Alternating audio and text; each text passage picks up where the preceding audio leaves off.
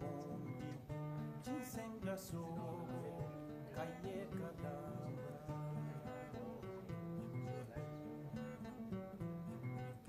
Chinsenga bonkum Chinsenga bondi Chinsenga sogo Kaye kadamba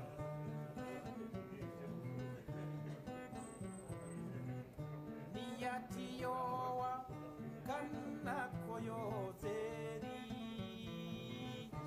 Anagim kaboro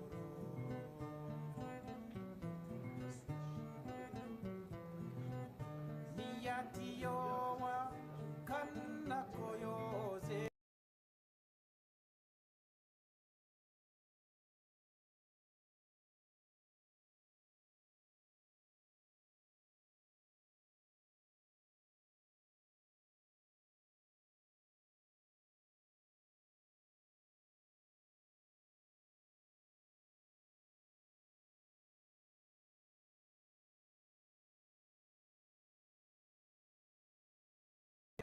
Kamboro nyama na himana Armego kamboro heika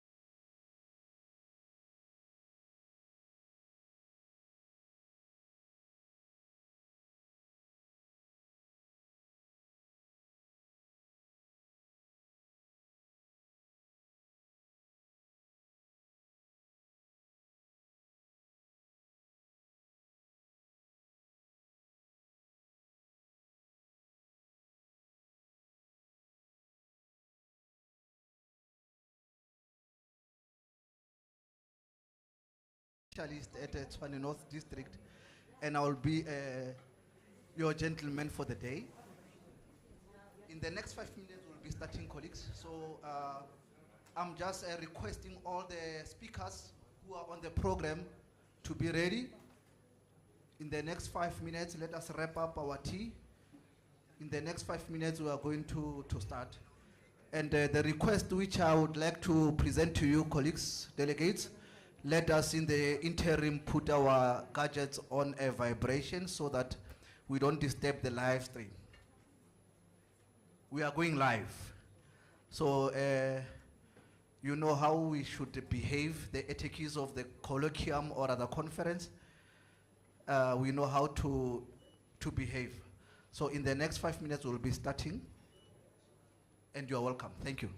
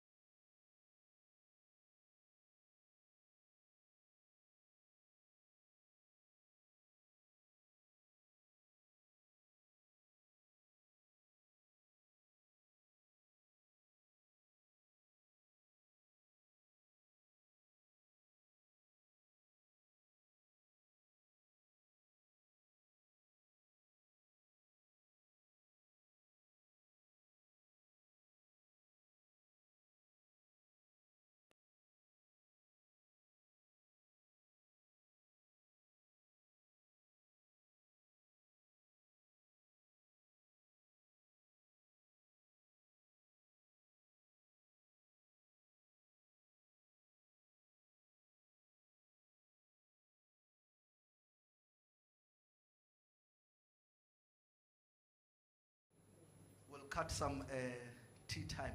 We'll see. You have already had tea. Right, colleagues, let us start. We are going to start with the national anthem. I'm therefore going to request all the delegates to stand up while the media house will be playing us the national anthem and we'll sing along. Thank you. Over to you.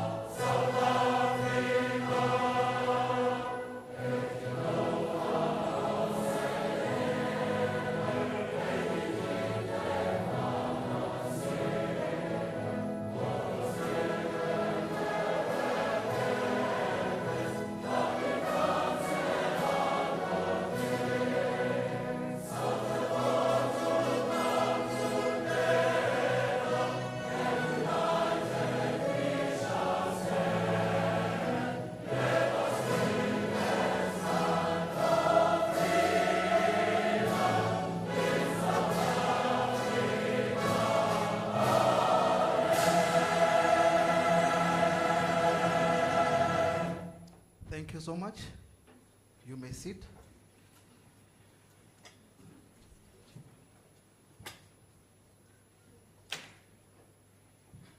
We have Wi-Fi colleagues, and the password, I think it's on our tables, but that circle thing after S is not zero. I mean, it's not an O, it's zero.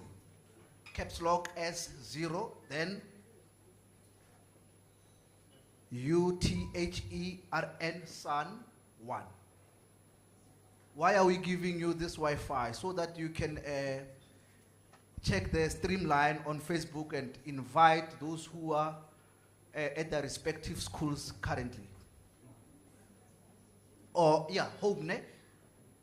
No, we are, yeah, it's Monday, yeah, it's cool. So they will be able to log in and see what we have discussed. And we also have a link. Oh, it was populated there, but I think you have seen it, where you must also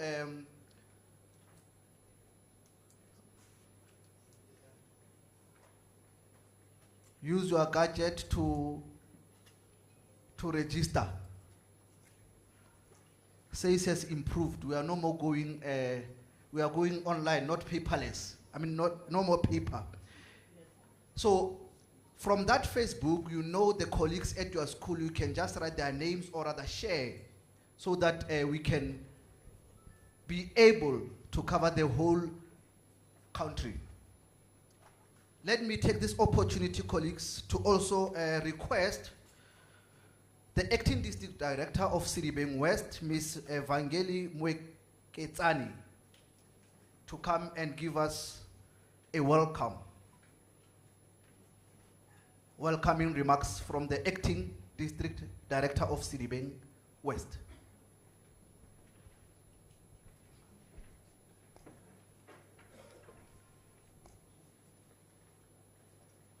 Thank you, Program Director, for granting me this opportunity to welcome all representatives to the South African Council for Educators, Gauteng Provincial Colloquium.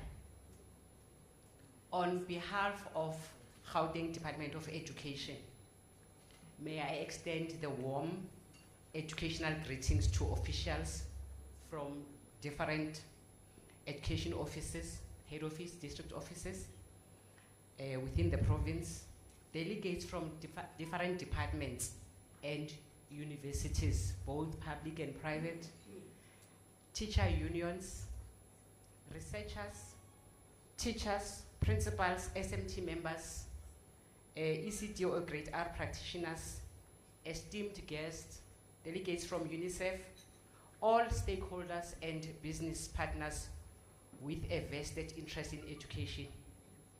One thing that one needs to emphasize is that you are all important. This summit will definitely not be a success without your active participation and contribution. I wish to acknowledge the South African Council for Educators Chairperson, Mr. Mabuto Qele, and the CEO, Ms. Ella Mokhalane. May I, on that note, humbly observe all protocols.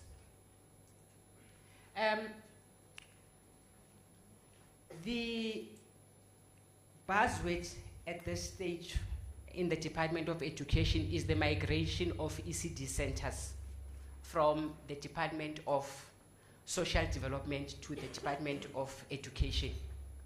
This is actually a big shift, which necessitates that the priority regarding ECD centers shift from keeping the children to teaching the children.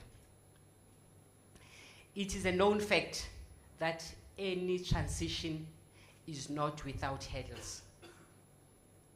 Transitions are not a walk in the park or smooth sailing.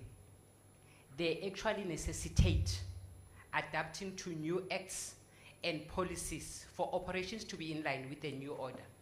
As a result, challenges are normally experienced until everyone is on board. This transition necessitates issues like registration of centers, qualification of practitioners, funding models, and the type of ECD centers to demand and be given more attention. Because now the scope is widened and we no longer report to the same department. According to Section 21 of SACE Act of 2000, subsection 1 and 2, a person who qualifies for registration in terms of the Act must register with SACE before they are appointed as educators. However, the section 2, subsection 2 also indicates that now no person must be appointed as an educator by an employer unless that person is registered with SACE. Now, in essence, this is actually saying all education practitioners, whether employed under the Employment of Educators Act or under the Public Service Act, for as long as you are contributing in the form of being an educator, lecturer, and you need to be registered with SACE. However, this is it is worth noting that on the 26th of February 2025, SACE issued a memo in which it was indicated or confirmed that about 1,554 schools in Gauteng province employed educators who did not have SACE certificates, and also 20 officials. Now, bottom line is, the question is, why must education professionals be allowed to practice without a license? Because SACE actually gives a license for you to practice. It is also a known fact that South Africa is regulating all expertise and all practitioners in different fields to be registered and be given a license to practice. For instance, you have your Law Society of South Africa, which regulates for attorneys. You have your South African Institute of Chartered Accountants for chartered accountants. You have your South African Nursing Council for professional nurses. The list goes on and on. So in essence, this is actually saying education might not be seen as a big deal, but it is a big deal because you cannot practice without being licensed. What we realize is that when people are not abiding or adhering to the professional and ethical standards set by the professional body, they are normally strike off the roll. That is also the case with educators. If we don't adhere to the professional ethics, then we are likely to be struck off the roll. In the same breath, the South African Council for Educators has a code of professional ethics which outlines the principles, values, and standards that educators in South Africa should adhere to. When educators breach the code, they can be struck off the roll of professional educators, depending on the gravity of the offense and the investigations as to where they put the case. At this moment, we want to applaud SACE for hosting the colloquiums across the country. Gauteng is the second province. The first province was Eastern Cape. South Africa, Gauteng is the second one. We are applauding them because this is evidence of the Council's commitment to adhere to their vision, which is to promote professionalism among all educators in South Africa. By hosting the colloquium, SACE is also living its motto, which says towards excellence in education. The hosting of the colloquium in Gauteng during Africa Month is in line with a directive from the South African Head of State, Honorable President Ramaphosa, who is advocating for discussions and engagements before the G20 summit in November. This is actually part of that. This conference and others, which are to be hosted in different provinces, recognize teachers' and practitioners' voice in changing the status of education for the better. This colloquium will enable educators or teachers and practitioners to, educators' voice, to be heard, for them to share their knowledge, professional experiences, their expertise, as well as skills, which are highly essential to assist in the review of policies and procedures.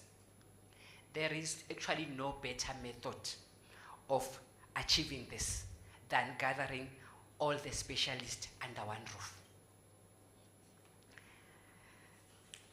This gathering will afford everyone to share their good practices and challenges. What is key is that shared good practices can be used or can be emulated to make the system better. Everybody is crying that education is in crisis. Not only education, the country is in crisis. And as the educationists, we've got an even bigger role to play in that regard. But now, on the other hand, the challenges that are faced will encourage collective collaboration in finding the solutions. The answer to all our challenges as teachers and practitioners lie within us. As it is said in isiZulu, umhambi wendlela uyazi kangcono. And loosely translated, this means the one who walks the road knows it better. On that note, may I, on behalf of Gauteng Department of Education, welcome you all to the 2025 SACE Colloquium. Let us all commit to make the 2 days a lifetime experience that is characterized by interactive sessions that are aimed at improving the whole education system. May I ask God to be with everyone during these 2 interactive sessions. Thank you, Program Director.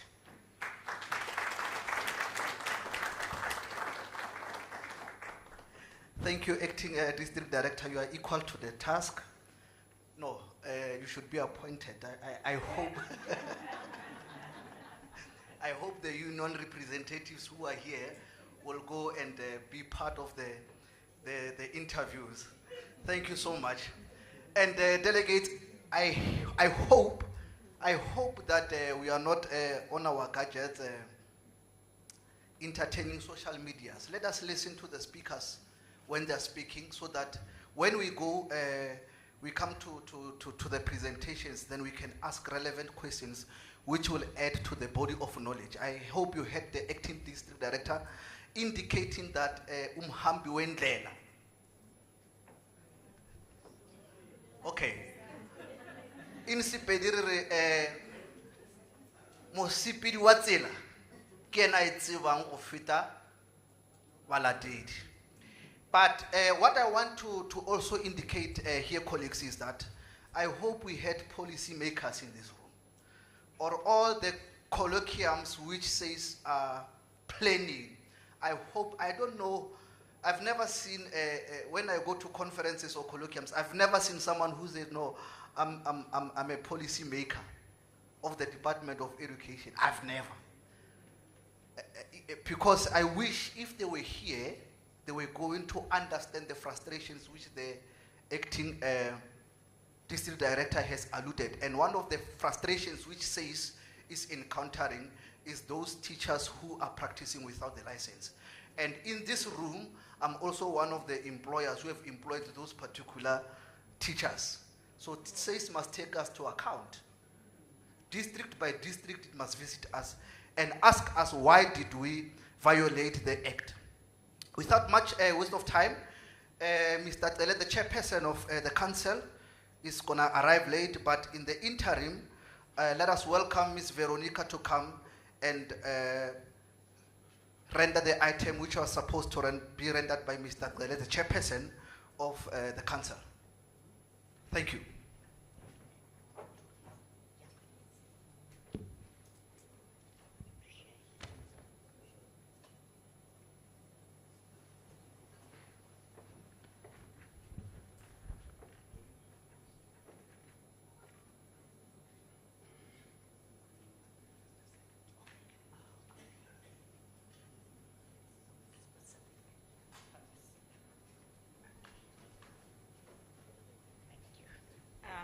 Good morning, everybody.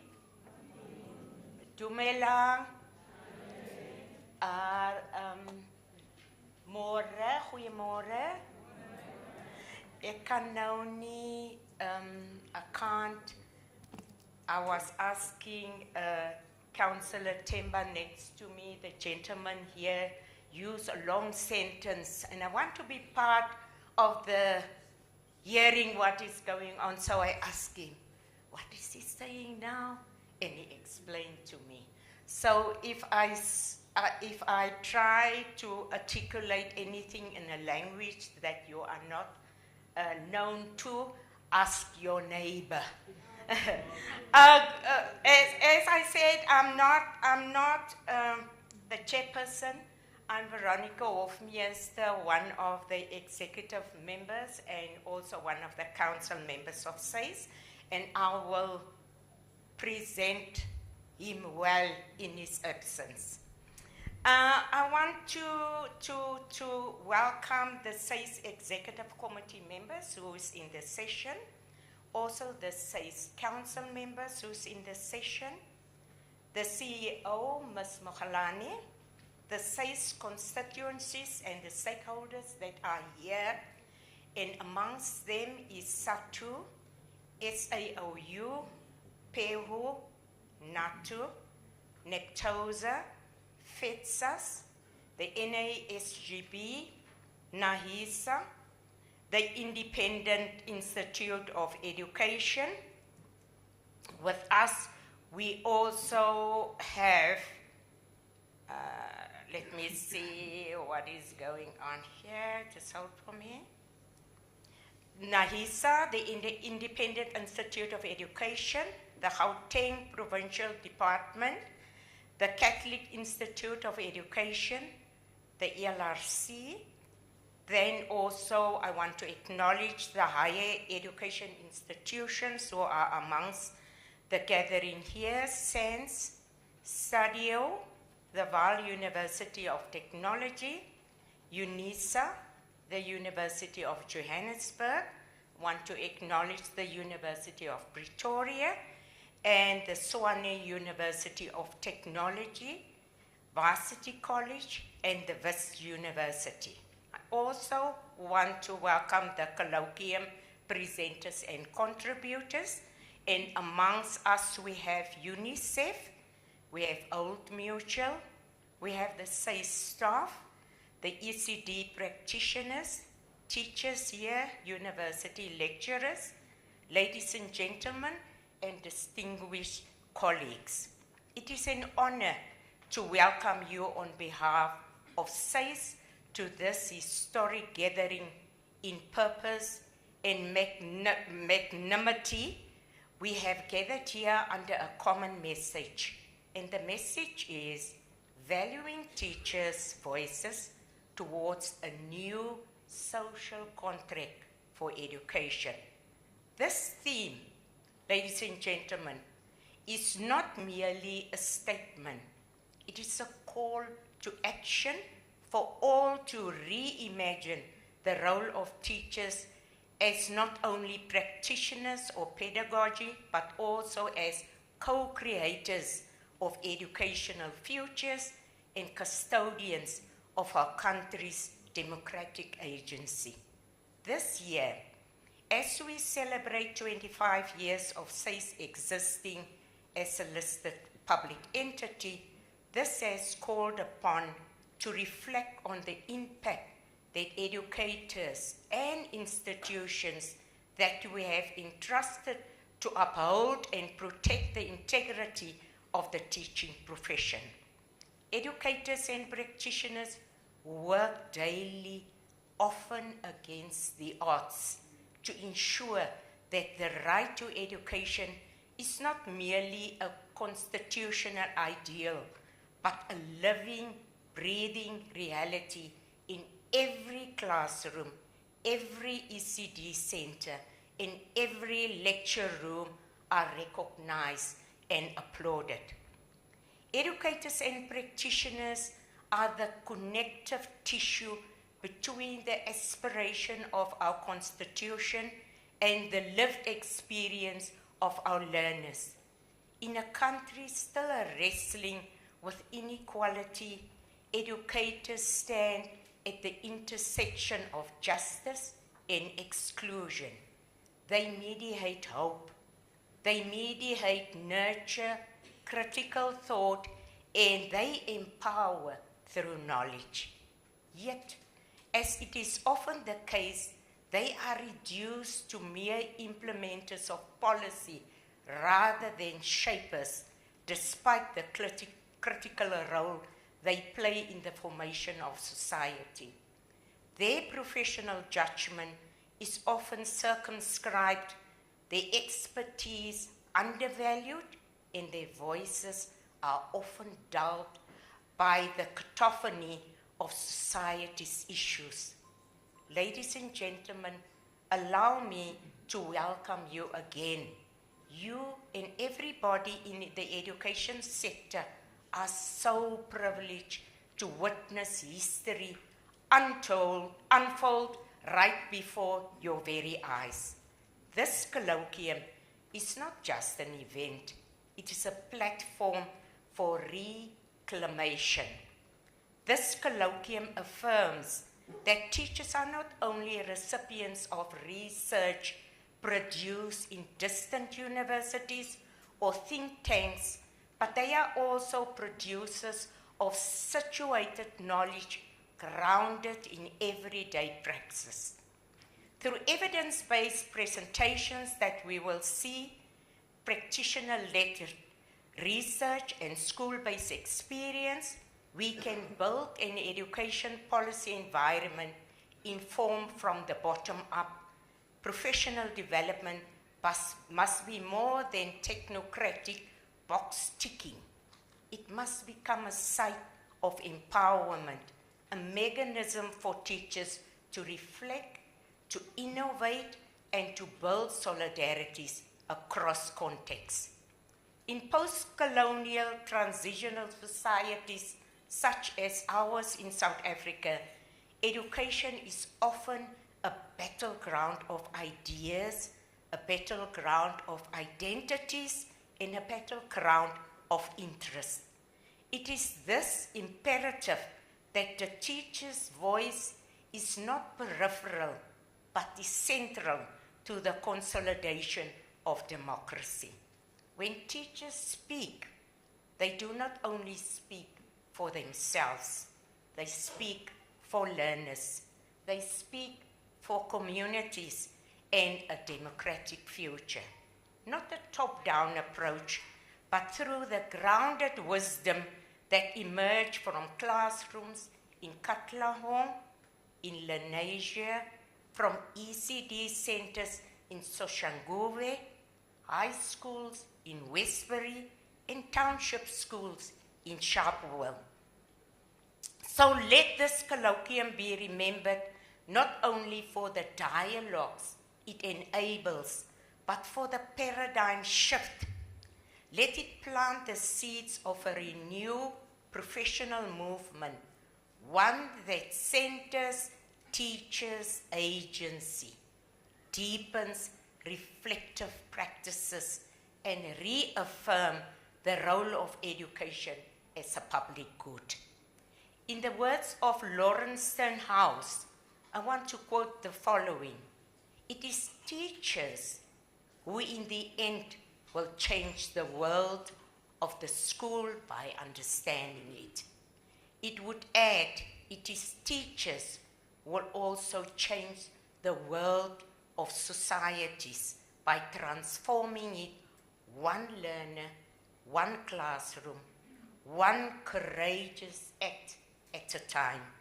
Let us walk together in that spirit toward a new social contract for education, towards social justice and a more dignified teacher profession.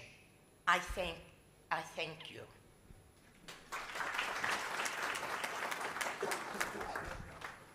Thank you so much. Miss Veronica, I know you speak very well, man. And the voice, it resonates in my ears. And what I've just picked up from the program, I'm going to welcome all the ladies. So it means I'm a lucky man today. And she just mentioned one very important aspect, which indeed is degenerating the education sector, to say educators are merely subjected as implementers.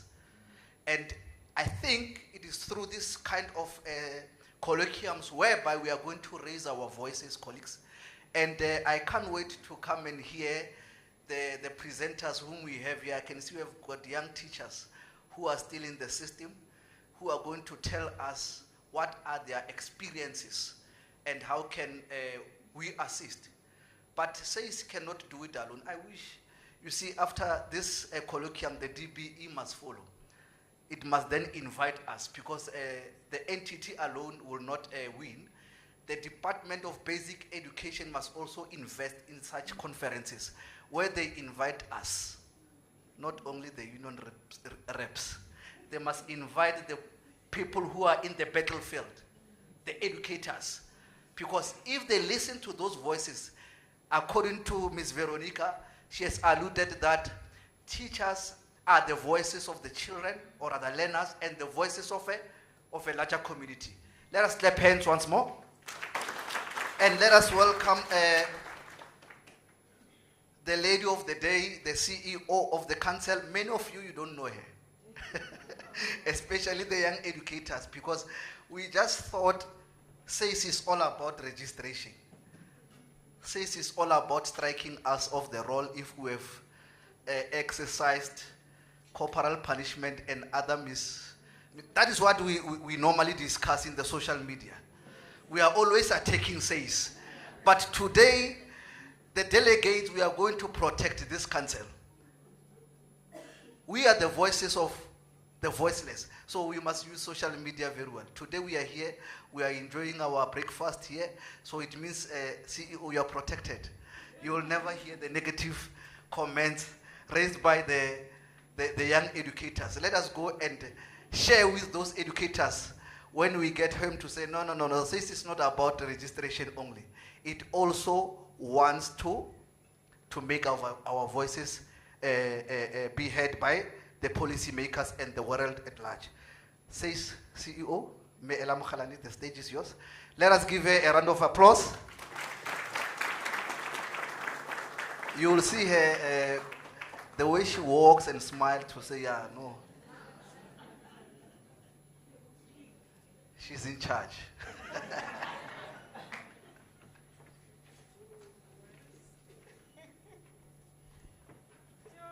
Thank you very much, Program Director. Our SACE councillors, I think you need to know them. They can't come here, they govern SACE. Kibwana SGB SACE. In other words, I always explain it like that because people don't understand when I say council. And I say we've got an SGB at a high level. Thank you very much,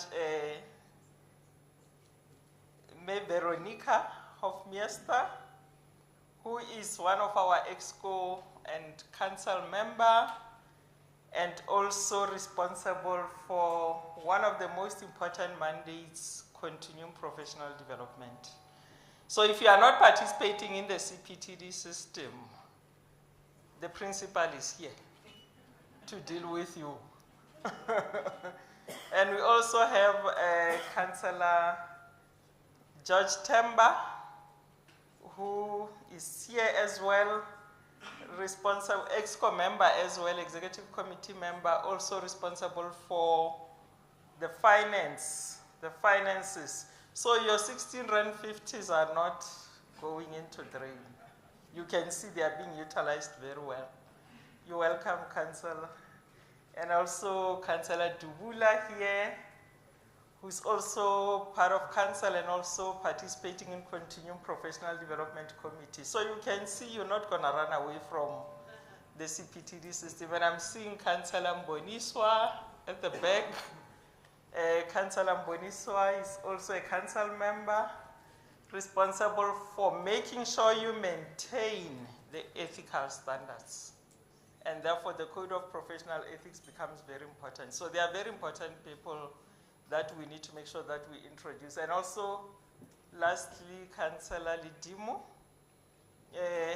we are in your area, who is also part of council and serving in the advocacy committee as well. Thank you very much, council members, for attending and supporting the office. The Gauteng Department representative, the acting district director, we thank you very much for the message and really promoting the mandate of SACE. I think what you did is very important because it's about the teacher employers taking responsibility of making sure that those that are in their schools are beyond reproach. Their qualifications are genuine, and we support them because they went through the correct channels. And also other Gauteng representatives that are here, we thank you very much for coming. Teacher unions are part of SACE. In case we don't know. You remember we've got 80 members of the organized teaching profession, and those are coming from the organized labor, all five unions. And thank you very much for gracing us. We also salute you for that.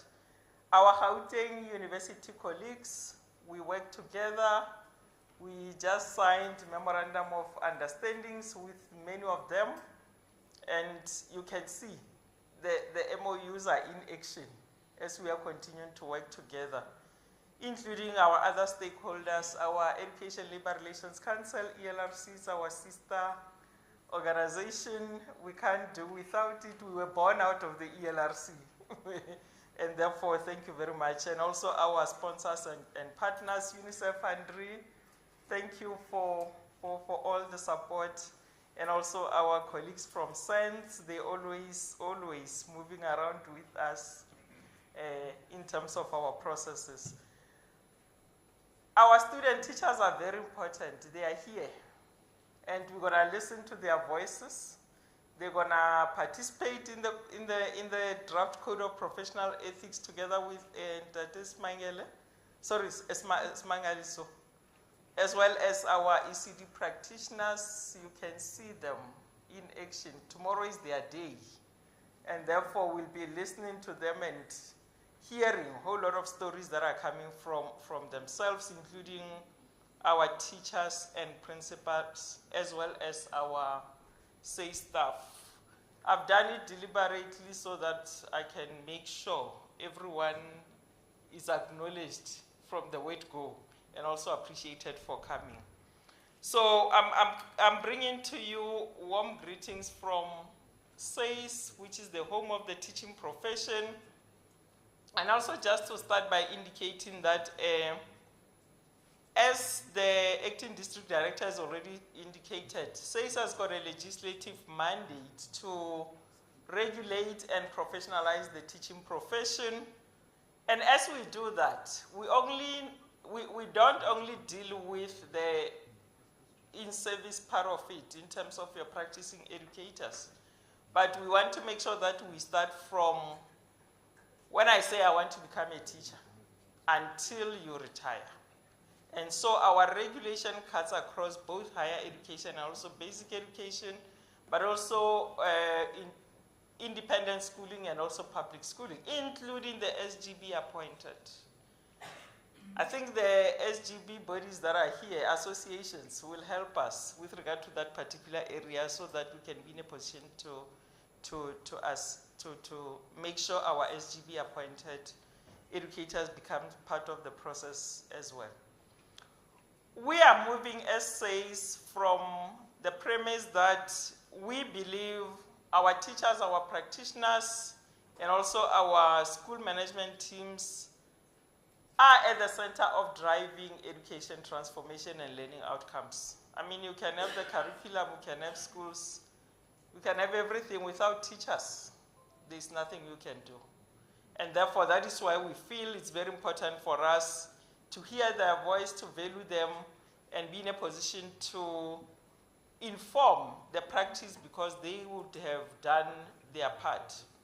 And we are about teachers, we are about teaching and also the teaching profession. The three are going together, and also the issue of teacher leadership amongst educators, because teacher leadership is not only hierarchical, it's also about us making sure that we recognize ourselves as teacher leaders in our own space, in our own right, so that we can be in a position to really lead where we are in classrooms and outside the classrooms.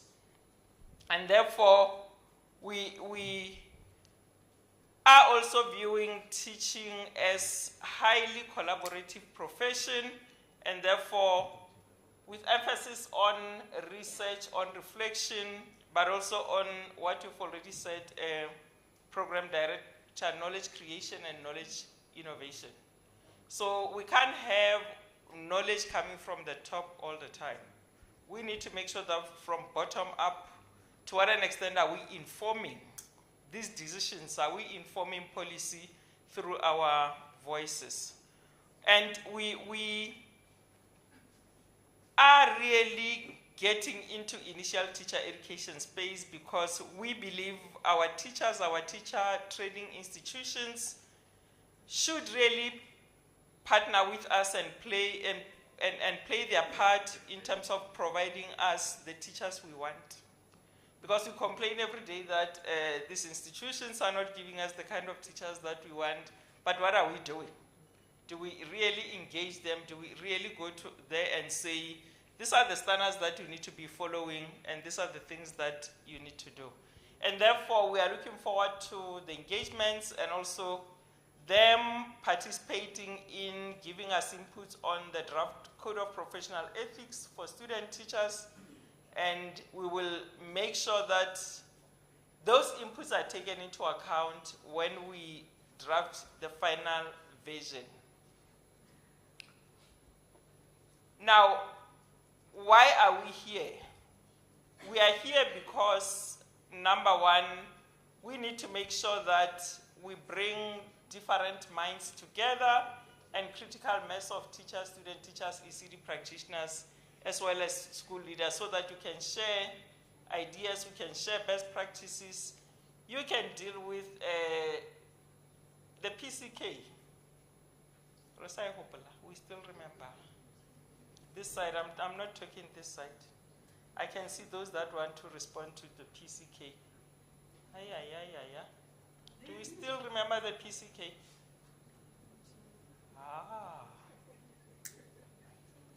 I don't want to face that direction because they're going to sing it. Pedagogical content, knowledge. If we don't know that one, why are we in classrooms? So we need to really go back and reflect on some of these things.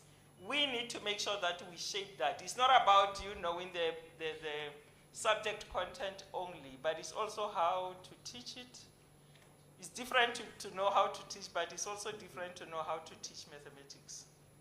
So that is part of your PCK, which the student teachers will come here and remind you about it so that you cannot forget.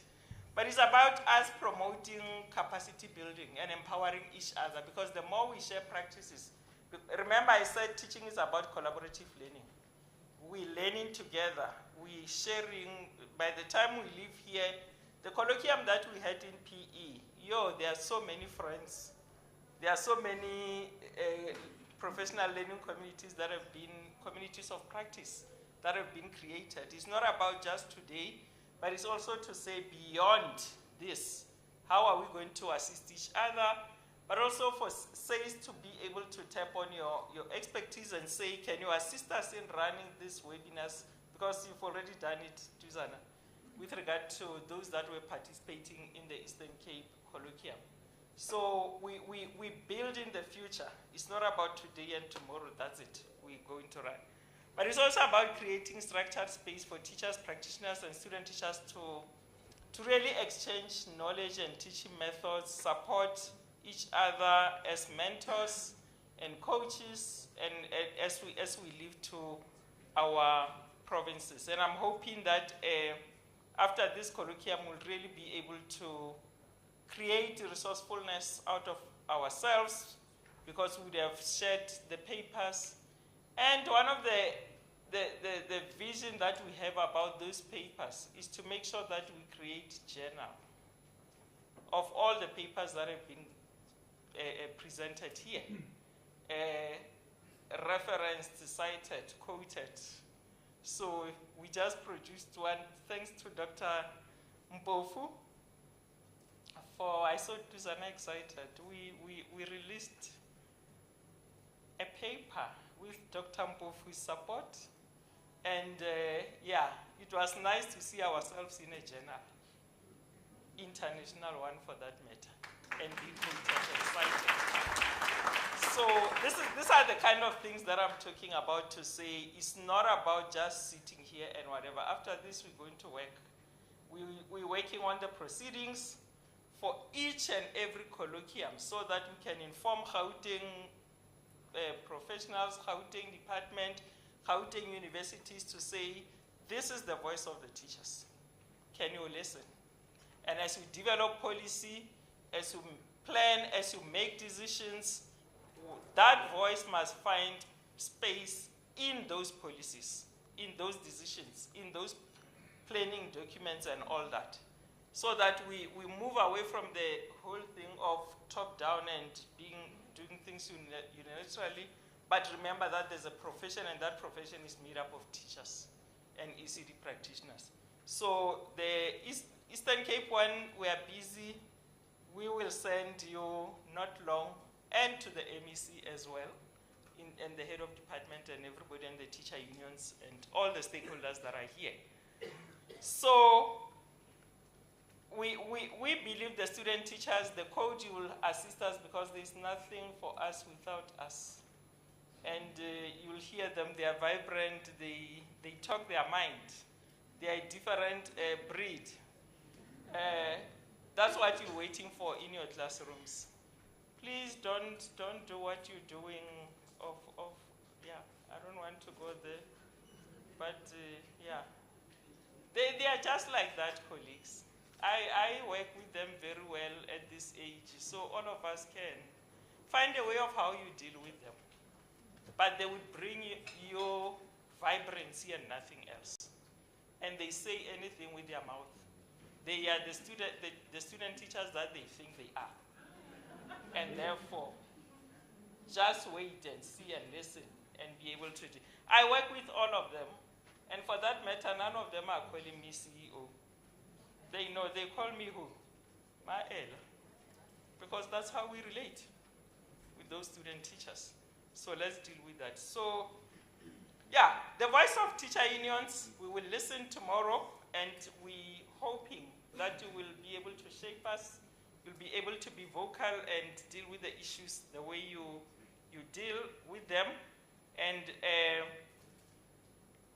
make sure that we become SACE, that is different program director. I think those negativities going down every day. And we've seen, we are monitoring, we're dealing with that. And yeah, no, thank you very much. Remember I said in the previous colloquium, and I'm repeating, I'm not that teacher who says the purpose of the session is, and then you finish.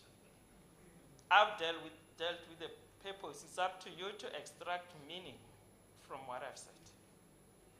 And that's a new way, that's how they learn, and that's how we do things. So yeah, let me stop and make sure that I give the real people who are supposed to be speaking the opportunity. Thank you very much. Let's hope these 2 days will be beneficial for all of us. Thanks, Program Director.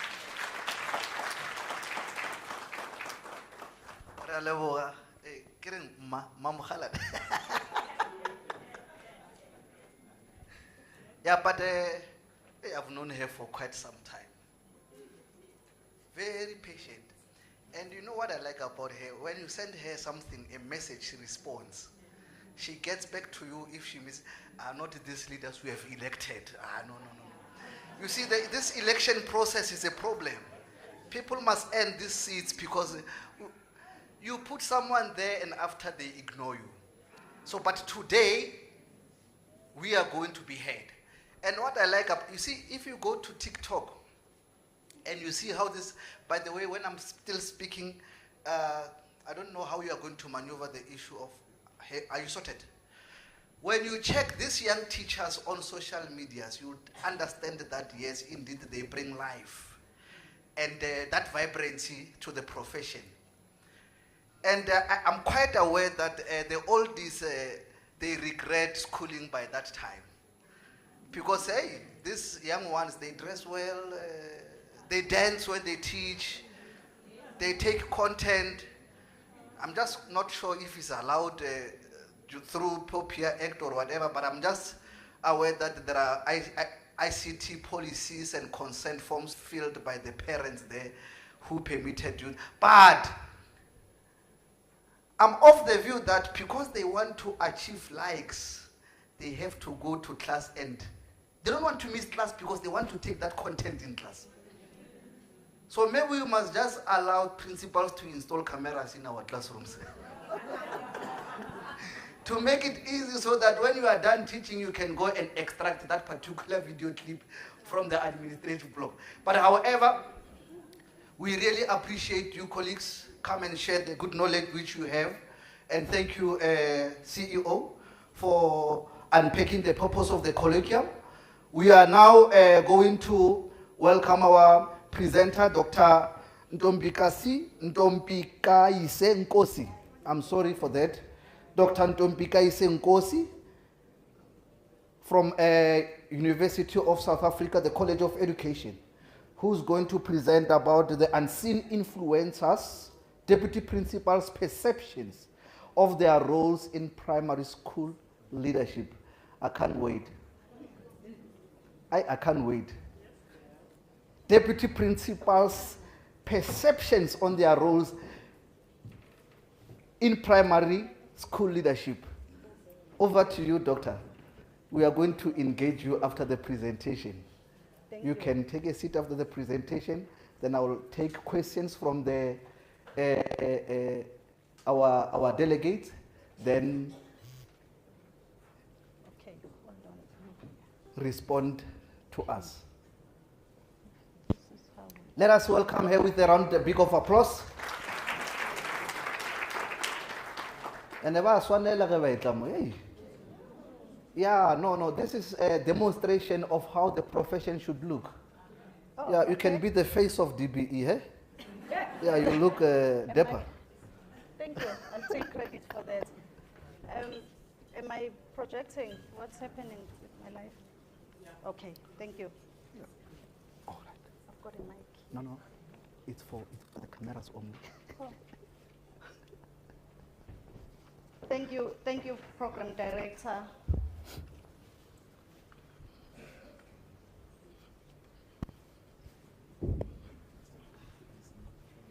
Once again, good morning. And kindly allow me to stand in the podium of the speakers before me. Program Director, indeed, the paper is titled Unseen Influencers, Deputy Principal's Perception of Their Roles in Primary School Leadership. And I must declare that this paper has already been published. So today I will be presenting on this topic, and this research explores the lived experiences of deputy principals, focusing on how they are being overlooked, yet crucial in South African primary schools. Now, the literature on deputy principals in primary schools is notably limited.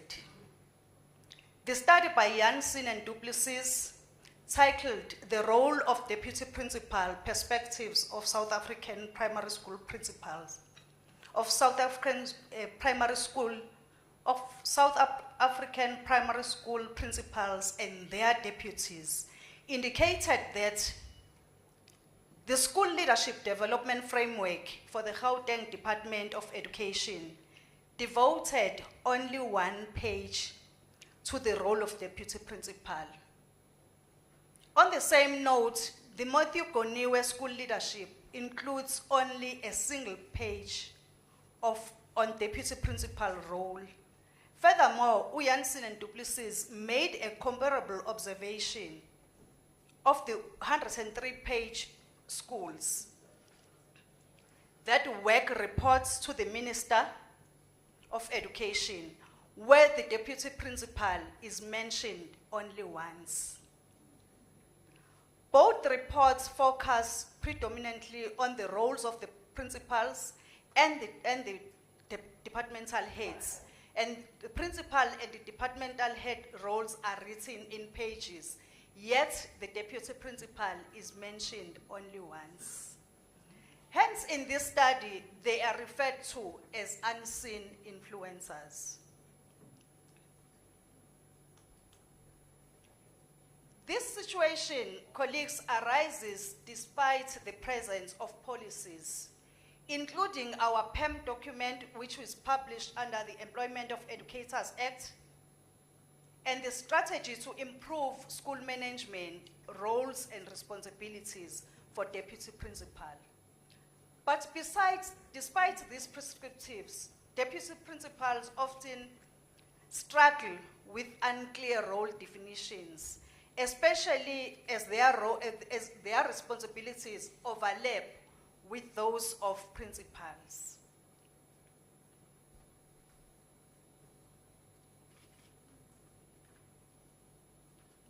Now, with this being said, deputy principal often operates with unclear role definitions, resulting in confusion and frustration and even conflict between the principal and the deputy principal.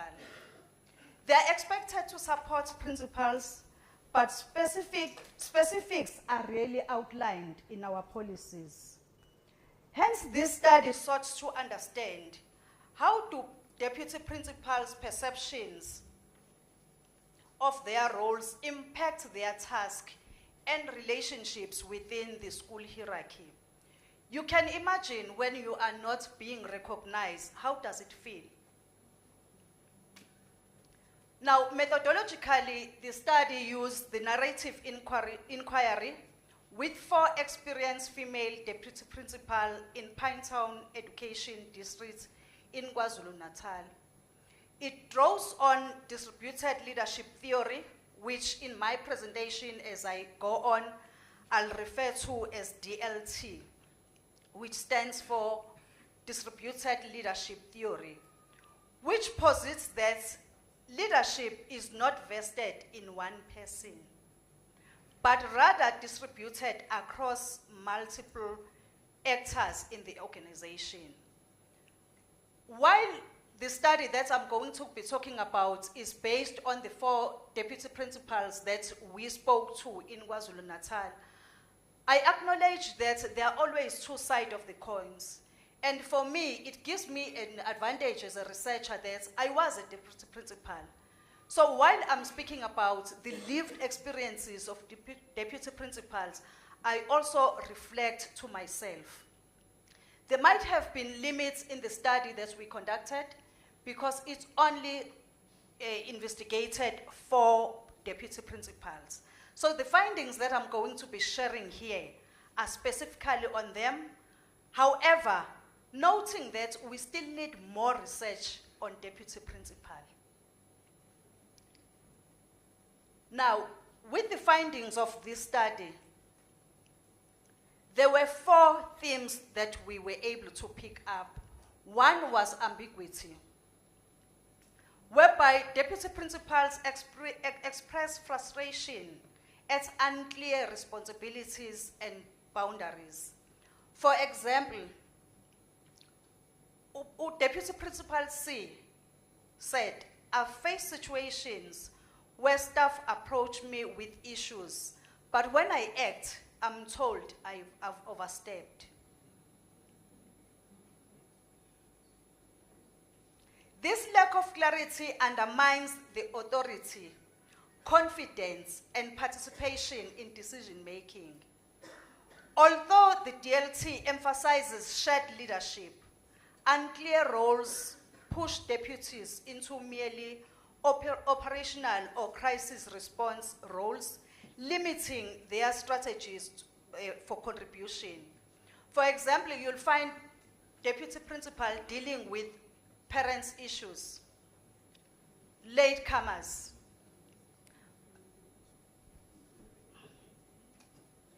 Why? Because they are leaders. Now, the second theme from this study is perceived redundancy. Many deputies feel they are doing work that is delegated rather than being involved in decision-making. Because colleagues, these are leaders. They want to be involved in decision-making, not to be attending latecomers, not to be only attending issues of parents. Many deputies feel they are doing work that is delegated. For example, Deputy Principal B shared the following: "Honestly, sometimes it feels like the school will keep going just fine without me. It feels like I'm not needed at school because anyone can deal with learners who are coming late." This exclusion from core leadership processes leads to professional stagnation and undermine their roles and their morale and sense of purpose. The data indicates that unclear expectations, overlapping responsibilities, and limited recognition diminish their impact in school hierarchy. Because they've got lots of expectation. Remember, they were recommended because they've got the know-how, which they are not using in their roles. Now, the third theme is underutilization of leadership potential. Deputies often perform routine administrative work rather than engaging in high-level planning or school improvement. Deputy Principal D said, The lack of delegation when it comes to leadership task is a missed opportunity, not just for me, but for the school. They feel their leadership abilities are being wasted, and their preparation for future principal role is neglected. It's really painful, colleagues, when you hear deputy principals speaking about this. The last theme, because when there are challenges, speakers before me kept on saying, we need the voices of teachers because they know. Even deputy principal are having their suggested strategies of how they can be recognized. One deputy principal mentioned there's one solution. One solution could be regular meetings with principal to align our roles more clearly so that we don't overstep each other. Deputies want a stronger voice in strategic discussions and a clear scope of authority. They also desire structured succession planning and professional development to prepare for principalship. Because in most cases, you find that the deputy principal is there at school. When the principal retires, or when the principal is promoted to a district office position, the deputy fine will act. But when the post is advertised, they don't get the positions. Now, this aligns with the recommendation in national framework like the National Development Plan 2030 and Vision 2025. With all this being said, what can be done? What are the suggestions from this study? Now, implications for practice that are suggested from only this study, which I have mentioned that it has got limitation because of the number of participants that were interviewed. From this finding, several actionable steps emerge. For example, revise the PEM document to include detailed role description for deputy principal. Because even when you look at the QMS document, the roles and responsibilities of the deputy principal and the principal are the same. Encourage regular alignment meetings between principal and deputies to clarify responsibilities. And at times you will find that this will not happen if you did not have a principal like mine who was able to mentor me while I was a deputy principal, who was not threatened by my presence, who knew that I'm here and he is preparing me for the future. But what happens to a deputy principal who is with the principal who feels, you want to take my role? I see you, even when you're looking at me. What happens to that deputy principal? Because even when we say the deputy principal is deputizing the principal, then what does the deputy principal do when the principal is there? The principal is now doing the responsibilities and is not willing to delegate. When department officials are coming to school, I'm going to deal with them. When parents are coming, I'm going to deal with them. What does the deputy do? It becomes a problem. So incorporate deputies in strategic decision-making process to use their leadership potential, because they are the influencers, but they are unseen because of policy. Implement structured succession plan, ongoing mentoring, and training for career advancement. Not only the mentoring where deputies and principals are called in one day, in a year. Then the following year, the principal has forgot that I was asked to delegate to the deputy principal in such a way that he is also involved in decision making. Therefore, we need ongoing mentoring, not only using the mushroom approach.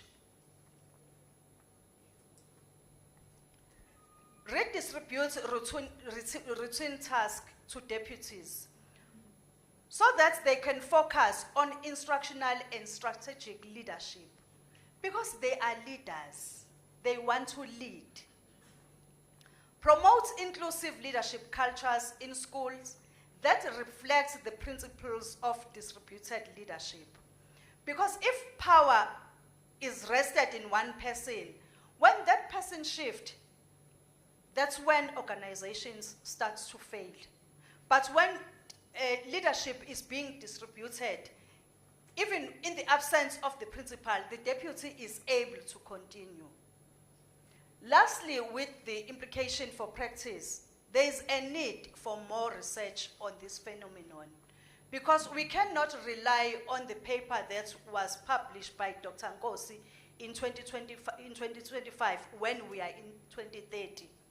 And this thing of not finding literature on deputy principal is really undermining them. In conclusion, deputy principals are not redundant. They are unseen influencers who provide essential leadership without formal recognition. Their leadership potential is vast, but underused due to role ambiguity, exclusion, and policy neglect. Recognizing them as strategic leaders, not just operational leaders, can empower them and enhance the overall school effectiveness. Therefore, this study advocates for practical reforms to redefine deputy principals within the distributed leadership framework. Now, in my presentation, I did not include the in-text citation, but the list of reference is available in that paper, which you can find in Google Scholar, in ResearchGate, which I am also willing to share. This concludes my presentation today, and hoping that says we will give deputy principals a platform to voice out their frustration. Not only their frustration, because some of them are being mentored by good principal, which I am an example of. Thank you.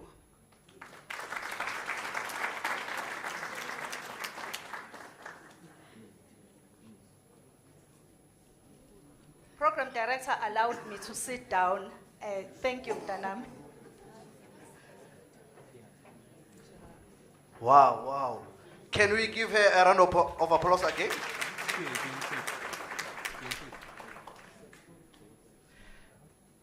Time for questions. But before we can go, do we have principals in this colloquium? By a show of hands, please. We just don't want to step on your toes. Can you please allow me to say, how many are you? Can you raise up your hands? 1, 2, 3, at least. You are not forming a quorum. How many deputy principals do we have? You see? How many deputy principals? 1, 2, 3, 4, 5, 6. Aye. Niadliwa. Then departmental heads. 1, 2, 3, 4, 5, 6. Then educators. Right. No, feel free. We are at a colloquium. It's an academic conference. We are just going to be professional, but raising genuine views and questions, and we must debate on that. Because if you had the doctor here, while she was presenting, she was speaking to some of us here. And it is very painful because indeed, when you check the PEM document, you put the principal's PEM document here and the deputy PEM document here from the job description, from the PEM document. They are the same.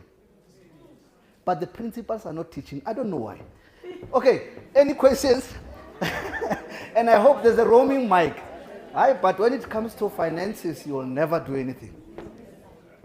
Any roaming mic? Questions on the floor? How about we take 5 questions so that we can allow the presenter to record and jot them down, then come and to the stage to respond. Can I get 5 questions from the floor? Good morning, good delegates. Greetings from the University of Johannesburg, Maimuna Mohammed. To the presenter, I don't want to reveal my age. However, but if you look at me this afternoon, you will see how old I am. Nothing seems to have changed way back to the current situation. In spite of us having a PAM document, we still don't understand our roles as principal, deputy principal, or vice principal. The boundaries are blurred.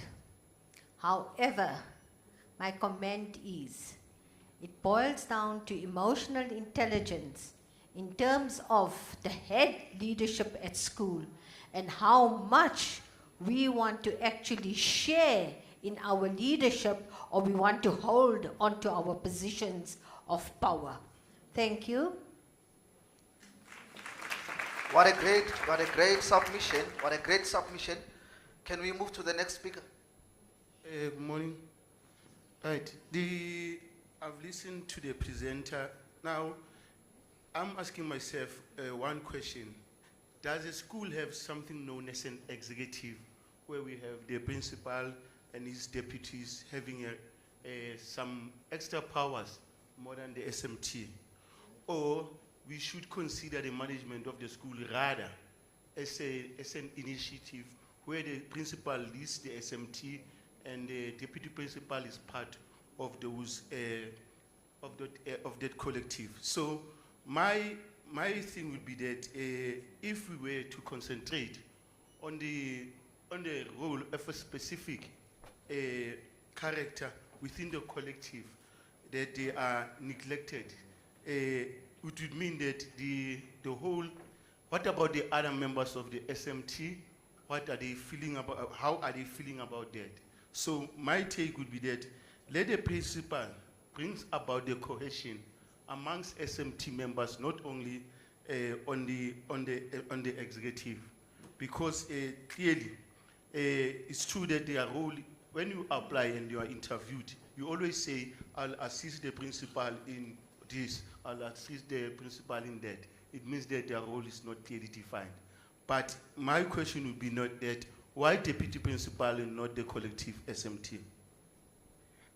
Before the mic, can you introduce yourself and tell us where you come from, please? Comrade Milton Mofokeng, South African Democratic Teachers Union. Thank you so much. Well registered. Doctor, have you registered? Oh, thank you. There's a hand from the principal. Thank you, Chair. Mine is just, maybe if we can start by analyzing my name is Toko Dlamini, the Regional Education Convener, most senior region, SATU. If you can maybe start by analyzing the deputy principal, the word deputy. Maybe the problem starts there. Because if it's deputy, it means that person is assisting the principal in her duties or his duties. So maybe if we want to change the whole scenario, we should look at the name that we call the assistant, or whatever it is that follow the protocol from the principal and the next executive or deputy principal, if I may put it like that way. I heard the speaker speaking about delegations given to parents, like the deputy will be expected to speak to parents, latecomers, and I've heard her speaking about the other lack of delegation, that is, there will be lack of delegation. So most of the things that she spoke about are the duties of the principal, you know. And I'm just asking myself, if I as a principal does this, because I am responsible for communicating with the parents at school, I am also responsible for latecomers, I'm also responsible for many other issues, you know, like checking on the curriculum, which is the core duty of the deputy principal. So, what is then expected? Because if you are a deputy principal, the school as an institution, it can't have two leaders. It is impossible to have two leaders in the school. You need, because everything else will be confused. I'm happy because she indicated that the paper it still has got more research still have to be done, you know, to the paper, because there are so many things that she said that I'm questioning also as a principal, that if I'm a principal and I'm doing my duties and also expecting the deputy to be capacitated, you know, I'm also role modeling as a principal. I'm expecting the deputy to be capacitated, you know. And when it comes to these posts, principal posts that are advertised, and the deputy principals are saying they are not recognized, I am saying that the deputy principal needs to take up the challenge, because even the principals, they did not just get the post given to them. They undergone some interviews and they undergone some assessments, you know. So I'm thinking, coming to what I said initially, that let's look at the word deputy. Then it will maybe correct many things that the deputy principal are frustrated on. Thank you very much, Chair. I'm happy your sentiments have made delegates to wake up. Now I'm receiving 3 hands. Start at the back and come to the lady wearing red and white. Then the last one will go to the far right. Please introduce yourself and let us also look at the issue of time. Let us be precise and concise. Thank you. Okay. Over to you. Good morning. It's Sibusiso Mulaba from SADU. I'm aligning myself with the previous speaker. One, we should note that in a school, I'm not an HOD, I'm not a deputy, I'm just an educator. In a school, there's an accounting officer. So, doctor said that if the principal is not at school, if the principal is there, and then there are some reports to the deputy can act. Remember, the person who's accounting in the school is the principal, not the deputy. So you can't act before you consult the principal. And then secondly, in terms of this appointment, it's not automatic that when you are a deputy, when there are interviews, you'll be automatically become the principal. You will act the time the principal is not there. But then come the process of interviews, probably you're not in luck that you're not appointed as the principal. So it's not automatic that when you are a deputy, you will become a principal. And then thirdly, again, I assume that people that you interviewed during your questioning are deputies that are not having a good relationship with the principal. So maybe you could have interviewed deputies that were like you during your time when you were a deputy, because there are principals who are giving more duties to the deputy principals. So probably your research was based on these deputies that do not have a good relationship with principals. Thank you. Thank you so much. Are you still want to raise your sentiment? Good morning. I'm Zodwa Sindana from Katlong North. I'm not a deputy nor a principal. I'm just a PL1 teacher. I'm also aligning myself with the latter speaker as well as the lady that first spoke, where she said emotional intelligence is needed, because the role of the principal, it has to be recognized in a way. I agree with that. It has to be recognized. But the deputy principal is still under somebody who is accountable for the school. So emotional intelligence plays a role in the whole scenario. Thank you. So meaning you agree that we have got leaders who lack emotional intelligence from the principalship level, who are causing chaos. Because I remember, if you are following the MEC of Education, Matume Chilwan, he said, I quote, when the principal is dysfunctional, the school will be dysfunctional. And therefore, it is impossible that that dysfunctional leader can appoint, can recommend the deputies to take charge. You are dysfunctional. So it means whatever good thing which these teachers are doing and deputy principals are doing, you cannot even recognize it. Thank you. I'm Doreen Kekan. I'm a deputy principal. And I read the presentation and the research that comes from insecure principals. Because if you are secure, you will have various meetings. This always also borders on your second focus area of the WSE, the leadership management and communication. So if somebody has already indicated, spoke to the executive leadership, that would meet as principal and deputy principal.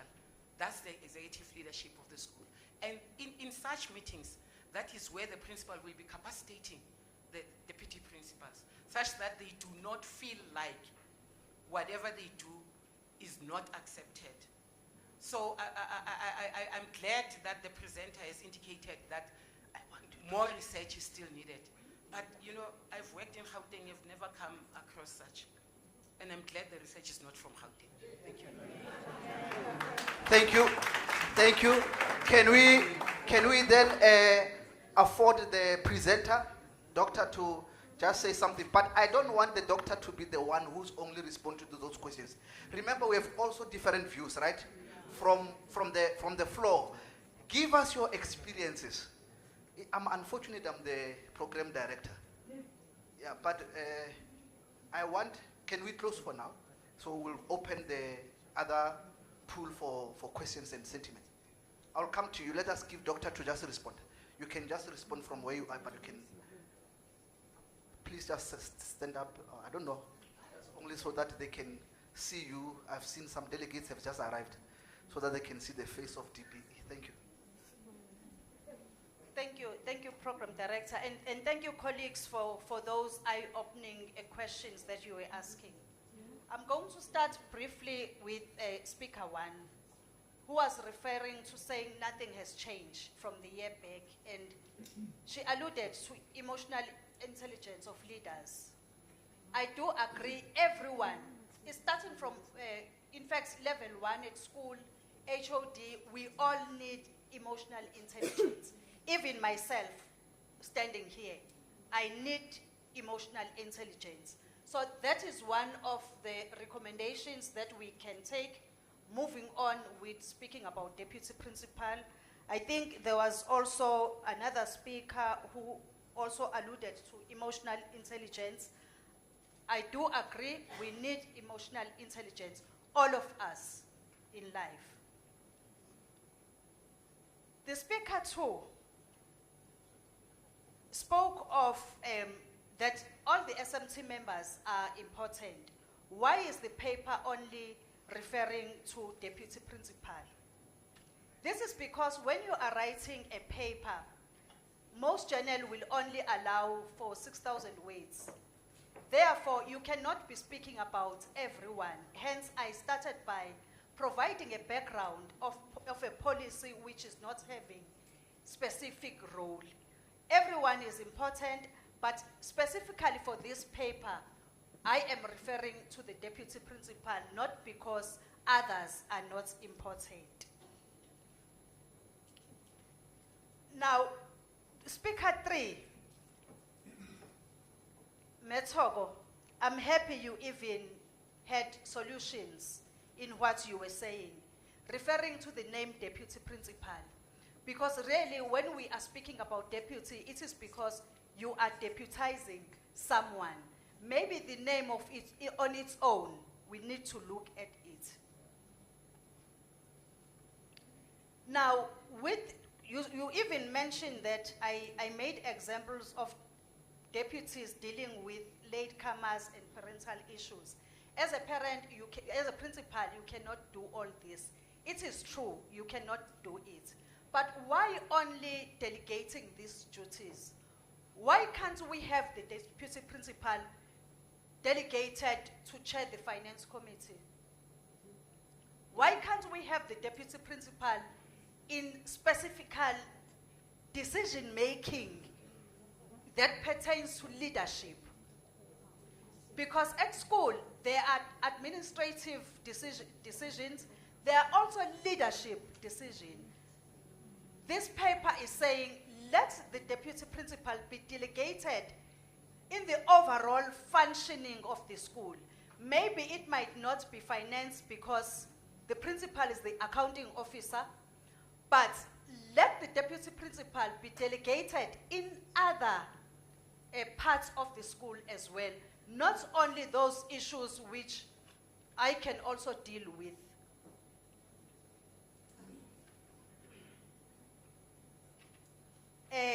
The fourth speaker, I think it was Usbusiso Mlaba.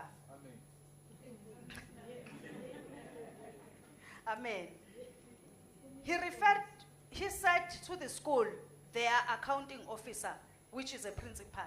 I agree. The principal is an accounting officer, and there is no automatic promotion. We all need to apply. Whether you are lucky or you are not lucky, you need to apply. But what the paper is referring to is the succession plan. And the succession plan does not mean that you are going to fold your arms and then be recommended as a principal. You still need to take agency and apply. So I agree with you. And then Usis Zodwa spoke about emotional intelligence that is required. I have already responded to that. And that the deputy principal is under someone, yes. The deputy principal is under the principal. And the principal is going to delegate. But the paper or the data of this paper is saying, in your delegation, delegate the whole part of the school. Don't only delegate things that you also don't like to do. Because remember, we are speaking about the succession plan. In other words, you are empowering this deputy principal.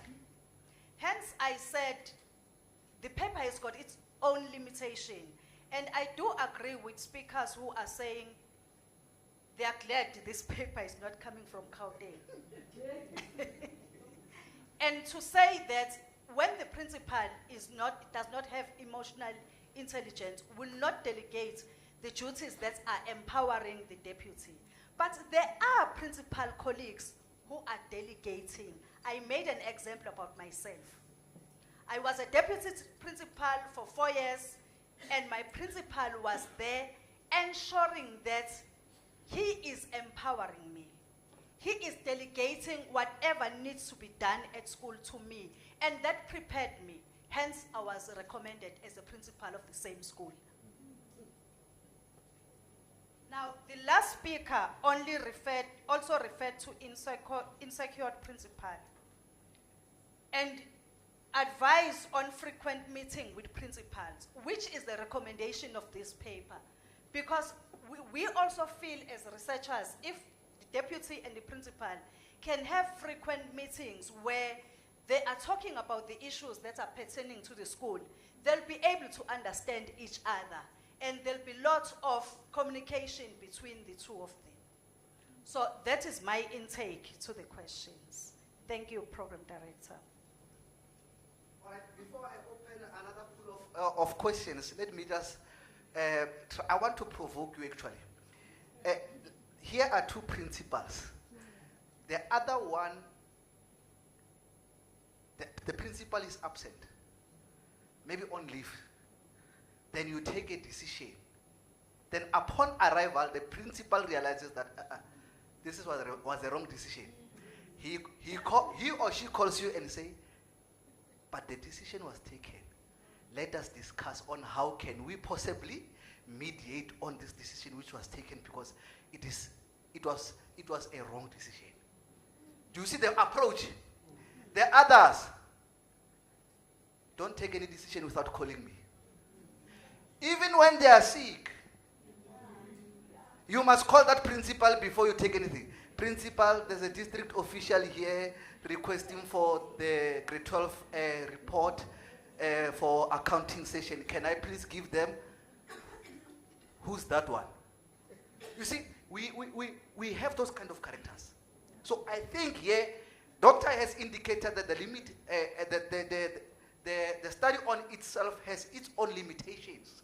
But let us not discard that we have got schools which are not performing or rather doing well administratively, financially, academically, because of one man.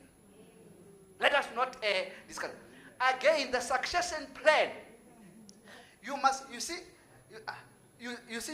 look at the schools which are doing very well. Every school has its own culture. Look at the schools which are doing very well. They develop internally. They promote internally. The devil that you know is better than the devil that you don't know. And if as the SGP and the teacher component who are in the interviews who are recommending someone outside, we are indirectly saying we are failures inside. Because we have got policies like QMS, the collective agreement, which speaks of what? Development. I'm just trying to provoke you. I'm not saying principle A is wrong or right.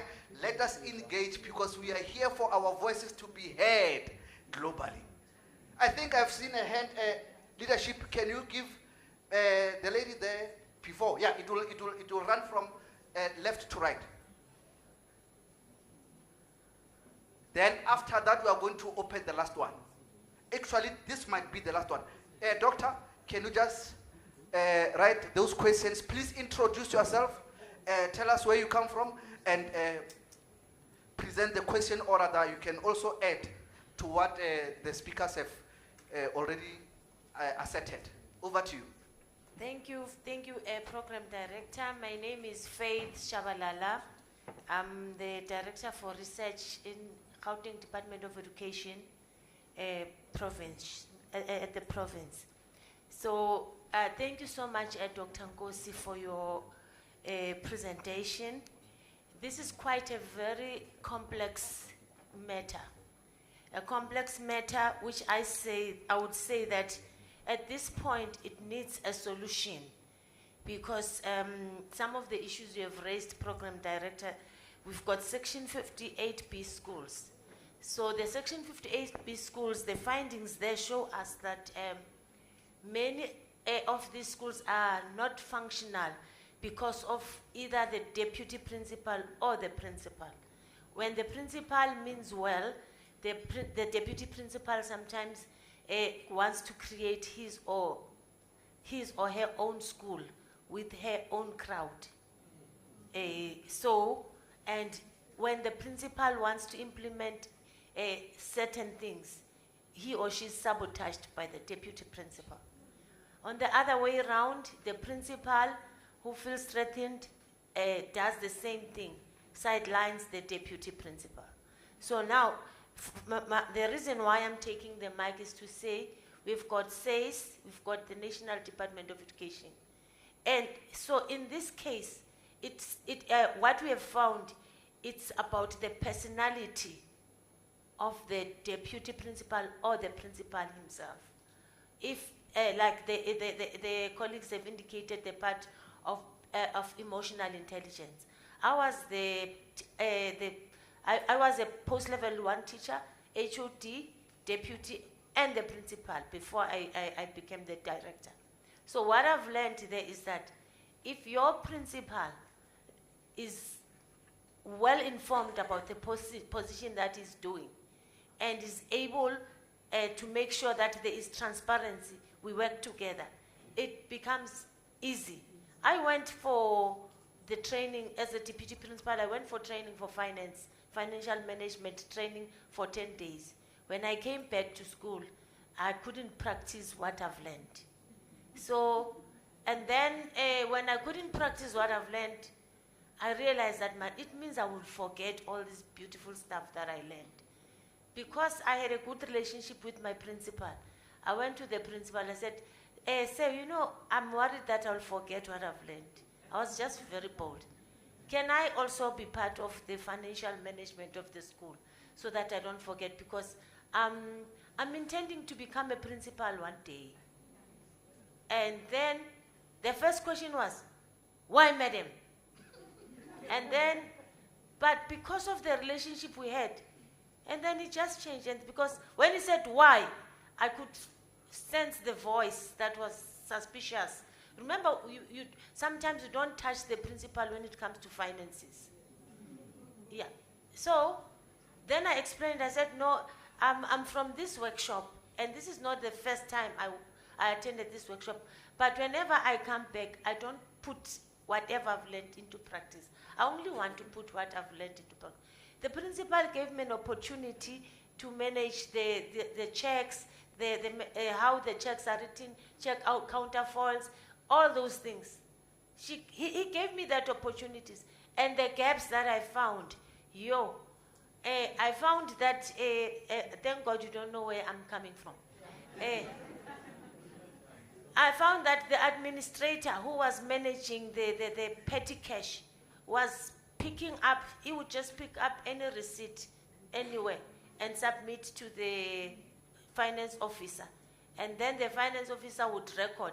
So the deficit was about 5,000 rands with regards to those receipts that were not accounted for. When I presented the matter to the principal, he was okay, we fixed and we sorted it out, and then the guy resigned and became a councillor. And I don't know how he, yeah. So what I'm saying is, we know the problem now, and the problem is contributing to the Section 58B challenges, because we've got underperforming schools because of either way. We've lost good deputy principals, sometimes because the principal, if the principal sees that the deputy principal is a threat, they take the deputy to labor relations. And some of them have been expelled unfairly because of that. So in a way, SACE and National Department, please, let's just come up with a way of making sure that we have a robust development programs for both the principal and the principal, so that they can be able to work together and make sure that we don't end up with underperforming schools. Thank you. Thank you so much. Delegates, I'm told we are running out of time, but please, just a little bit. Just a little bit. I know you are teachers. We can take the whole week, but let us be wary of time. Okay, thank you. Good morning, colleagues. Ntlanhla Tsolo here. I'm a grade R practitioner at Law School Hendrik van der Bijl. And yes, I'm your host today here at Van der Bijl Park. Thank you very much, Dr. Nkosi, for the paper. And I just want to run away from talking about principles and just focus on the core of the paper, saying unseen. I just want to focus on that word of unseen with the deputy principals. Yes, we have different characters and different emotional intelligences between the principals and the deputy principals. Now, going back to the word of the name deputy, I would implore SACE and the department and our different districts that we must actually give context to this name deputy. Deputy principals must not be regarded as deputy ministers, whom we don't know what their roles are. We must have a clear guideline and clear roles of deputy principals that are mediated not only to those deputy principals, but also to the principals and also to the schools. So we need mediation programs, colloquiums such as these, so that we can talk as deputy principals and principals, so that everyone will know their clear role, so that everyone will stay in their lane. That is where now we are going to touch on others' emotional intelligence. If I don't know what my role is, if I cannot stay in my lane, I will ask about finances, kill a deputy principal, whereas sometimes it's not my role. So we need to get those clear guidelines. We need them to be mediated to both principals and deputy principals so that we can all stay in our lane. Thank you. Well articulated. And it adds to what Doctor was saying, to say undefined, clear roles and responsibilities as per the PEM document. So you were just adding to what Doctor has indicated. It was not a question, it was a sentiment. Can you, yeah, you will move.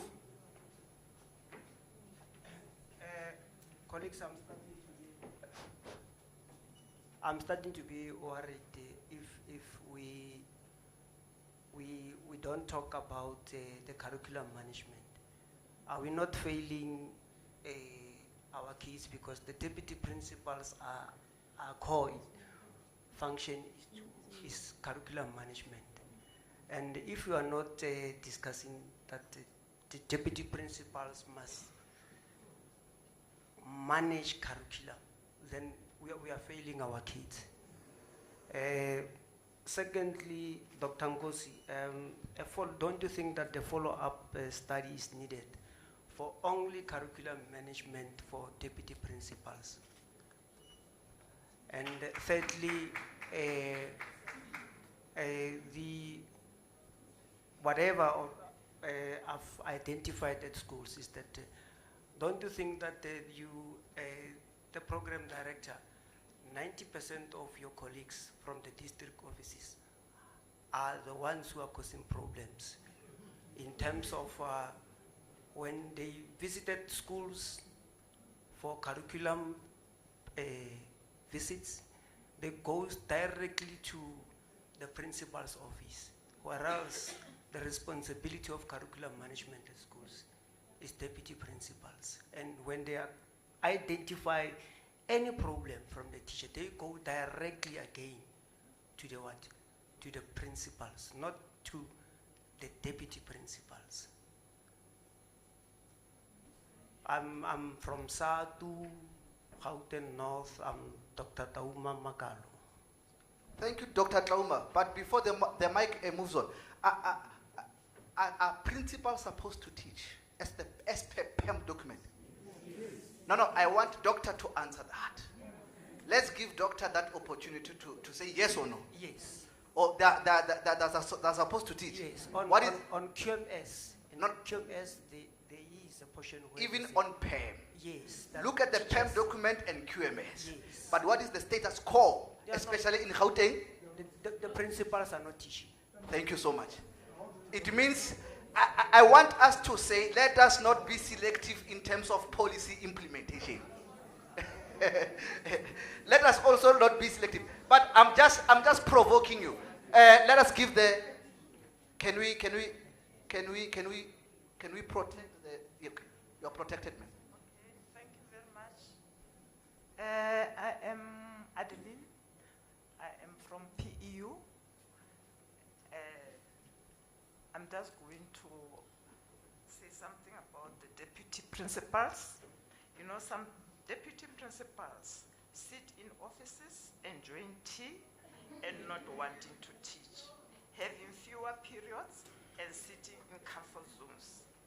You look at the PEM documents, they don't follow the departmental policies. Right? They delegate their duties to novice educators, or immature educators. Members of the SMT are being chosen by friendships or being from a certain union. Can we protect the speaker, please? We are going to have engagements, comrades. Please. There are commissions which are coming. Your time is coming to shine. Let us give other colleagues. If you are a hard-working educator, you will be overworked. And the ones who are the principal's favorites will be the ones who make the school to be dysfunctional. All dysfunctional schools Yes, I agree that if the principal is incapable, then there will be chaos in our schools. Sometimes the very same department transfer incapable deputies to our schools. Sorry? Sorry. You are protected, ma'am. Yeah, where the other schools reject them. You will be reporting them to the district and nothing will happen to them. And you live with their maladministration. Thank you. Thank you. Sentiments from the Professional Educators Union. I want to take the last one. I saw there was a man. Let us, we are running out of time. What I'm observing here, I will give you, you are the last one. But what I'm picking up here, we are almost speaking one and the same thing.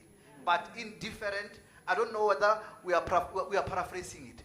So the sentiments which have been registered and you want to register them, just say Kikwanale, Kilakale, then Rafita. Mushat. Okay, thank you. My name is Pomozani Mbofo. I am from Wits University. I appreciate the presentation by the doctor, but I'm worried about what others have said about deputies. In any institution, I believe there should not be any power vacuum. If the deputy is not capacitated to become the head teacher or the principal, it means that it's at a given time there will be power vacuum. That's why in Africa sometimes we've got leadership crisis, because present leaders, they don't groom leaders. In fact, their juniors to become leaders. There must be a succession plan that is very clear. Yeah, where I worked as a deputy, the signatories were 4. The chairperson, the deputy chairperson, the head teacher, and myself. If the head teacher is not there in the school, I'll run the school as if the head teacher is not there. Is there. There was no vacuum, power vacuum. I had the powers, but in terms of expenditure, we had, for you to spend any school money, there must be minutes from the committee, school committee, as a check and balance thing. I believe that delegation is a management tool. When you delegate, you are trying to relieve yourself of those minor duties that can be done by by your subordinates. In management, we say a leader should not do any task that can be done by his or her subordinate, so that he reserve most of the energy for very crucial things for the organization. Yeah, so that is my worry. And I'm also worried about the promotion policy. Why should we promote somebody who has never been a deputy to a principal? Is that fair? Because we believe that you are a deputy principal so that you are elevated to become a principal. Yeah. Being a deputy principal, it grooms you to be a principal. So we expect that the policy must be clear that you first become a senior teacher, then from a senior teacher, you become a deputy principal, from a deputy principal to a principal. Thank you. Colleagues, remember, those are his submissions. And as the program director, with the powers vested in me, please, let us not do that.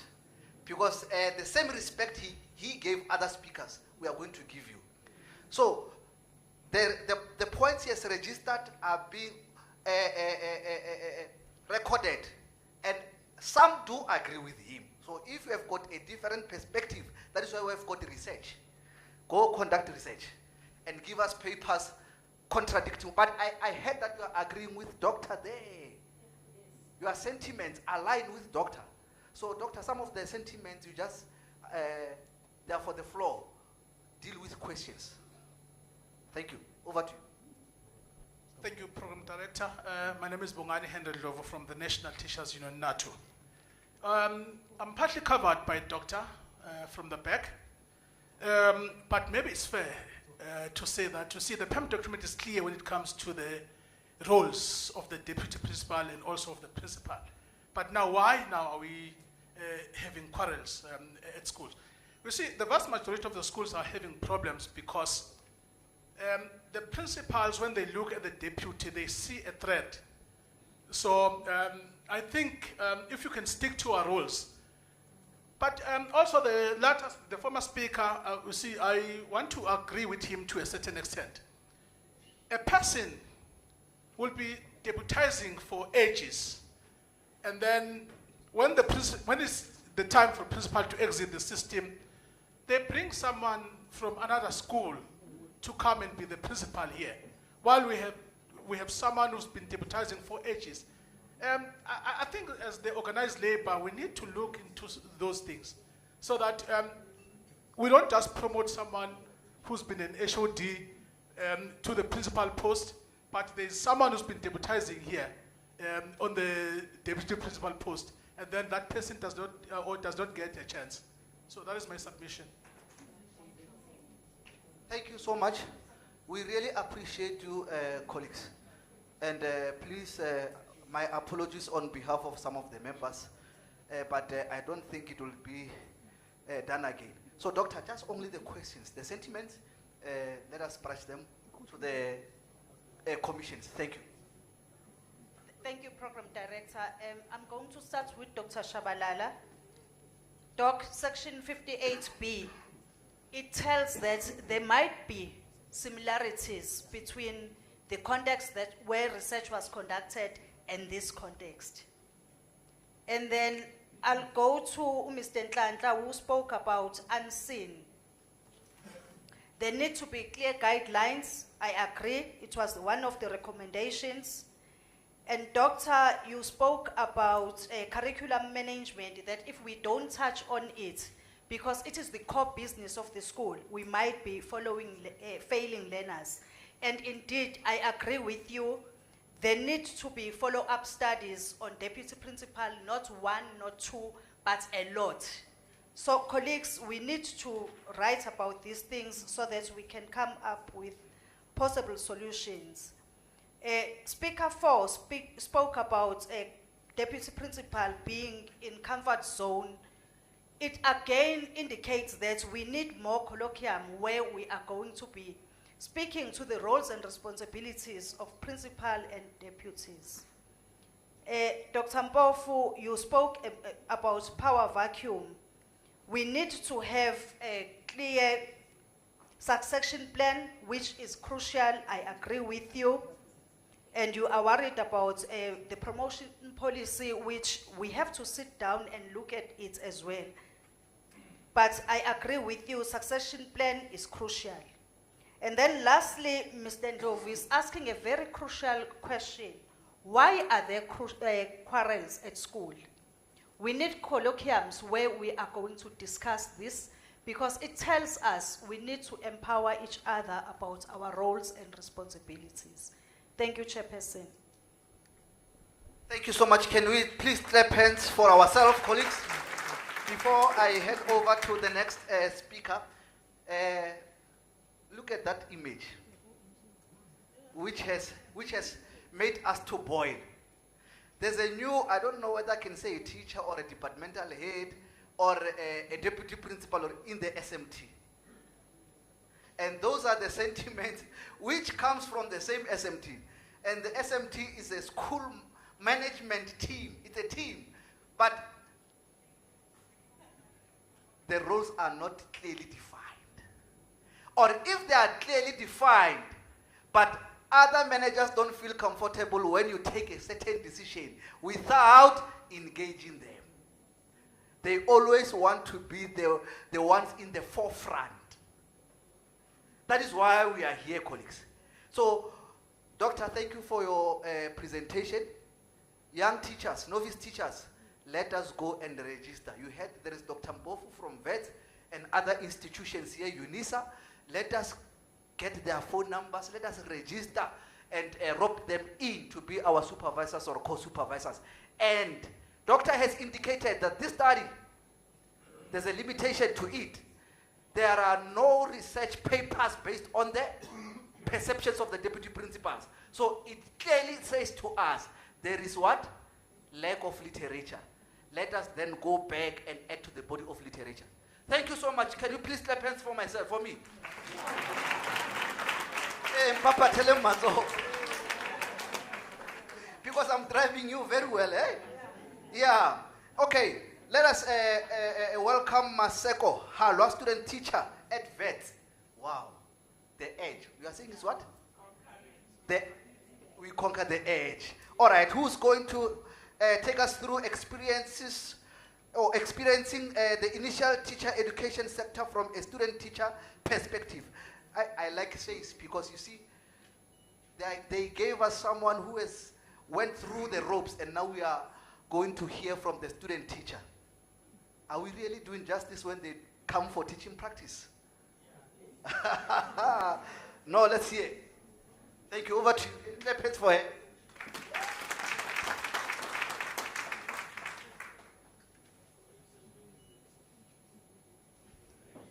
I greet you in the name of the profession that brings us here today. My name is Hawa Masego from the University of the Witwatersrand, and today I will be talking about experiencing the initial teacher education sector, a student-teacher perspective. So my initial reaction when I became a teacher was, wow. As you can see, I was quite worried that you would not be able to see that image, but yes, that was me. Curriculum studies, classroom management, I felt overwhelmed. Like, it's so much. But now I understand why it was overwhelming for me in first year when I got to know about this profession. So, I cannot speak about my experience as a teacher, well, a soon-to-be teacher, without speaking about my initial ideas about what teaching was. So there's a researcher named Lottie who once said that teachers' first experience with our profession is through something called apprenticeship of observation. This is the only profession whereby we get to experience it before we can actually practice it. So apprenticeship of observation is within the classrooms. So we see our teachers standing in front of us, teaching us, and then we have an understanding of, oh, so a teacher just comes and talks and then leaves. Yes, that is what I thought. That was my initial ideas about teaching. I thought that when I enrolled in B.Ed, I would learn about English, which is my major. I would learn a few things about English, and then they teach me classroom management, like how do I keep learners quiet, how do I make sure that all learners raise their hands when I ask a question. That is what I thought. And then I also thought that, oh my word, teachers do not do any preparation. You have a textbook and you just go by the textbook. That is what I thought, and that is because it is what I got to see from my experience as a high school and primary learner. And I'm glad to say and stand here and declare that I'm incorrect. I never fathomed the specialized knowledge that teachers have. Right now, doing my B.Ed, I get to stand here and say, I've been learning a lot. I learned psychology, I learned sociology, I learned about decolonization, and I'm not even doing history. Imagine. Okay, and I never thought about the challenges we face as teachers in the classroom. I never thought about the different learner needs we need to cater to. And this makes me think about a quote I recently heard, whereby someone said that the only way a person can experience how it feels to be a teacher as if they were inside an emergency room, full of different patients with different needs, and that is what we experience. Our learners are our different patients, and we are the doctors in our classrooms. Okay, so now that I've told you about my previous experience or thoughts about education, I can tell you about what's happening now. Much better. The teacher education programs are very extensive. They're very deep. They're full of theories. Oh my word. Every time there are a lot of readings, a lot of research, everything, the skills, the knowledge. Our curriculum specialists made sure that they teach us everything we need to teach within the classroom. As a third-year student, I can look back from my first year and say, definitely, the curriculum specialists are doing their job. They are building on my knowledge and my understanding. I can tell you, in my methodology, I first learned how to teach English in senior phase. I first learned the theories that applied in senior phase, and now it builds on to FET. So I can tell you that teacher education programs are building on my knowledge as a student teacher.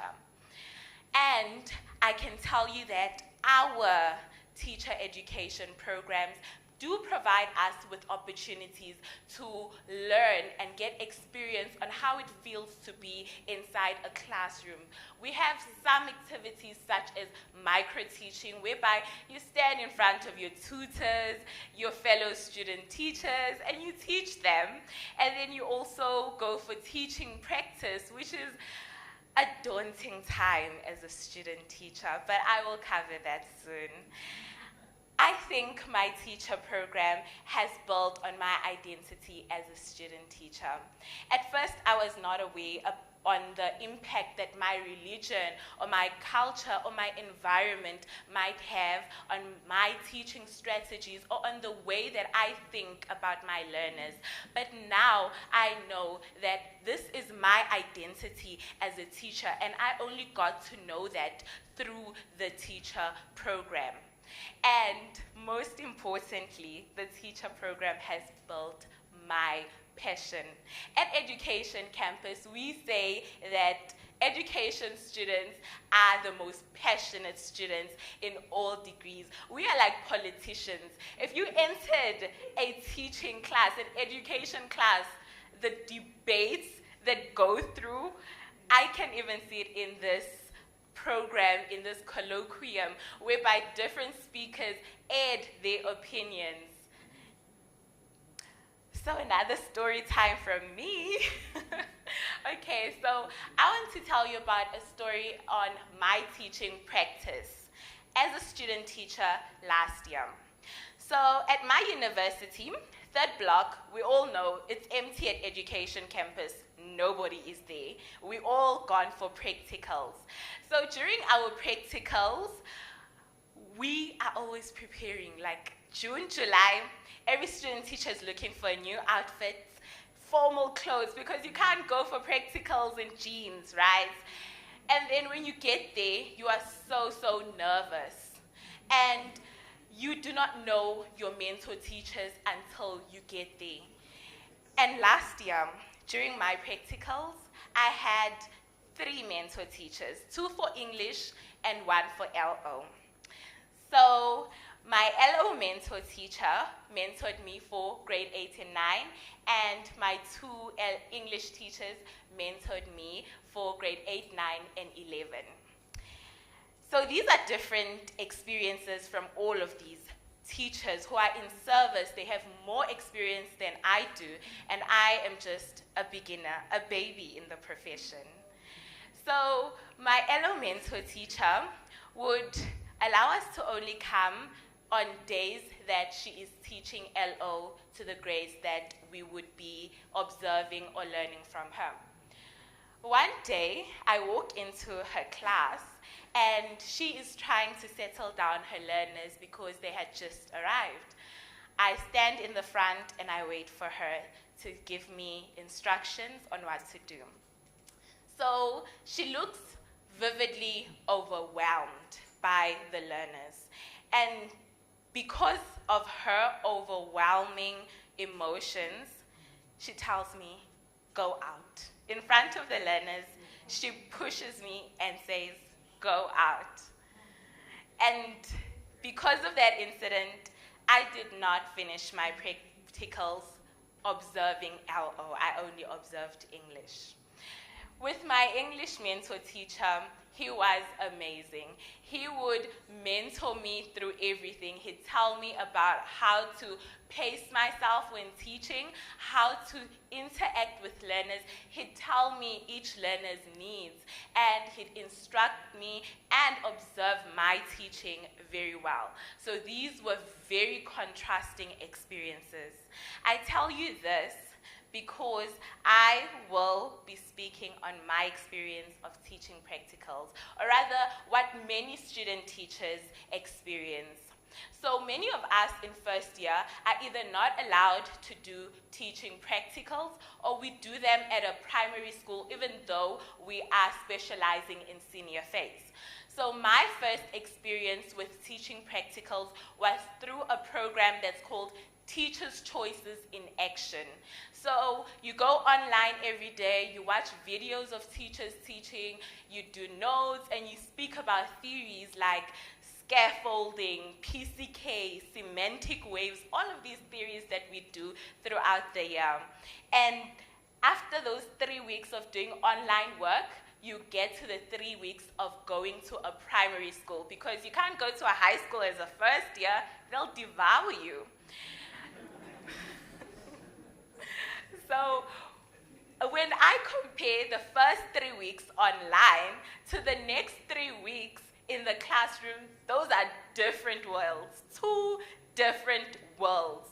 Online, I am busy with so much of theory. I'm in the comfort of my bedroom, and I can judge the teacher's strategies that she uses in her lesson.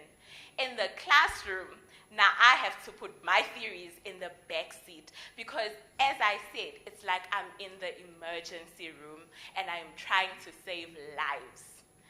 So that is what I experienced. My theory had to take a back seat, and especially in a classroom whereby the mentor teacher is not incorporating all of these theories that I am learning in the classroom. So now she is the one observing me, she is the one marking me, and so I have to adhere to the rules of her classroom. My relationship with my mentor teacher impacts my entire teaching practicals.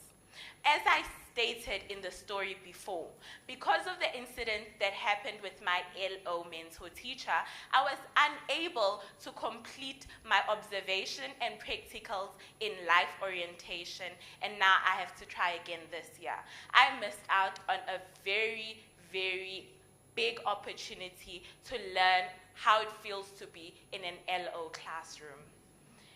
So each day, as a student teacher, all we think about is the day that we are supervised. So either your mentor teacher will pick a day and say, this is the day that you will prepare a lesson and you will present, and that is what I'm going to base your marks on. Or your tutor from your university is going to come and say, okay, I'm giving you a date. This is when you are going to be observed. And every day, I'm trying to learn every learner's name, just preparing for the day that I am going to be observed by either my tutor or my mentor teacher. And so that takes away from the experience of focusing on learning how to teach, and it now focuses on being a student, right? It's more about being the student rather than being the teacher. So many student teachers have anxiety. This was new to me because I love talking. I'm right here talking.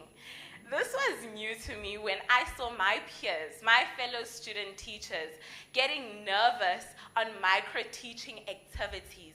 They would be like, yo, we have to present in front of our tutor. I'm so nervous, even though it is just peers that you talk to, interact with every single day, yet you are nervous.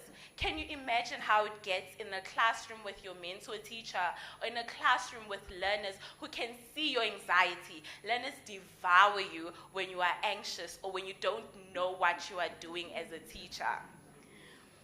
So now that is hard to fathom, because our entire profession is based on us standing in front of these learners and trying to make sure that learning occurs.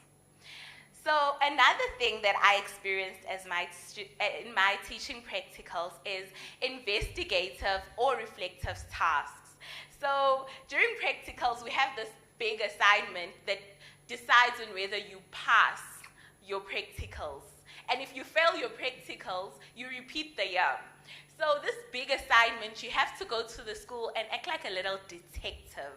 You have to check how many principals there are, how many teachers, how many learners, every single thing. You have to write a report on it, and then you reflect on your experience.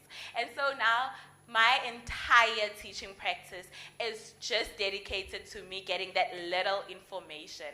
This is very good because I get to learn about the structures within schools, but it also takes away from me focusing on my learners, on the lesson. Instead of observing my mentor teacher, I am now asking her, "Ma'am, how many deputies are in your school?" So now, student teachers are not aware of the activities that take place in schools. Like, I heard y'all talking right now, and y'all mentioned documents such as PAM documents, QMS, and I was like, what are those? As a student teacher, I do not even know how curriculum planning occurs in the school. I heard that the HOD is the one that is responsible for the curriculum. This is a first for me. I'm learning here, new information. And that reflects on teaching practicals, because now I'm going to a school and I have to learn about the register, which is good. I have to learn about how to mark. My first time marking exam papers was last year, and that was second year. So that was an experience for me, because marking an English paper 3 exam is so different.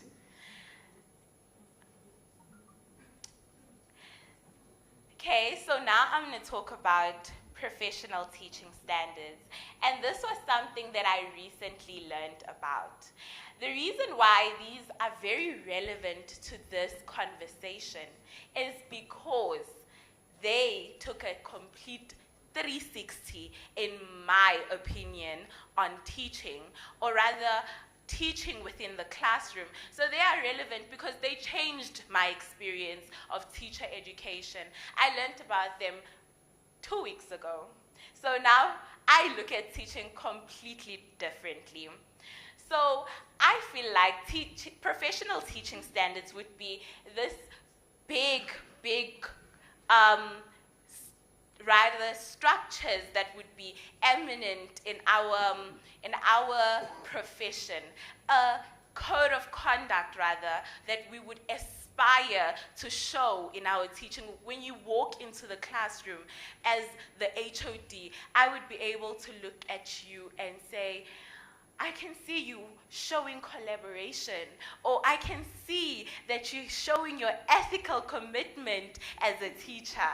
That is why it has changed. I'm able to identify these professional teaching standards when I'm looking at those theories inside my textbooks. I'm able to identify them in the classroom when I am teaching as a student teacher, or during micro lessons when I'm planning to teach my peers. I'm able to say, oh my word, I implemented my collaboration, or I implemented my ethical commitment as a teacher. And that is how my view, the professional teaching standards have changed my view as a student teacher. And I hope and aspire to see them integrated within the teacher education program. Within the university, I aspire to see them inside my theories. I aspire to see them in the examples that my lecturers set for me as a student teacher, so that I am able to take them into the classroom, so that I do them subconsciously. The challenges I experienced in teacher education and professional teaching standards. As I said, teacher education programs are very theoretical. Every day it is this theory, Marx, Lottie, all of these theorists, that is all we do. Our exams are theories. And while they are very important in informing the strategies we use in the classrooms, what use are they when I'm not able to use them in the classroom, or I do not know how to use them in the classroom? You have these PCK, pedagogical content knowledge, that will tell you these various strategies on how to teach LO, and then when you walk into the LO class, the teacher's just like, "Ma'am, is it PE? Are we going to the grounds?" And you're just like, what? How do I implement that when my learners are only thinking about PE? So, this is why I think that teacher education programs neglect to prepare us for the classroom. They neglect to prepare us as teachers within schools. All of these documents, I see teachers talking about subsection something, standard number something, and I'm like, oh my word, I don't know those things. When am I going to be taught these things? Or do you learn them when you'll get into the profession? My recommendations are, I recommend that my fellow student teachers take the initiative to learn about PTS, so that they are able to integrate them within their learning and in their future classrooms, because student teachers are also the future of our profession. The various stakeholders who are mainly present here, including the Department of Education, needs to work in coordination with SACE to ensure that in-service teachers are trained, and also teachers in pre-service teachers are trained on PTS and also other ethics that come with our profession. Student teachers should not shy away when implementing all theories and PTS in the classrooms, even if their mentor teachers do not know of these things. I recommend that they need to show that they can educate, or rather peacefully advise their mentor teachers on these PTS, because we're not trying to fail our practicals. Okay, so teacher education programs should include more opportunities for teachers to apply their knowledge and the skills that we learn. All these theories that we've been learning from first year, we need opportunities to apply them, because you only do a micro teaching lesson once in a block, once in a term. I only given the opportunity to improve my teaching skills, my classroom skills. The other times it's just writing a whole lot of essays. So, I would like to end off with a quote by Sitsika. Teacher education's ultimate aim is to enable epistemological access to knowledge in the modern world. And there is a need to find new ways of thinking about teaching in South Africa if we are to meet the challenges of enabling all learners to gain such epistemological access. So we know this is the main aim, to ensure that learning is taking place in our classrooms. And the ways of thinking, I think PTS is the first step. Thank you.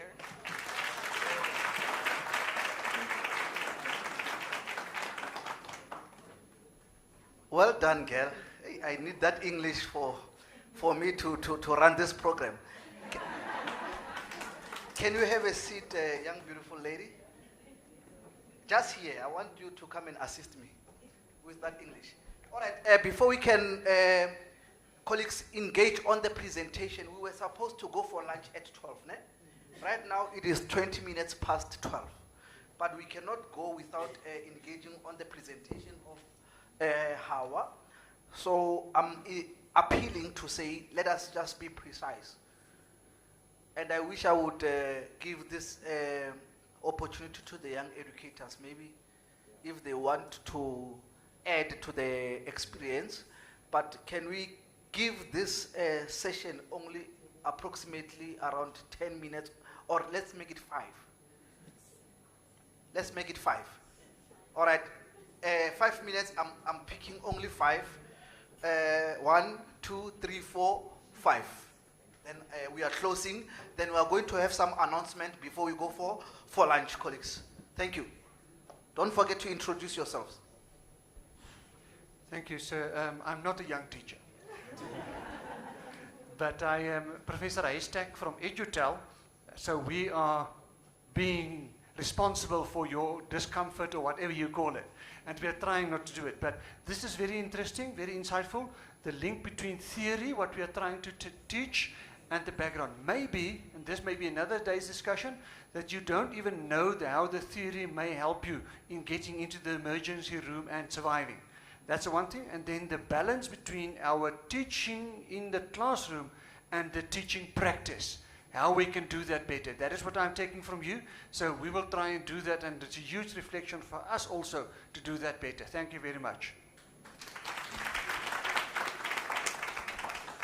Thank you so much. Good afternoon again. It's Busiso Molaba. I think I will have a question and then a statement. My question is not based on the presenter. It's mainly based on SACE and the Department of Education. That there is a gap, a huge gap, between what is being taught at varsity and then between what is happening in school. You would do your practicals or presentation at varsity, but then there you have 5 or 10 learners. When you go to a school, it's 45 learners in a class. So there's a huge gap. And then the presenter said it, there's QMS, there's all these terms. They are new when you get to a school.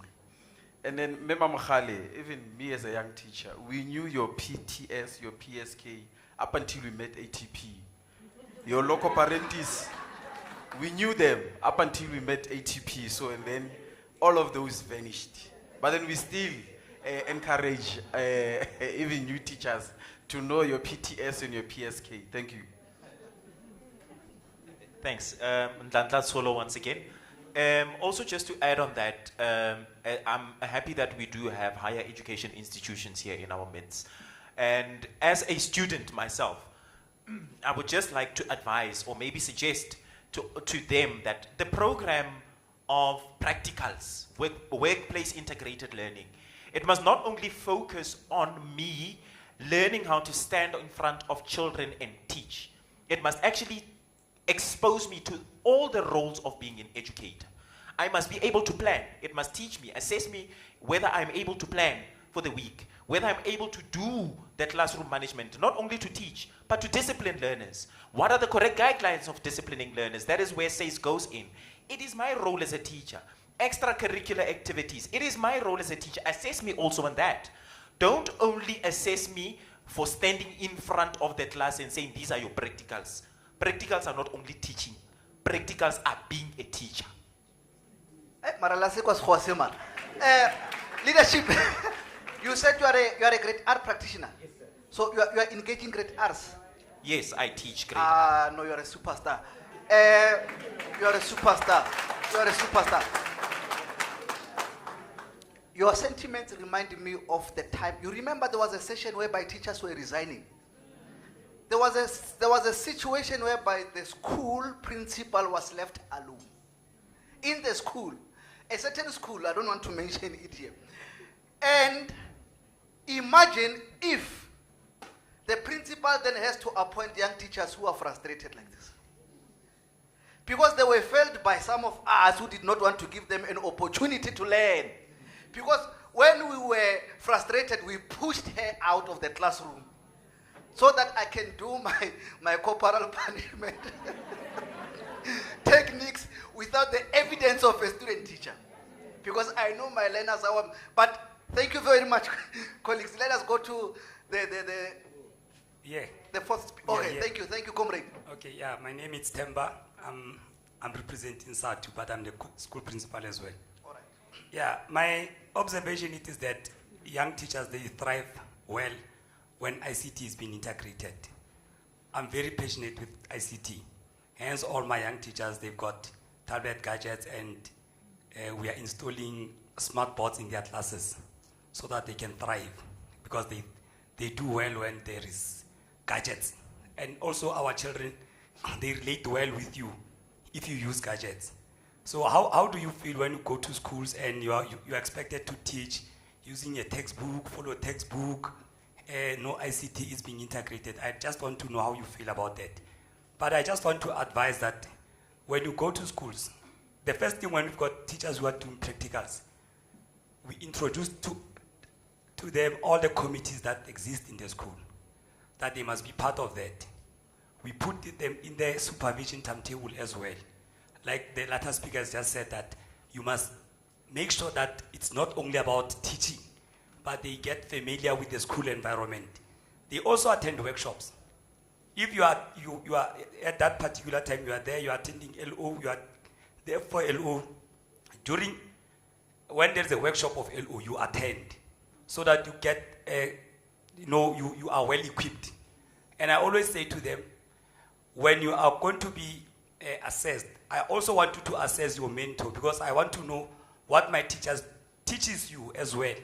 Because we must make sure that when you come into the system, you are ready. And the only place that can make you ready is the school, not the university. Thank you. Thank you so much, Principal. Well articulated. But I think, Principal, before we move to your teachers in the school, or I'm not speaking to him only, but all the principals, do we capacitate the mentors? Because I think that's where the gap arises. Remember, there's Wits University. There are schools within Wits University. Before you can embark on sending schools from students from Wits to those schools, why can't you call the SMT of those schools within your proximity and unpack on how do you expect the SMT to guide these young ones and engage on that? But most cases, we just see teachers coming, young teachers coming. And what we do in most cases, which I have observed, we then give them our classes and we go and sit in the staff room. And where there is a learner, there must be a teacher. Remember, do you have SAIS? Do you have SAIS? No. Do you have a license? You see? You see? She does not have a license to practice yet. But what I'm trying to engage here, we have got higher institutions of learning. SAIS has a memorandum of understanding which have signed with the higher institutions of learning. But let us also infuse these workshops of SMT on how to mentor these educators. That is my sentiment. Can I give you a moment before? I can see you are boiling. You want to prophesy. Thank you, Program Director. Colleagues, my name is Tembin Klapo. I'm an education convener from Sebokeng, SATU. I'm not too sure when it comes to deploying these student teachers, because I have a concern that in my school, year in, year out, we'll have these student teachers that are coming. They sort of always prefer to come to our school.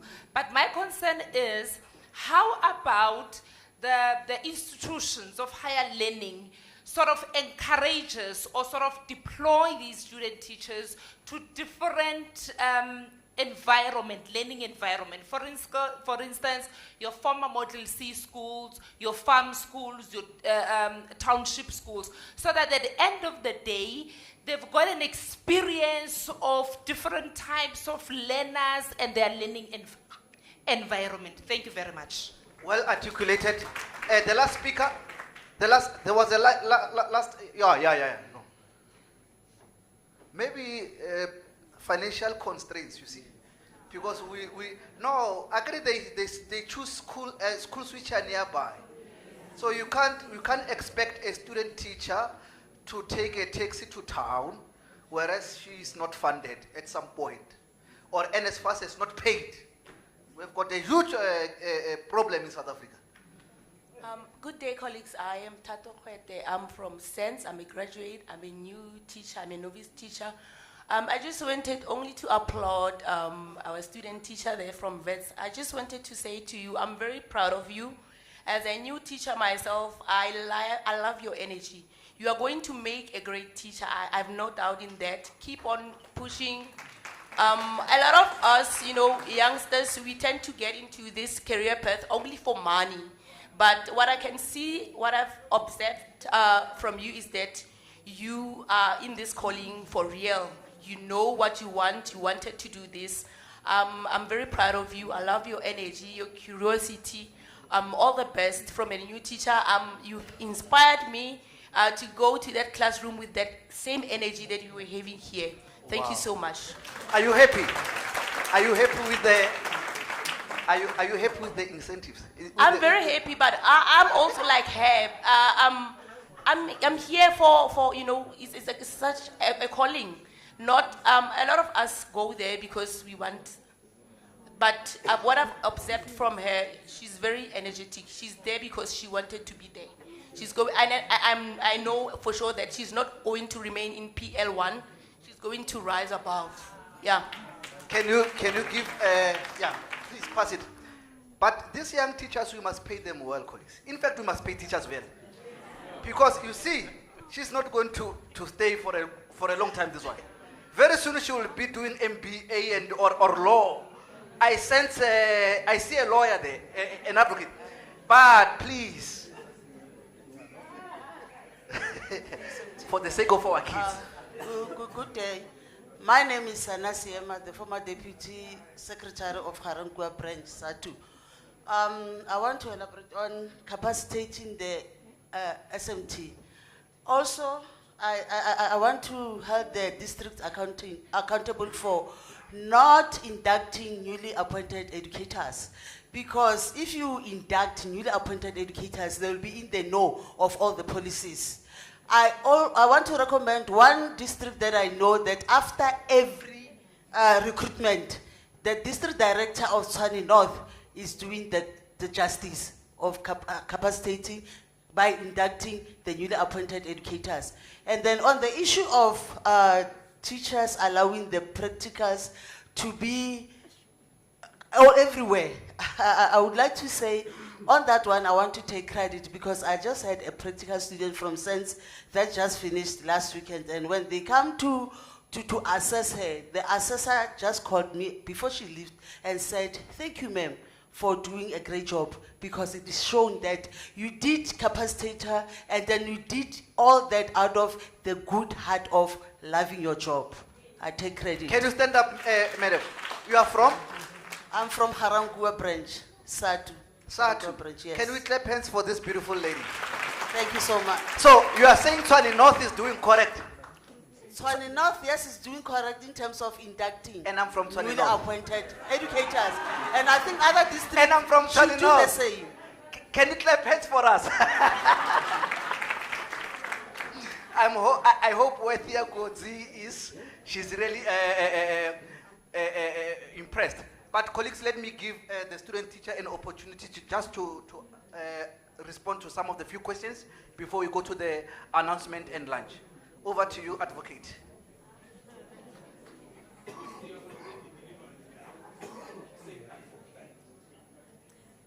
When it comes to the first question that I heard, which was, how does it feel to teach in a classroom that has ICT or does not have ICT? We need to remember the type of learners we are teaching. The current generation of our learners are very technologically savvy, and their attention span is based on the creativity that comes from technology. So teaching without it makes it quite difficult. Like, my presentation had quite a few emojis and pictures and color. Now, in a school with no technology, as a student teacher, my first thought would be, I need to find something to substitute the technology to give a similar effect. And I heard a question relating to schools placing learners in different environments. Universities need to ensure that learners do their practicals in different environments, and I agree with that. And in my university, they often encourage us to go to different environments when it comes to the school. But as stated, that is a limitation, because you have to choose a school that is close to your university because you need to be assessed by your tutors. Thank you.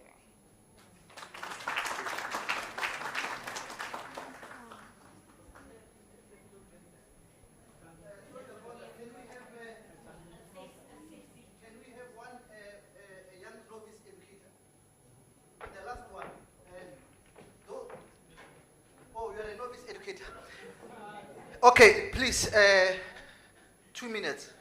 What was your experience from being a student teacher, and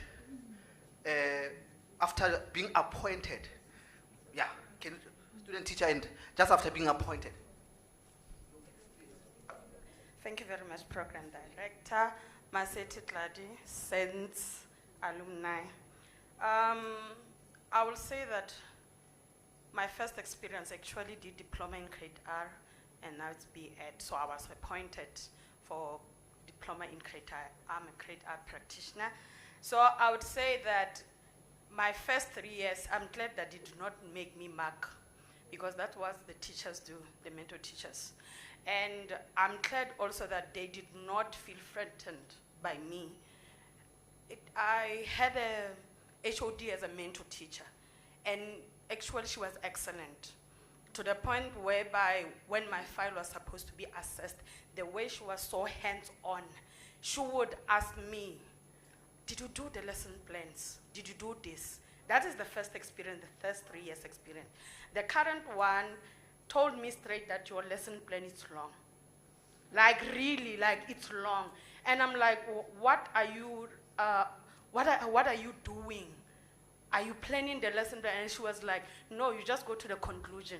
But based on the experience that I had with my diploma in grade R mentor teacher, I was well equipped, because I could tell her that you cannot introduce this and this without the prior knowledge. The children needs to understand what is a number line. The children needs to understand when we're doing repeated additions, so that that can help them. It can help them to go to multiplication, just just to interact. So yes, so what happened with me, I would say the first experience, it was well, but this one that I'm having, and I'm even asking myself why. And the other speaker said something like going to different schools. I did that. It was a public school. Now it's what do you call? The former Model C school. And the service, honestly speaking, the principal's leadership in the previous school, it was excellent. This one, he will never even ask you, how are you? Are you well? Are they treating you well? Even the HOD, they do not even know that I was there in a school. He only saw me on last week Friday, and he was like, oh, Usalite. And I'm like, yes. Yeah, we can laugh, but hey, it's not a laughing matter, this one. Oh, you can. Yes, we can laugh, but it's not a laughing matter. But, colleagues, let us go and check what does research says about student teachers. Because we cannot want to sustain this education or profession without grooming these young ones. Doctor from VET spoke about a succession plan. Doctor from UNISA spoke about succession plan. Without a proper succession plan, colleagues, you will never emerge. We must do away with this concept of leaders when they leave institutions falls apart. Then it means that you were attached to an extent that you don't want to see the community benefiting after your departure. So during your tenure as a principal, as a deputy principal, as a departmental head, please, colleagues, let us do the right thing. There's a young man in Limpopo called Tabiso Matiba who would always say, work willingly at whatever you do. And he says it's a Bible scripture. Colleagues, if you work willingly at whatever you do, these beautiful ladies who are just giving us their experiences, I think at some point they're wounded by the experiences from leaders who lacked emotional intelligence. But for those leaders to be wherever they are, they started right there. So let us plow back, colleagues, to the student teachers. But please, institutions of higher learning, network with the schools within your proximity. Workshop those SMT on how to handle your students when they land in your schools. Colleagues, lunch is ready, but here are the announcements from me before I call the beautiful lady from research, the manager of research, Ms. T. So, Pet, let them want you look beautiful. Just come and join me so that you can decorate me, please. She's going to give us the announcement for session 2, but I just want to give you the announcement for the first one is for tomorrow. We have received t-shirts, right? So tomorrow we are going to dress, to put those t-shirts on with a denim. I don't know the color, is it blue or black or both? Okay, both. And blue, okay, blue. Blue, I think you got the message or other emails prior, ne? Then there are texts which are available. The way you have signed, when you came in, you go to the same table, they will provide you with a name tags. All right? There are car keys which are in my possession. If you lost any car keys, please come and see me. The room keys. Now we are talking of the room keys, and I know this part, many of us love it. You are going to get your keys from Lesiro, the one who was communicating with us frequently. She's wearing a white t-shirt, flowery. Where are you, Lesiro? But I will request her to come in your commission so that you can see her. Ne? But if you are lost, already you know me. Just come to me, I'll assist you. I'll connect you with her. So those are the few announcements from me. And thank you very much, colleagues, for being the wonderful audience for this session. Let me hand over to the research manager. So Pete, can you please come? I don't want you to fall. I'm going to balance you very well. Oh, okay. Over to you. Thank you. Yeah, I think before she does the announcements, just to appreciate your presentation. And where is Philippines Pamanja? Oh, there's Pamanja there. You can't believe that we introduce the concept here, student teachers being the champion of professional teaching standards. So they will be doing that work with the guidance of our two colleagues that are also volunteering to SACE, because they did the research on professional teaching standards and other work. And they just said, when were we meeting? Just week after last. Week before, the other one. So we need to appreciate these young people, because now each one of them are going to champion each standard. And I'm even asking myself if as educators, do we even know those standards? They just gelled naturally into those standards, and that's why now they are talking PTS. Now they've got their own acronym, the Professional Teaching Standards of SACE. And tomorrow we'll be hearing from another one who will give you the entire experience of how the entire process went. So now you need to start talking teaching based on professional teaching standards of SACE. These are the young champions that are driving it. And they are going to champion it in all the 24 higher education institutions in the country. So that's where your money is going to. Thanks, thank you. Good afternoon, colleagues. I'm not going to stand between you and lunch. My name is Duzana Sopete. I'm just going to outline the breakaway rooms. I want to explain that this is an opportunity for us. We've seen the first one. I think we have an experience from the first colloquium that we had in Eastern Cape. That from there, those parallel sessions, we got so much from the presenters. And actually, everyone was like, why are you not bringing the caliber of presenters that we had? We said, no, we are working as a team in education. We cannot rotate the same people. We need to form for each province. We must have that room. We must have a group of teachers, that student teachers and all ECD practitioners, to come and also impart knowledge on others. So we will have there and there different ones, but it was a good one. But what they said, according to the evaluations, was to say that it assisted them colleagues to understand, and they evaluated all of those ones to say, wow, I want to come back and I want to go to this one school to learn more. So they practically go to those schools to say that I learned so much from the presenter. The presenter did this, the presenter did that, the presenter's presentation, especially when it comes to research. These are doing the different things that you can learn from. So please go in there with a positive mind, because it's it's different. It's not a breakaway session where we are going to be sitting and writing. We have recommendations afterwards. No, it's not that. This is a practitioner-based colloquium. We are treating it as a colloquium, and it's not a conference. So enjoy the conference, because after that you can go and sleep. There's no way of coming back to plenary to say, now let's do the report backs. No, it's not that way. It's a good one, it's an interactive one. So we have about 4 of them. You can select wherever you want to go to. You are allowed to rotate. You can, when you see your program, you will see that the first one that we are starting with, we're starting with the research paper presentations.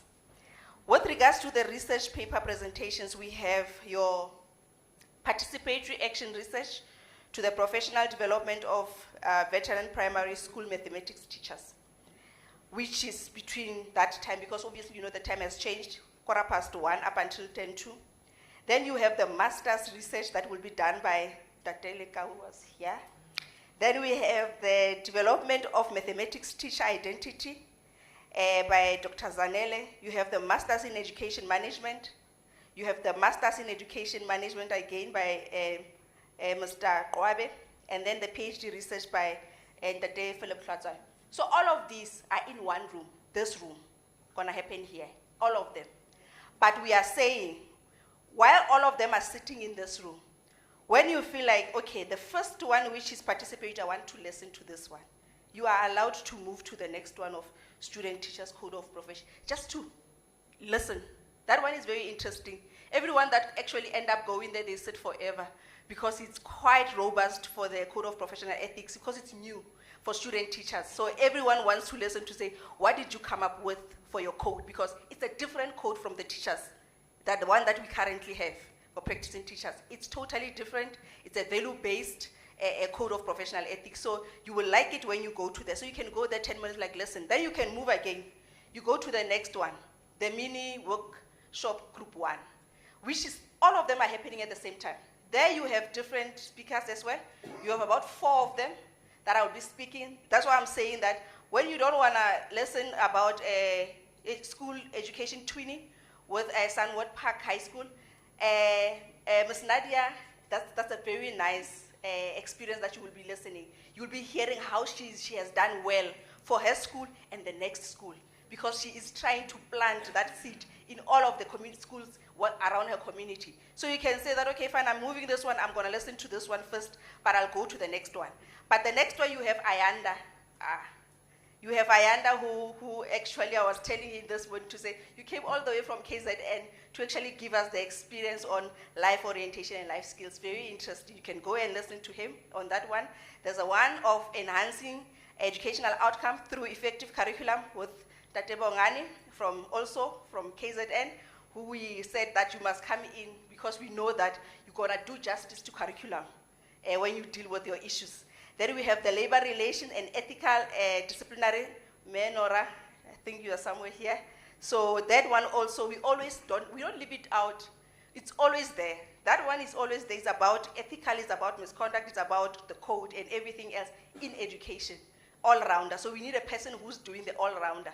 So it's an interesting one to listen to as well. So they will come as they go. Then the last group, which will be in the other room, because it's this room, this is room 1. The second room is student teacher. You see, it's the student teacher. I'm gonna try. You will see their names are written in each and every room when you go outside. It's the student teacher, code of professional ethics is this one next door. The room 3, the mini workshop 1, is the one that is that side after that one. And then room 4 is the first one when you come in. That's room 4, mini workshop room of ECD. You can go get your robust discussion on ECD there. Within the rooms, I am requesting that can we please get a chairperson. It's very important for you to appoint a chairperson so that they can just assist with the deliberations and keeping time for the presenters, because we have times that we have alluded to. So keeping time for the presenters. You can also get a person that will represent everyone tomorrow morning. It's not a report back session, it's a reflection session. So they will be reflecting. So the person who will be, you can call them rapporteur, but however, it's not reporting what happened there. It's just a reflection session, and especially even issues of today, they will reflect on it.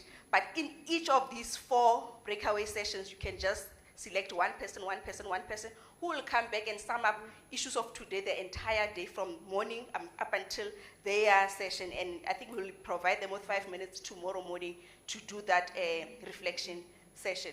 So colleagues, I thank you, and the program director, you can take back your microphone. I am done. Thank you. Thank you so much. You stood between us and our lunch. Colleagues, yeah, the lunch is where we were served breakfast. And please, colleagues, when we come back, we are going to come back at 2 o'clock because we were supposed to go out at 12 and come back at 1.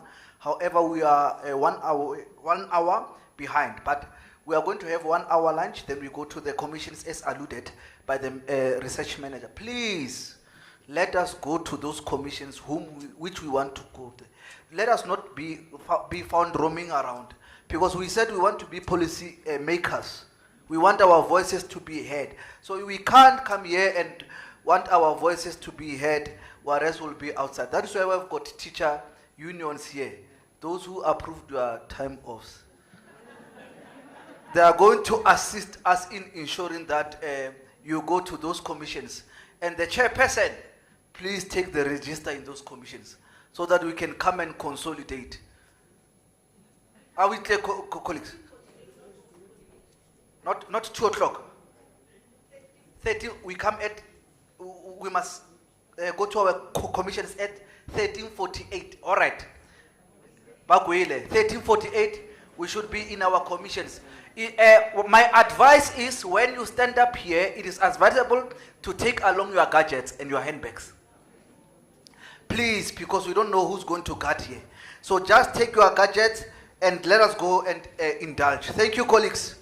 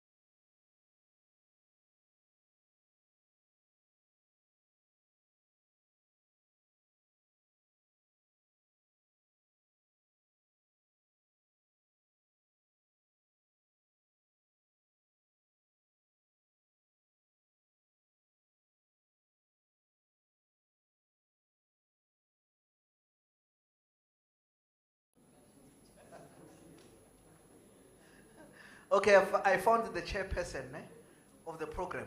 So I think we are 4 presenters. Are we clear? So she will facilitate the entire session for us. And I don't know who will, but we'll discuss maybe after who will go to present or rather report tomorrow on our behalf. So over to you. What's your name? Nolwazi. All right. We'll tell you when to stream, eh? Yeah.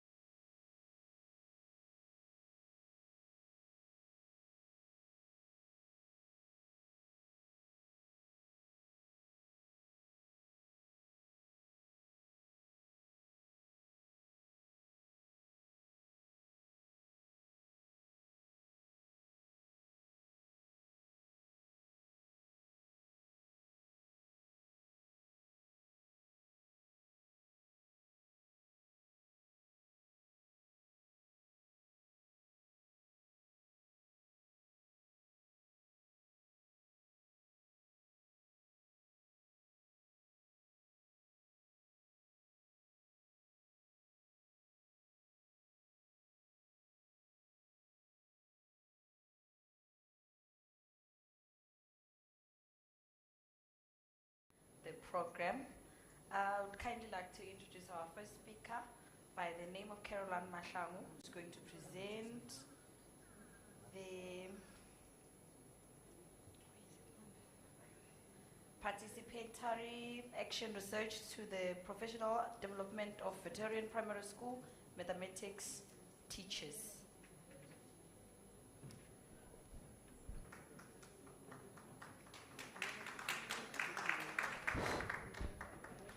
Greetings, participants. It's so unfortunate that I'm the shortest, but I'll try to stand this side so that everyone can see me. Yes, I'm Caroline Mahlangu from Tshwane West District, a deputy principal at Singwabile Primary School. My study is based on participatory action research for primary school veteran teachers, mathematics teachers. However, today I'll be talking about CPTD, presenting about CPTD, because upon the findings of my research that I conducted in Tshwane South District with my supervisor, it led back to us, it led back to CPTD, Continuous Professional Teacher Development. I'll try to be short and straight to the point. Thank you. Background information. In the 21st century, we've observed a rapid paradigm shift and increased use of technology in the education sector, particularly for teaching and learning, not only in South Africa, but all around the world. We have seen a swift integration of online teaching platforms and teaching gadgets like Google Classroom, Siavula, robotics, mathletics, Microsoft Teams, Zoom, ChatGPT, smartboards, D6 communication, GDE, RMS, DMS, say CPTD point system, and many more. As teachers who are curriculum implementers, it is mandatory for us to be proactive. The future of these little ones lies in our care as in loco parentis. Now the question is, are we ready? Are we ready? Yes, we have to be ready in order for us to deliver quality education. It is clearly stipulated in the Personnel Administrative Measure, PEM document, Quality Management System, QMS, and says that as teachers we have to engage in continuous professional teacher development. We cannot afford to dwell on the traditional teaching methods in this era. Yes, we ran out of time. There's no time to blame the department, district officials, or government. So now, what is the next step? Effective, robust, continuous professional teacher development is the only way out. So Caroline, what is this CPTD that you're busy mentioning? The CPTD that you're busy mentioning. It is a continuous professional teacher development and is a continuous process of upskilling and learning throughout one's teaching career to stay abreast with the recent pedagogical content knowledge and teaching methodologies. It has proven by various scholars, including Prof. Sanka, that continuous professional teacher development equates to improved teaching competence, and as a result, learner performance improves. So now, types of CPTD. We have formal CPTD initiatives, we have informal CPTD initiatives. The formal CPTD include PLC meetings, lesson studies, workshops, furthering studies, subject meetings, space meetings, SMT meetings, seminars, colloquium, conferences, peer mentoring. And informal CPTD including body teaching and lesson observation and etc. So now, since I alluded about all these CPTD initiatives now, let me explain each and every one of them. How do they take place? When do they take place?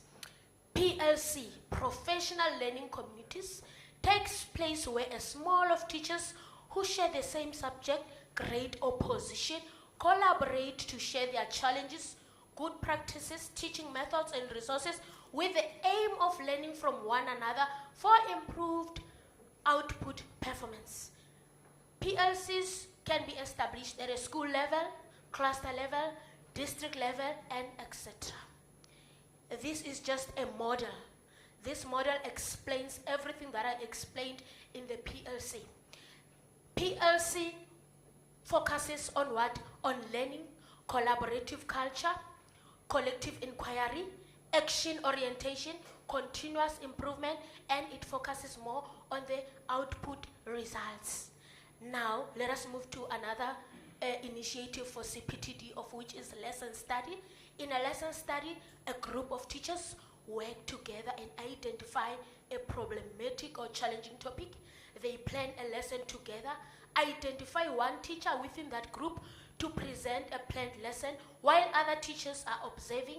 After the lesson presentation, they sit together, reflect, and identify if the aim of the lesson was achieved or not, and they collectively come up with ways on how to improve on the lesson and reteach again until they meet the lesson objective. Peer mentoring.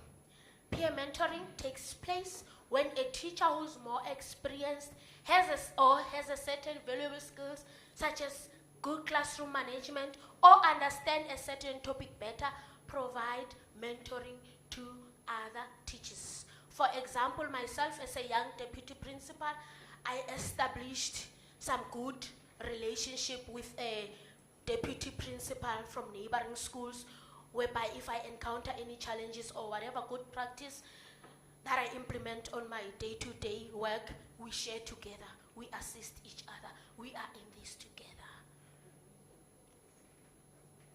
Why is engaging in CPTD an urgent need in the 21st century? Globalization has impacted the way we learn, teach, and the way we live.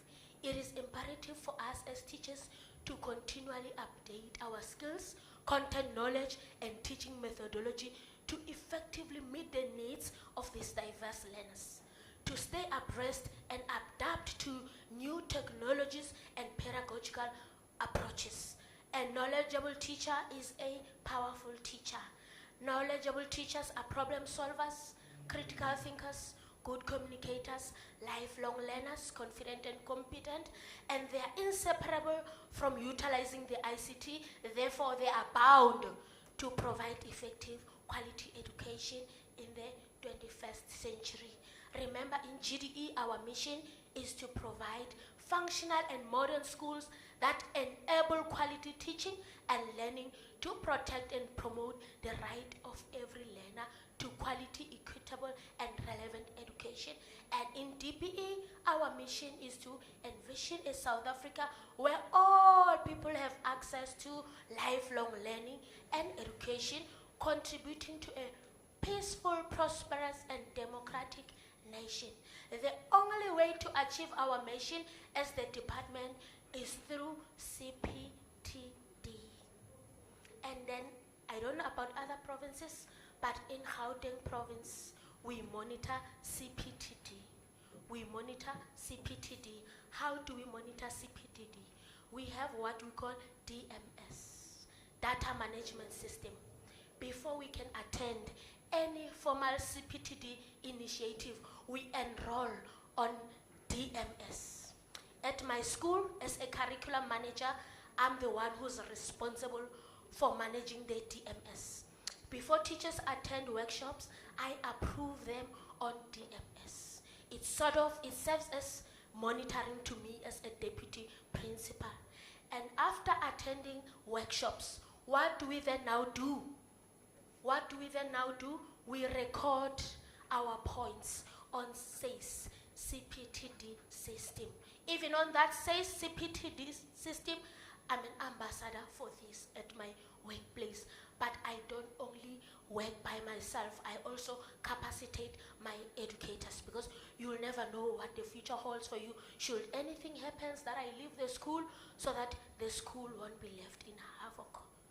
So yes, this is what we do in Gauteng province. And as we are seated in this venue, we are all participating in the CPTD, continuous professional teacher development, because we are learning from one another.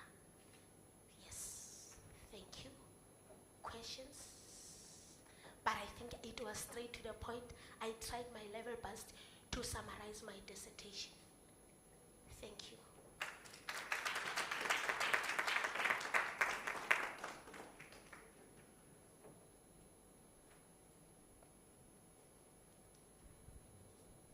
As SACE emphasizes that all teachers need to enroll manually or electronically to accumulate the CPTD points, it is very important for teachers to accumulate such. Can we please take questions, inputs, or engagements based on the presentation that Ms. Mahlangu just did? By the show of hands. I'm an introvert. I don't like to talk a lot. I deal with action, even my teachers. When I take them one-on-one session, you are a curriculum manager, but when it comes to work, I'm strict. But they know that I don't normally like to talk. But when it comes to work, I talk. I mean business. And you see me wearing high heel today, it's only for today. I wear sneaker because I mean business. I deal with curriculum. I deal with curriculum. Once they see me, they see curriculum. Once they see me, they see CPTD. Hence, there is not any overlapping of duties between myself and the principal. I've been a deputy principal for 3 years now. My duty is curriculum, curriculum, curriculum. I don't expect any question, I don't know. I believe the presentation was straightforward and clear. So can we please give her a round of applause?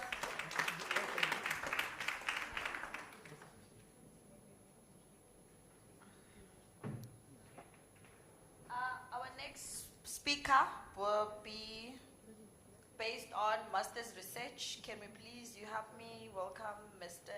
Lekau Mothapo.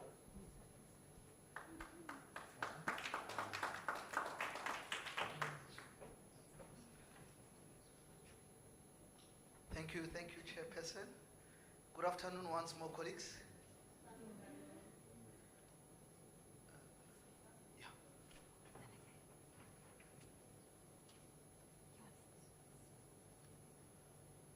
2 minutes, please.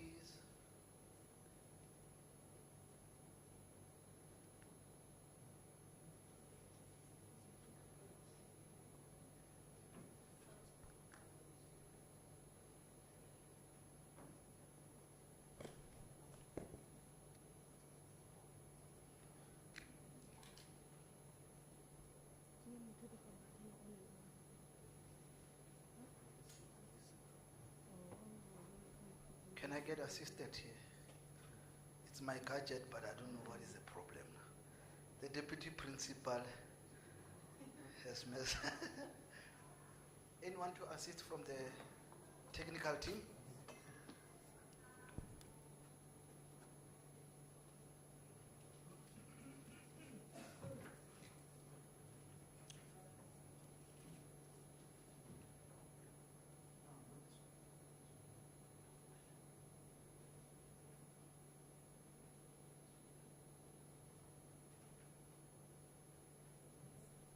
Thank you, leadership. Good afternoon once more, colleagues. Yeah, my research, or rather dissertation or study, was titled Analyzing the Effectiveness of the Annual Teaching Plan in Grade 4 Mathematics in selected schools of Tshwane North District around Gauteng. And that is my abstract. As South African continues to navigate the complexities of post-apartheid education reform, the effectiveness of the ATP in grade 4 mathematics remains a critical concern.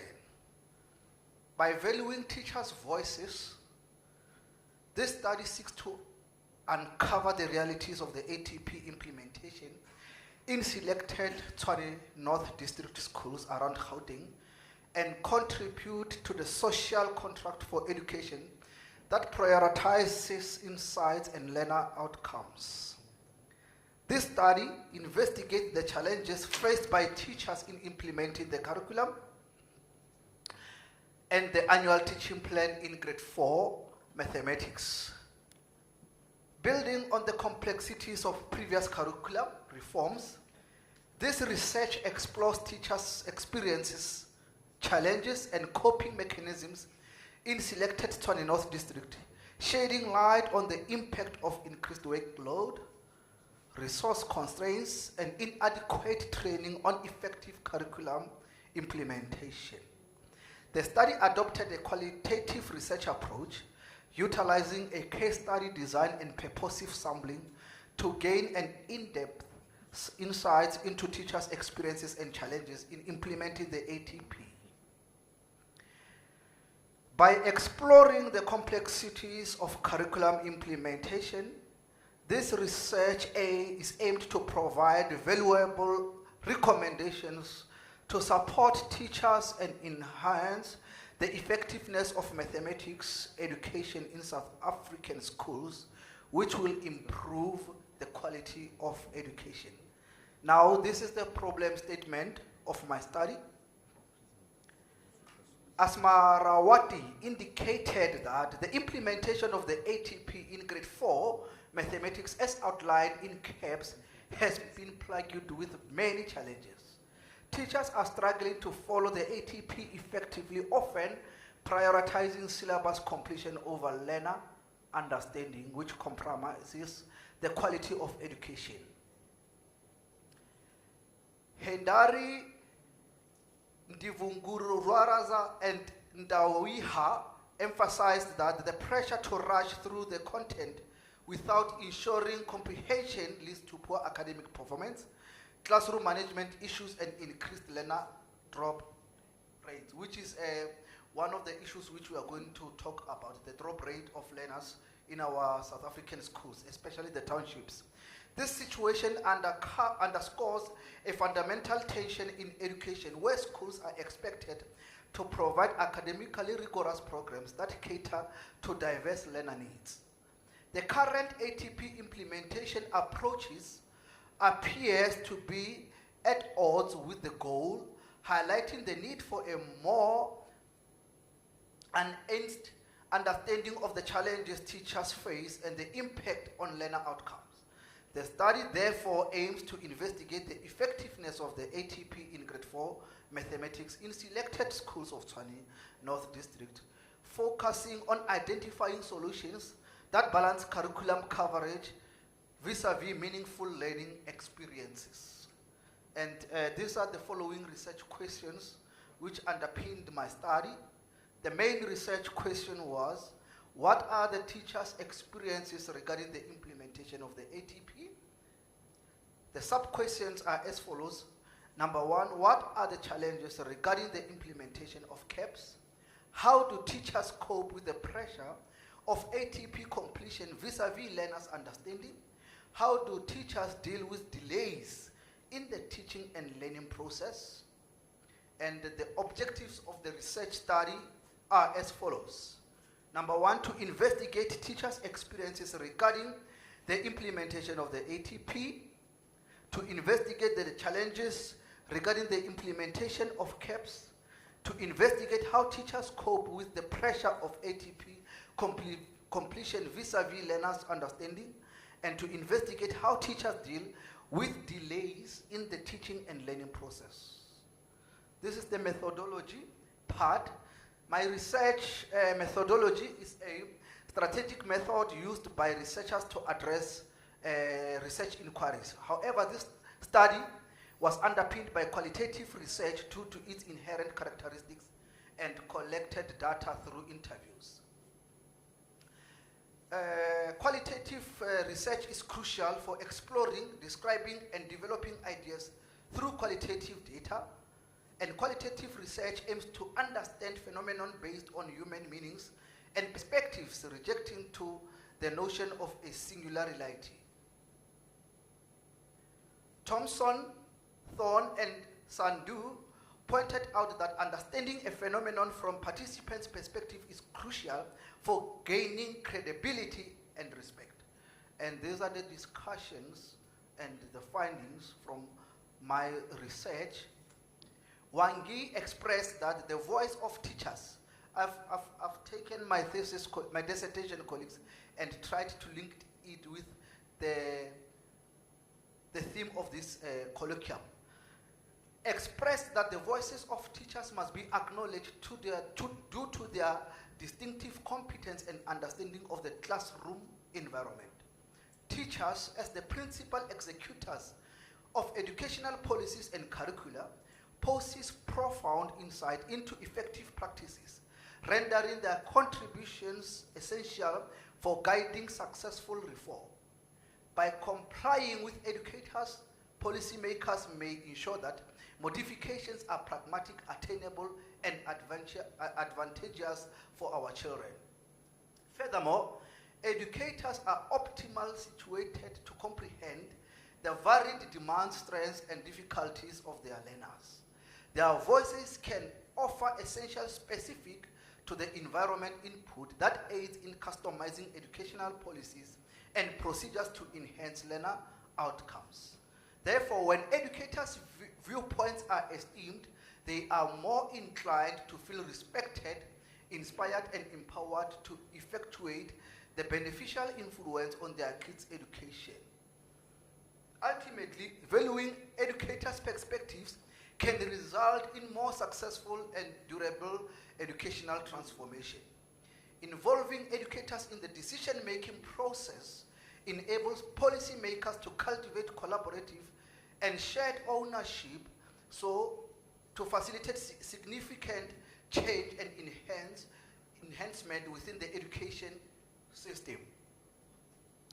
The findings are as follows. The study indicates that teachers' perspectives are undervalued and their responsibilities are predominantly administrative, resulting in insufficient time for class planning and teaching.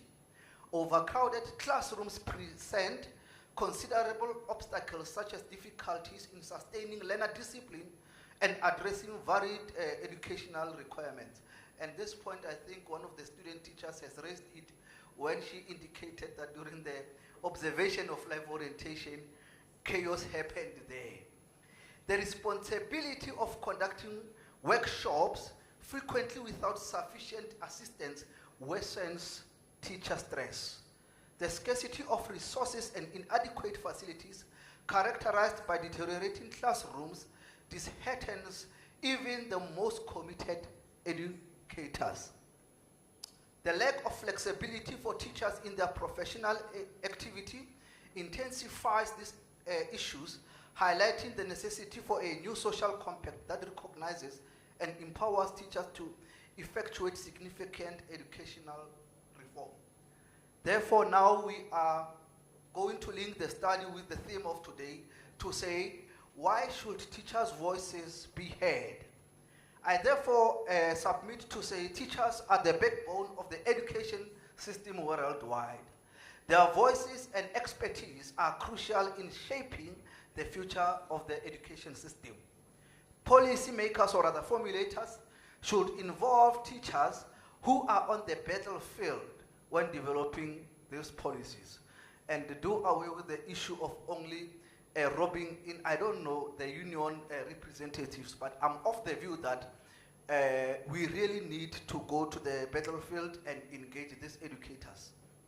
Why should teachers' voices be heard? It continues. Teachers have first-hand experience with learners and the curriculum, and therefore they can inform policy and practice. Teachers' voices can promote innovation and improvement because they are key stakeholders in this profession. Towards a new social contract for education, how can we achieve this vision? By prioritizing teachers' well-being and professional development, which is what SACE is doing, fostering collaboration between teachers, policymakers, and communities, emphasizing student-centered learning, and promoting equity and inclusivity. We can also value the educators' voices by ensuring that we provide regular feedback. We also embark on teacher representation in decision-making bodies. We also ensure that we prioritize professional development across all the departments, and also recognition and rewards for innovative practices. I conclude by saying valuing teachers' perspectives will enable us to address some issues encountered in the classroom and sustain quality education, which is the plan of the basic education in the National Development Plan 2030. That is their vision. The primary objective of goal number 4 of DBE, that is quality education, is to ensure inclusivity and fair access to quality education while promoting lifelong learning opportunities for all. So enabling the attraction of new educators and the retention of the most qualified individuals within the system should be our vision as well. However, I don't think that we are going to be able to retain them, because we are still fighting for increment each and every year. But for us to be able to hear the teachers' voices and make them meaningful, the point of departure is we must ensure that we give them what is due to them, that is a proper salary, and ensure that we also involve them in the decision-making processes. Thank you, Chairperson. My presentation ends there. Thank you so much, Mr. Matapo. Here's your pen.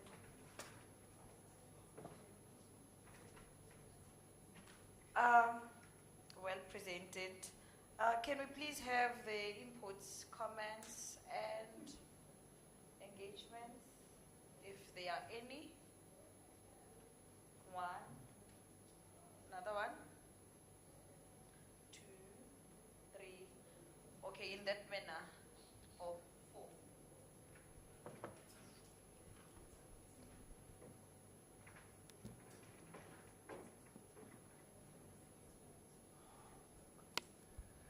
Thank you.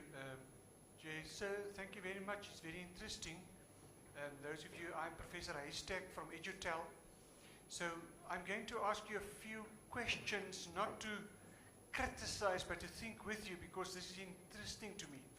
Is it possible that you can just put your questions, research questions up, please? I just want to make sure that I remember correctly.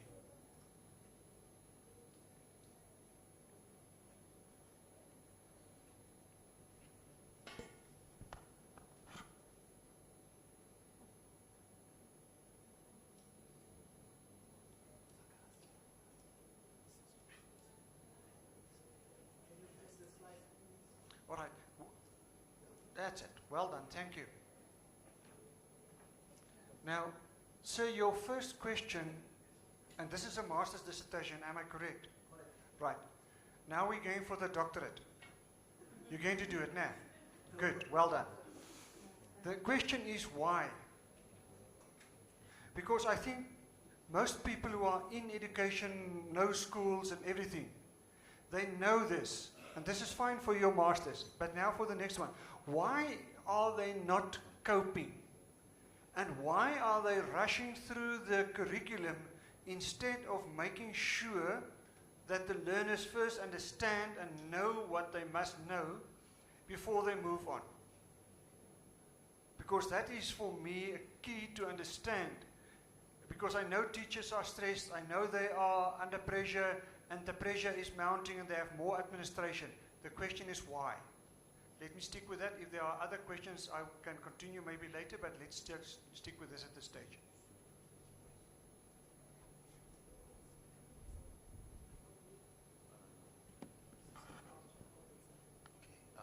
Thanks. I'm going to call you Chair because you've been chairing the session. Thank you, Chair. I wanted to ask you, in terms of your focus on mathematics in particular in your research question, it's a why question as well, because I think you go on to discuss the outcomes of the study, and I was just wondering if you carried through with that inclusion of mathematics in your question, because you said particularly in grade 4 mathematics, right? So I wanted to understand if there was a reason for that inclusion, and if there was, what were the reasons and what were the findings from the study?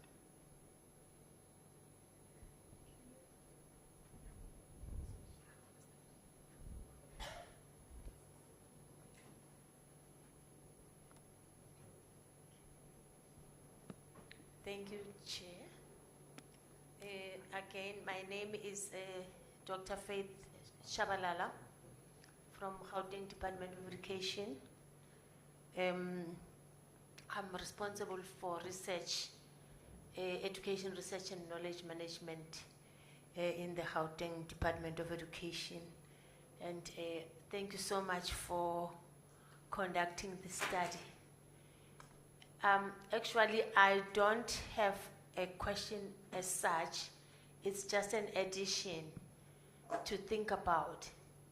As we have indicated, the part of the ATPs, it's been a challenge in almost all the subjects in grade 8 and 9. So it's very interesting to see it also coming up in at grade 4 level. So what is the issue here to you, presenter, is that while we are looking at the issue of the ATPs, what we found, as Professor indicated, the why question there, it's the issue of the teachers now being able to link the ATPs, the CAPS document itself, and the TMU that was released by DBE, I think in September 2018. The TMU that talks about mathematical proficiency. Because the addition I'm coming up with there is that while the teachers are rushing, do they ever even get an opportunity to identify exactly where in the CAPS that part that is in the ATP that they're discussing about. I'm gonna give you an example. In the CAPS document, they will tell you, let's say you're teaching about fractions in grade 4. They will tell you that in term 1, learners are expected to be able to do ABC. In term 2, just like that. If it's shape and space, same thing, just like that. So now, in our findings, we found that some of the teachers who are using these ATPs, they don't have the CAPS document itself. They've never opened it. And some of them, they think that it's some abstract document from somewhere. When you say, okay, where is your CAPS document? They think it's somebody else's responsibility to give them the CAPS document. And the answer would be, oh, my HOD hasn't given me the CAPS document. Or at the district, they don't give us CAPS document.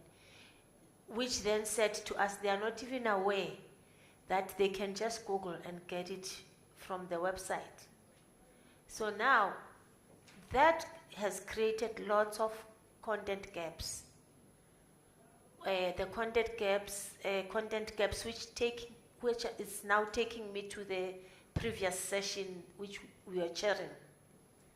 In the previous session which you were chairing, there was an issue of the new teachers indicating that when they come to the field now, they find that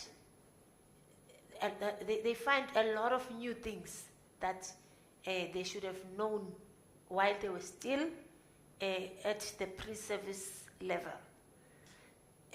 So now, this question then says to me, when you further your studies in your PhD, can you expand on this? Looking at the utilization, I'm not deciding the topic for you, but just think around there to say, the utilization of the ATPs, how do these teachers use it? Because they need to be able to identify this section in the CAPS document. When the TMU talks about those 5 strands of Kilpatrick, conceptual understanding, strategic competency, procedural fluence, and so on. When you ask about those things, it's about coverage. What is it that they are covering, actually? Do they even know what they are supposed to cover? Hence, there's this issue that you have raised of learners choosing maths literacy instead of pure mathematics because of the content gaps that they have when they are now at the end of grade 9, when they're supposed to choose their mathematics. So it's just a thought to say, when you go up there, just think about that, because that is a serious challenge that we are facing right now. Thank you. Thank you, Doctor.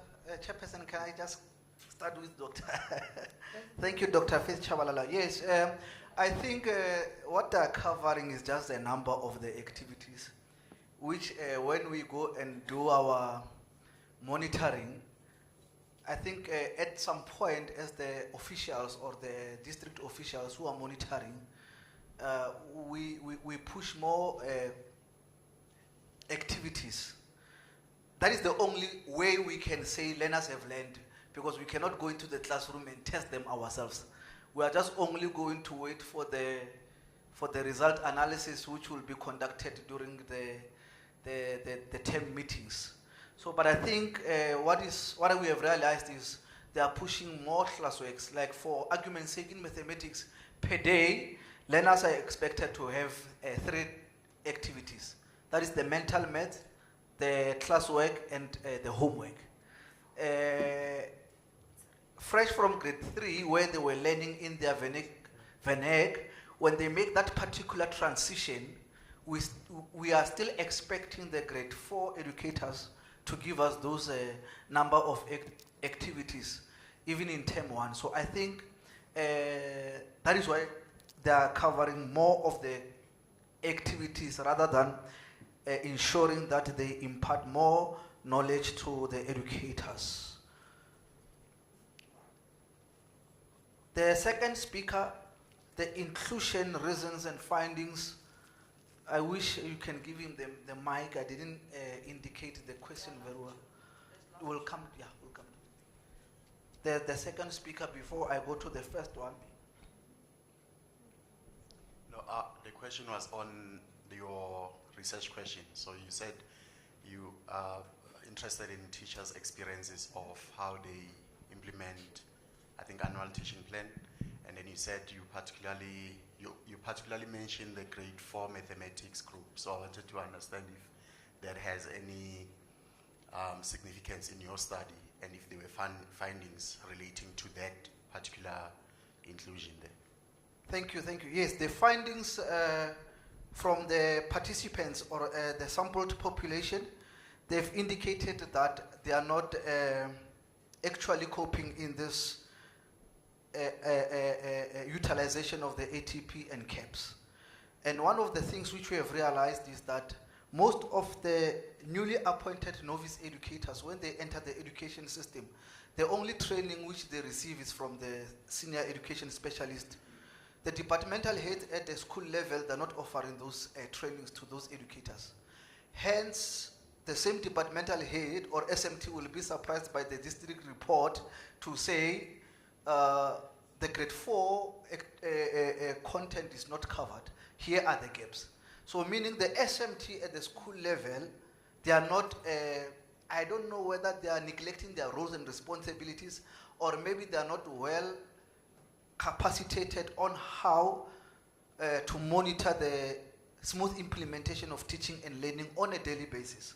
So one of the findings which we also found out was the lack of resources at the school level. And you'd understand that all the schools receive LTSM budgets, but we still have schools whereby they would tell you that we don't have adequate resources to embark on our teaching and learning on a daily basis. And that gives us a serious challenge. But the fundamental problem which we have also realized is series of workshops which most of the educators find them, what can I say, they lack substance to them.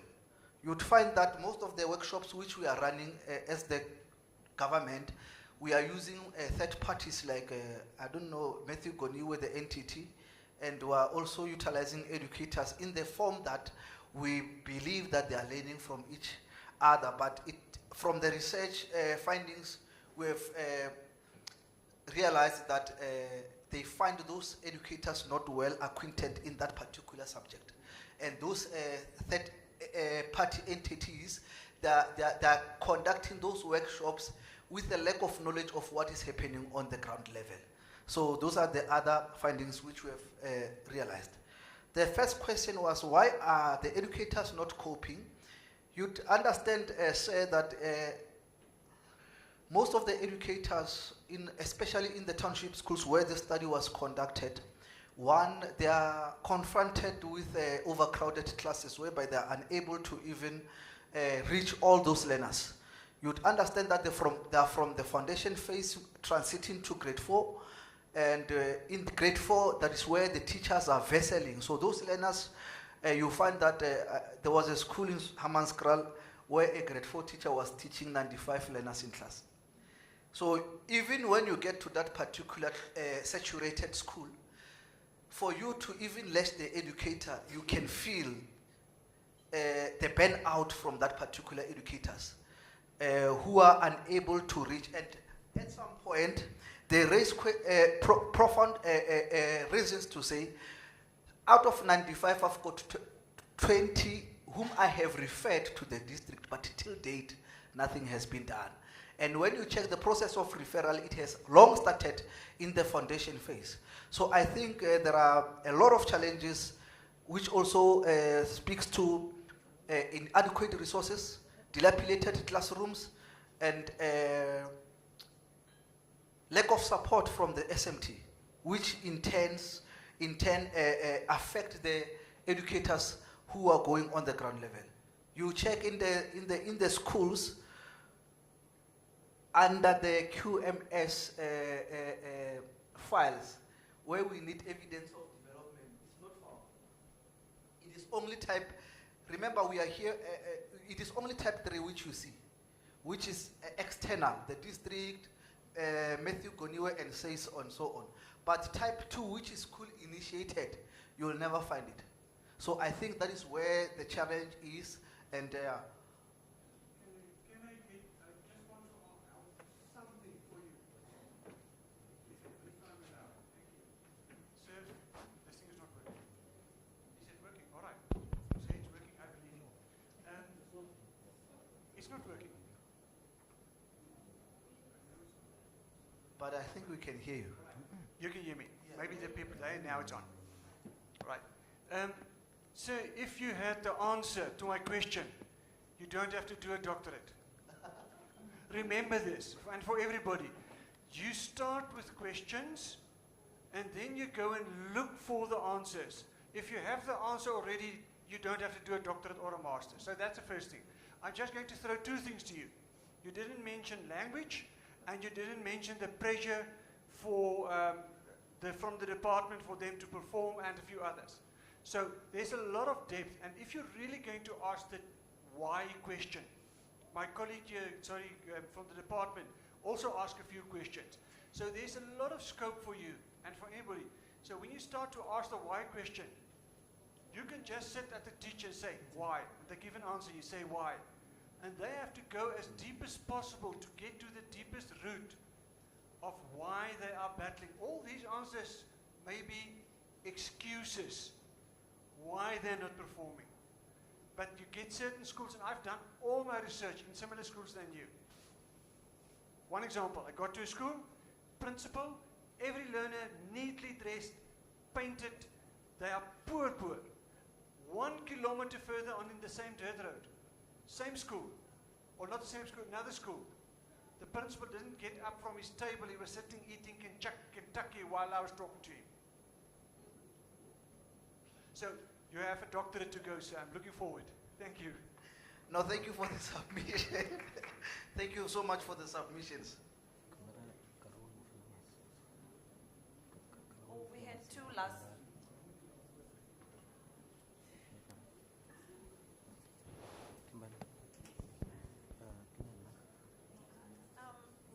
I don't know, can you hear me? The issue of non-involvement of teachers in policy development and curriculum design has been documented.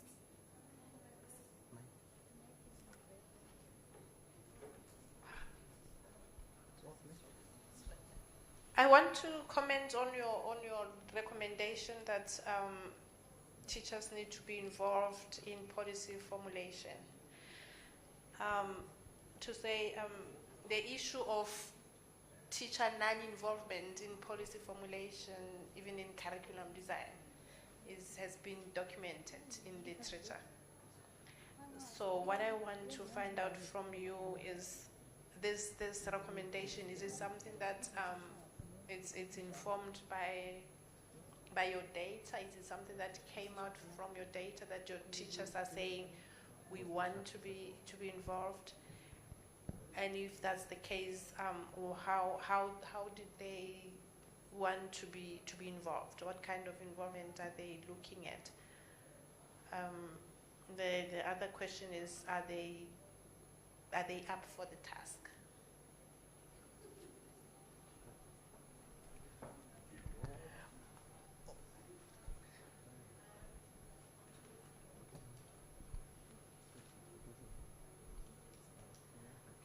Thank you. I just wondered, because you focused in on grade 4, and you did mention that the assessing of children, when there's been reporting of problems with the child's experiencing seems delayed from a departmental side in correctly placing them. So because it's a new phase, children don't repeat. So that would have also had a big impact because you probably had quite a number of progress learners too that would impact on actually grasping the grade 4 concepts. So I think that would also be an important question in your research to have a look at. How many of those children have been pushed through the grades, and then now that you're moving into the next phase, the intermediate phase, that can have a huge impact on them actually being able to achieve within that phase. And then teachers are also not always trained to deal with that because also of the large class sizes and things like that. So I think that would be some useful research to actually see how many of the learners from the group you spoke to, were actually progress learners, because that's something I'm finding very difficult at the moment. A lot of children are pushing through, but actually we're actually failing them. Thank you. All right. Thank you for the submissions. I think that one it was a submission, right? Yeah. The issue of involving educators in the policy decisions making, I think, even though there's a literature around that, but we have to be frank and fair. We are not involving our teachers in those decision makings. So if ever there are sessions which were conducted, I don't know of those sessions and how the channels of how does those educators get involved. But what I'm quite aware is normally we are told of, what do you call that committee? There's a committee instituted by the Department of Basic Education Minister. Not that SBST, which deals with these policy formulations before they can pass them into legislations. No. I read about it somewhere. Committee, it was, remember when Kada Asmal was introducing the new curriculum as well, he used the same committee. I forgot about it. But however, my population has indicated that they feel neglected in the formulation of policies, and of which I, for one, as a researcher, I found it also very profound because since my career as a teacher, I was never involved in any formulation of policy. And the voices which we are raising at the district level while we are at the school level, they are not heard by anyone. The frustrations which we are raising, or rather registering, no one had acted on those particular voices which we have registered. So my sentiment is, if ever we can have before, for argument's sake, before QMS could be implemented, why wouldn't we call colloquiums like this in provinces and try to understand the frustrations which were then impeded in IQMS before we can take the transition? Because even where we are seated now, we have got policy gaps in QMS. It is still frustrating, and teachers seems to feel that it is still adding to the paperwork, but when it was introduced, we were told that it's going to relieve educators from the administrative duties. But they find it more even carrying more administrative duties because they have to appraise the educators twice in a cycle. So there were no teachers on the ground level who were involved in that policy making. And it was not piloted. So I think before we can implement something, let us pilot it first and check what are the gaps and try to address or rather mitigate on those particular challenges before we can take those policies to national for implementation. Thank you. Dr. Faith? Thank you, sir. I just wanted to comment regarding the issue of the teachers' voices. I agree with you. Yes, the department sometimes, in 2014, they did have a colloquium regarding remember when the learners were not doing well in ANA, especially in mathematics. So they do have those colloquia. Another one where it was senior phase, one where they invite teachers. There's one, so I've been involved in many of them. But what I picked up is the issue of the communication about that and the attendance itself. Because the feedback that we got from the teachers in 2014 was very helpful. Many teachers themselves in grade 9, they indicated that the reason why learners were not, some of the reasons why learners were not doing well in mathematics was because they are not qualified teachers to teach mathematics because of the shortage. The school principal would just look at the matric certificate and say, because we've got maths, instead of learners being left alone without a teacher, can you just try something? And then find that now the in-service teacher programs are not able to upskill or reskill this teacher.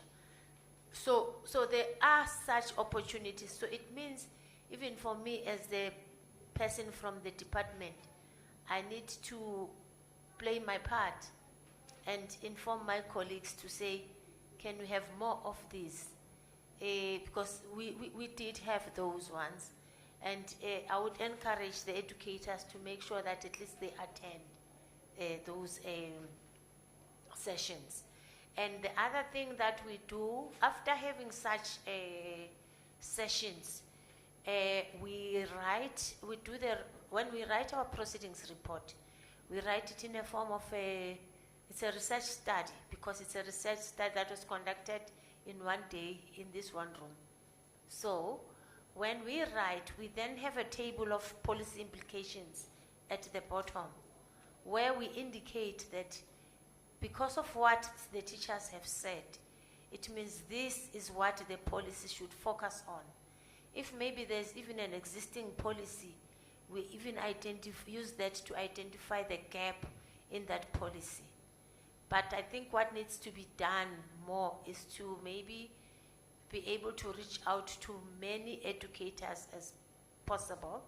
It's difficult to put all the educators, let's say in Gauteng, in one room. However, if you get an opportunity like that, please don't miss out. But also it means we also have to do enough advocacy from our side to make sure that teachers do get this opportunity. Because the voices of the teachers have been very helpful, colleagues. It's just that it's never well communicated. Thank you.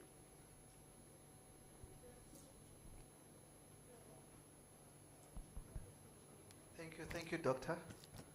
There's a follow-up here.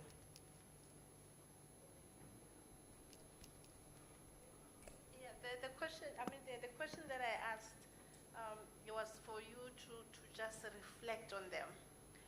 Because we are aware that as much as we write and we want whatever, we do research and we want to make a difference, but the way in which we're crafting our recommendation makes it difficult for somebody to implement them. For example, you say in one of your recommendations is that teachers need to be involved in so the questions will be those that I'm asking, that how do they want to be involved? Like you just answered by saying maybe they should, if there is a policy, they should be piloting, or maybe through whatever committees, they be explicit so that they know how teachers want to be involved in those decision-making processes. Thank you. Thank you so much. Chair? No, it was a submission, I think. Yeah. You can take another round of last round. Last pool of questions, submissions.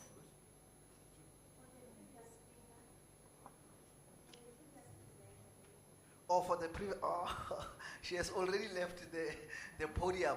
Maybe. So there's another one. For the CPTD presentation.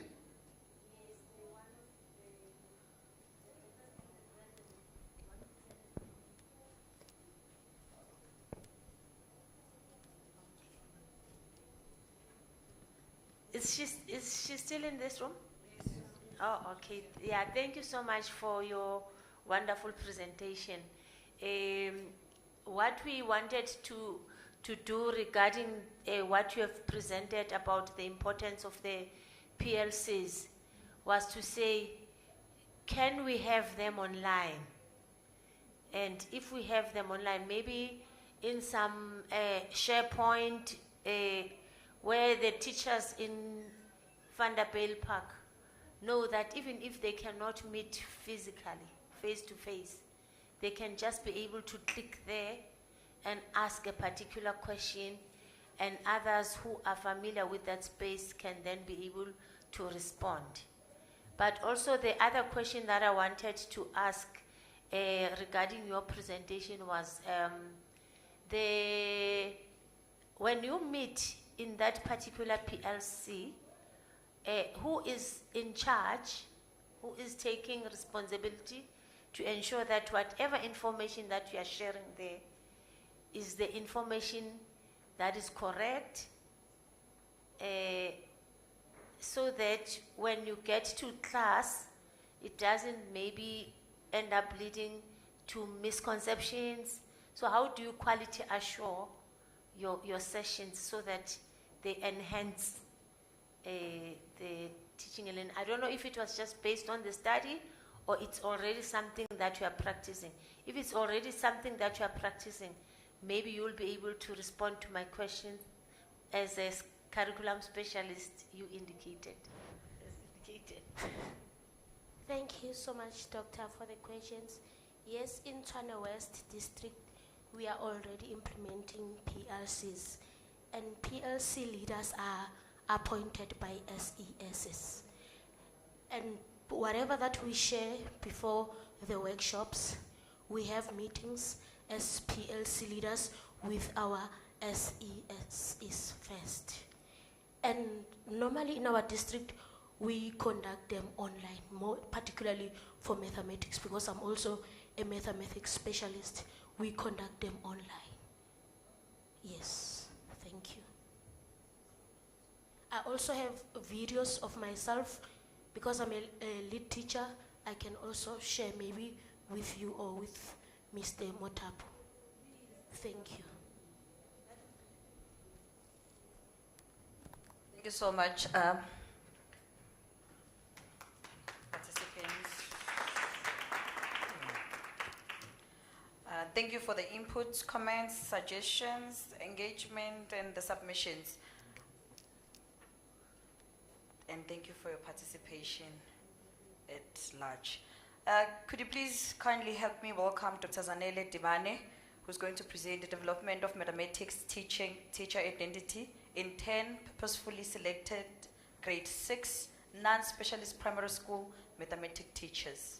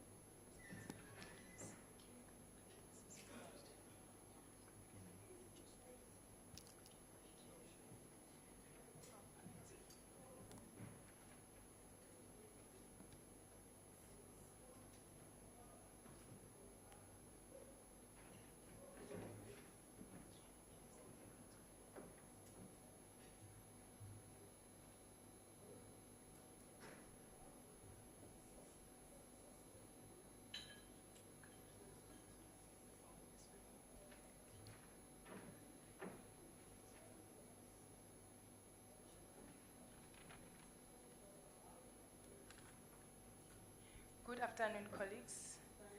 I'm Zanele Dibane from Maibuye Primary School. I'm a mathematics teacher.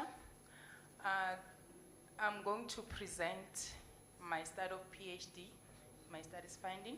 The topic of the study is the mathematics teacher identity development of non-specialist grade 6 teachers in rural schools. This study was conducted in a rural school in Mpumalanga province. But however, I'm a maths teacher here in Gauteng, my master's study was in Gauteng. I was also focusing on non-specialist teachers. I just changed the context for my PhD study. What I observed in my teaching career is that in a primary school level, teachers, I can say they are regarded as generalists, which means that if you're a qualified teacher, you can teach any subject in an intermediate phase. You are allocated to teach any subject because what is important is that they just want to see a teacher in front of the learners, as Dr. Chabalala has already indicated.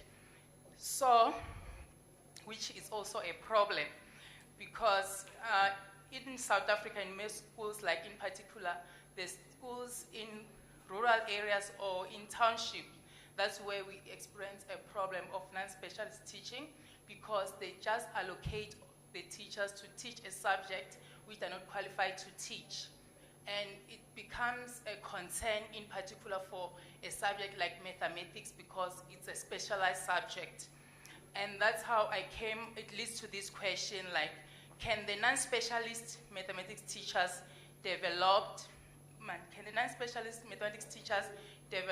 their MTI solely through practice? I'm going to use this acronym MTI, which is Mathematics Teacher Identity.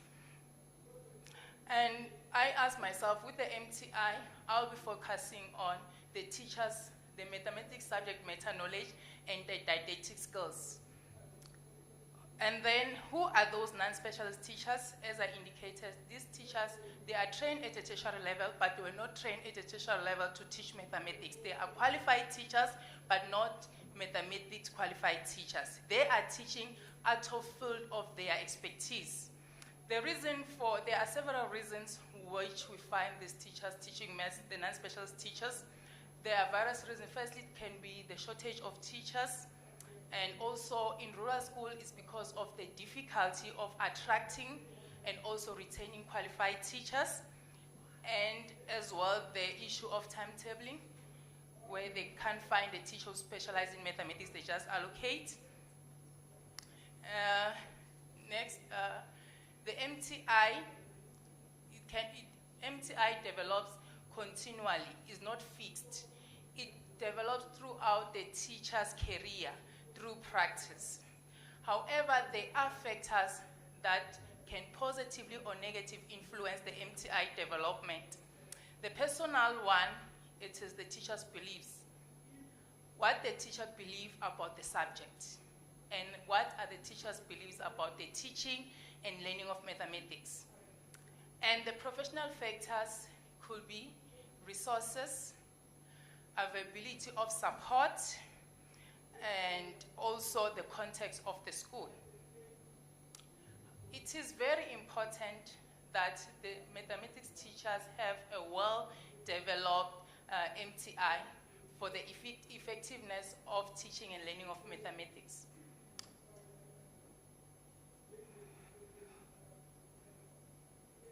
The purpose of the study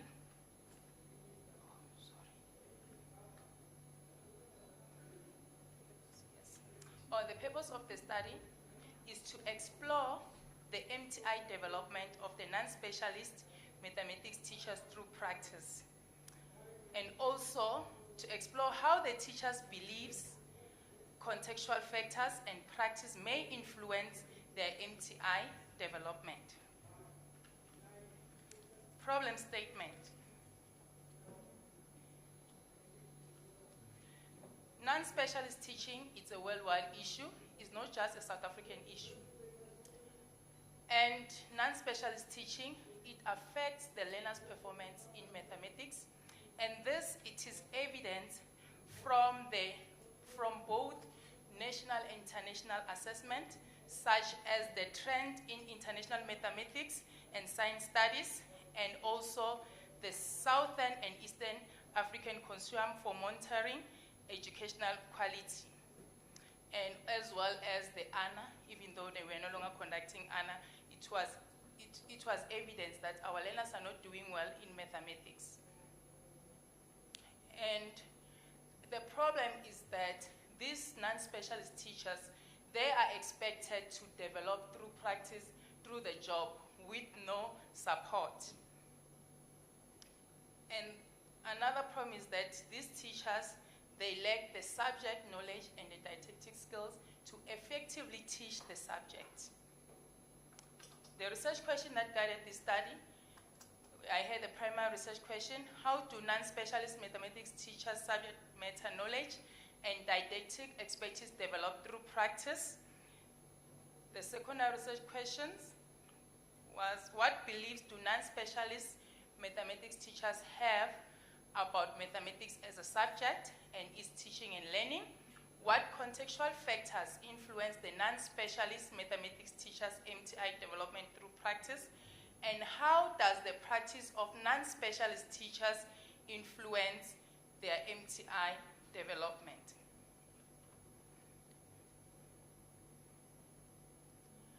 I adapted a conceptual framework from the work of Bejat, which focuses on the MTI. We look at two aspects, which is the subject matter expertise and the didactic expertise.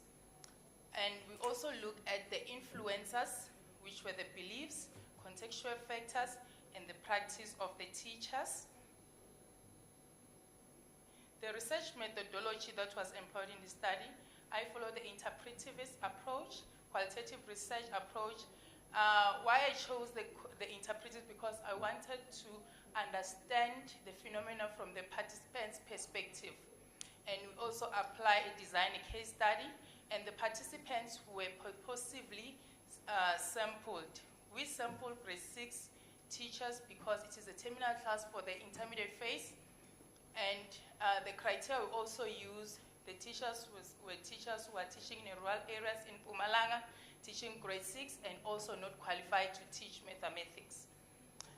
Data collection strategy, I used semi-structured interviews, lesson observation, and document analysis of the lesson plans. And the interviews were recorded, audio recorded, and lesson observation, we video recorded the lessons. Data analysis, I used both inductive and deductive analysis. The themes were predetermined from the conceptual framework, and the categories emerged from the data after doing the transcription. And I also followed the Saldana 7 steps of data analysis using the Microsoft Word manually.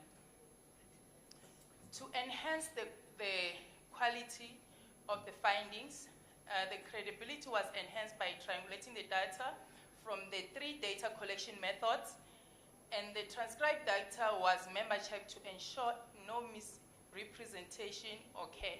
After transcribing the data, I took it back to the participants, and they checked if I transcribed correctly the interviews. Findings of the study, I've organized it according to the themes. The teachers' beliefs about mathematics as a subject and teaching and learning. The teachers, they had old beliefs about mathematics because these teachers, they were not trained to teach mathematics, and they had a belief that mathematics is difficult and is not for everyone. So in that way, they believe that mathematics is taught using rules which learners they need to follow. It's a kind of memorization and drilling kind of a teaching style which they apply because that is their belief. So they employ mostly direct instruction in the classroom and the drilling. And these findings, they're aligned with NS views, beliefs views, which is instrumentalist and Platonist view. Secondly, the findings, other findings is the contextual factors. We found that there was a shortage of teaching resources, overcrowding the schools, and also they lack support from their school leaders. As their school leaders, the HODs, some of them, they were also not math specialists, and they were not able to support them. On the practice, the teachers, they had no evidence of lesson planning. They were just following the lesson plans which they are provided by the department. However, since the school contexts are not the same, they were not even trying to adapt and make it to be for themselves so that it can be applicable to their context in their classrooms. And on the observation, the teachers, there was no interaction with the learners. They were not, as they were teaching, they were not able to assess the learners' understanding as they were teaching. They just teach, and thereafter they give the learners activities. what I found on this study is that the teacher's beliefs and the contextual factors had a negative influence on the teacher's MTI development. And findings on the MTI actualization. Firstly, their subject matter knowledge. As they were teaching, they made a number of errors when they were teaching the concept. And they showed like they were not certain of other concepts as well. They were not able to explicitly explain the concept to the learners. They heavily relied on the textbooks and also the DBE examples. They also really found it difficult to explain other concepts or also use real-life examples or manipulative to make the teaching interesting to the learners as well. And they also lack confidence in teaching their lessons. On the didactic aspects, they use teacher-centered approach only. They didn't use any manipulative, use examples, classroom discussion, and they were not able to accommodate the diverse needs of learners. If a learner responds incorrectly, they don't try to understand why this learner responds in this way, or try to explain the concept in a different way for the learner to understand it, or use practical examples. They taught maths with fixed rules, direct instruction, rote learning. In this study showed that these teachers, they lack the subject knowledge and they have inadequate didactic skills. In conclusion, the non-specialist mathematics teachers, MTI, cannot develop solely through practice. The in-service professional development programs are essential for their MTI development, and the in-service teacher training should also focus on changing the teachers' beliefs, and the teachers, they require continuous support like coaching and mentoring throughout.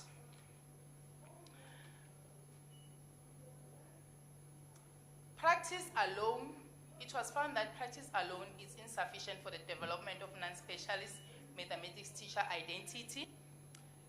Focused in-service training is crucial for enhancing both subject matter knowledge and didactic skills. In closing, I'll close with this quote: "The quality of education system cannot exceed the quality of its teachers."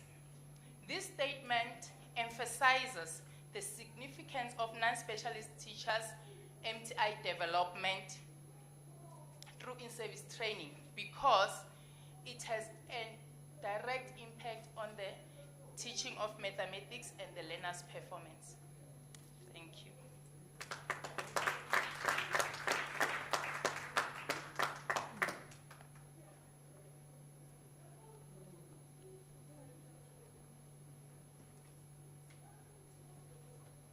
Thank you, Doctor.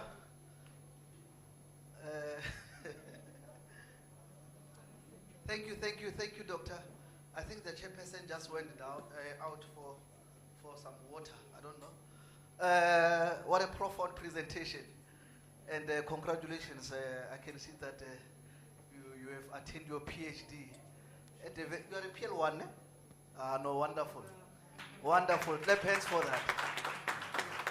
Yeah, and these are the educators we ought to be promoting. That is what was it, Doctor?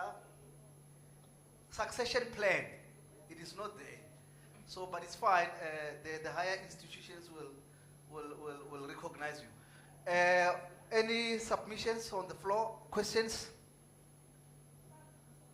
Submissions on the floor. Where's the second mic? Oh, okay.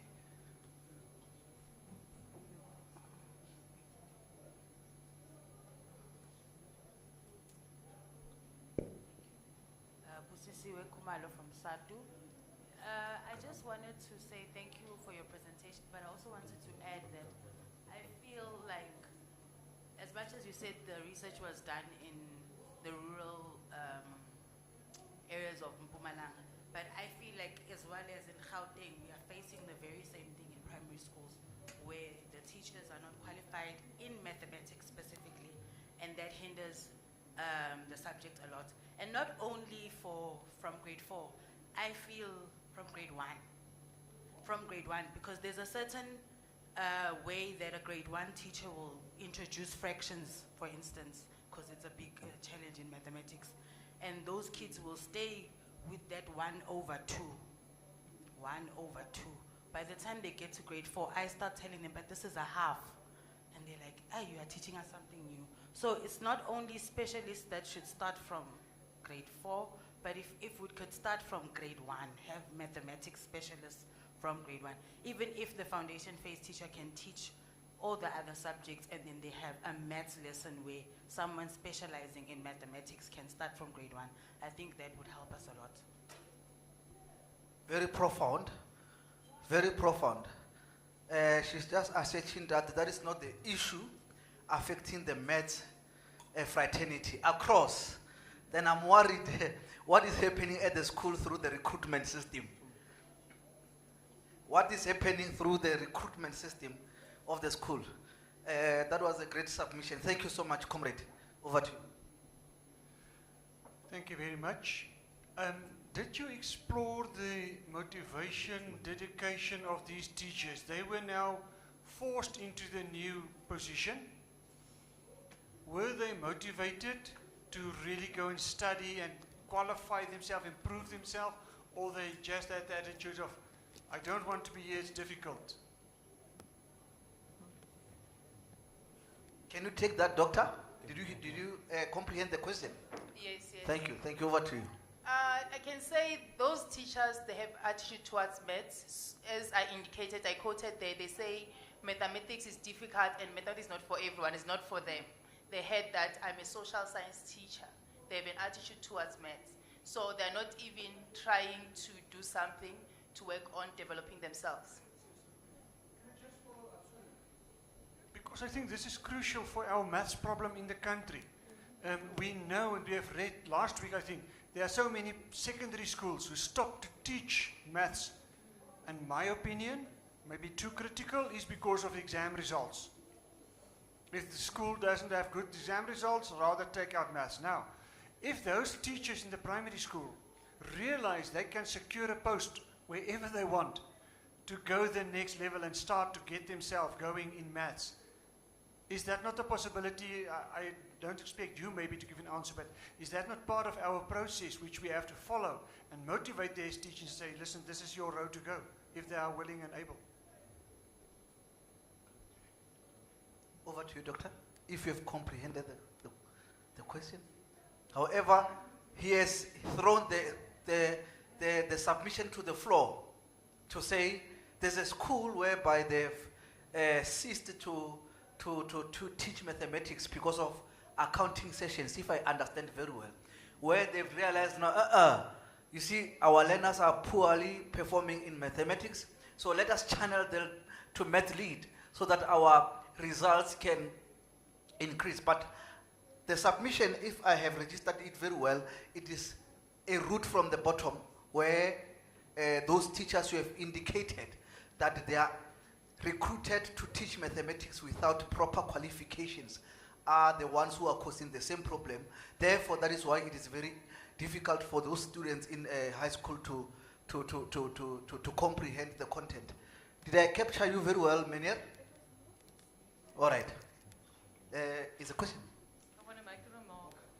I think I want to make a remark with regards to, I was looking at the ECD presentation here, and it speaks about 34% of our learners struggle with maths, even at early childhood development. So you now have, at a grade 6 level, an educator that has a bad identity.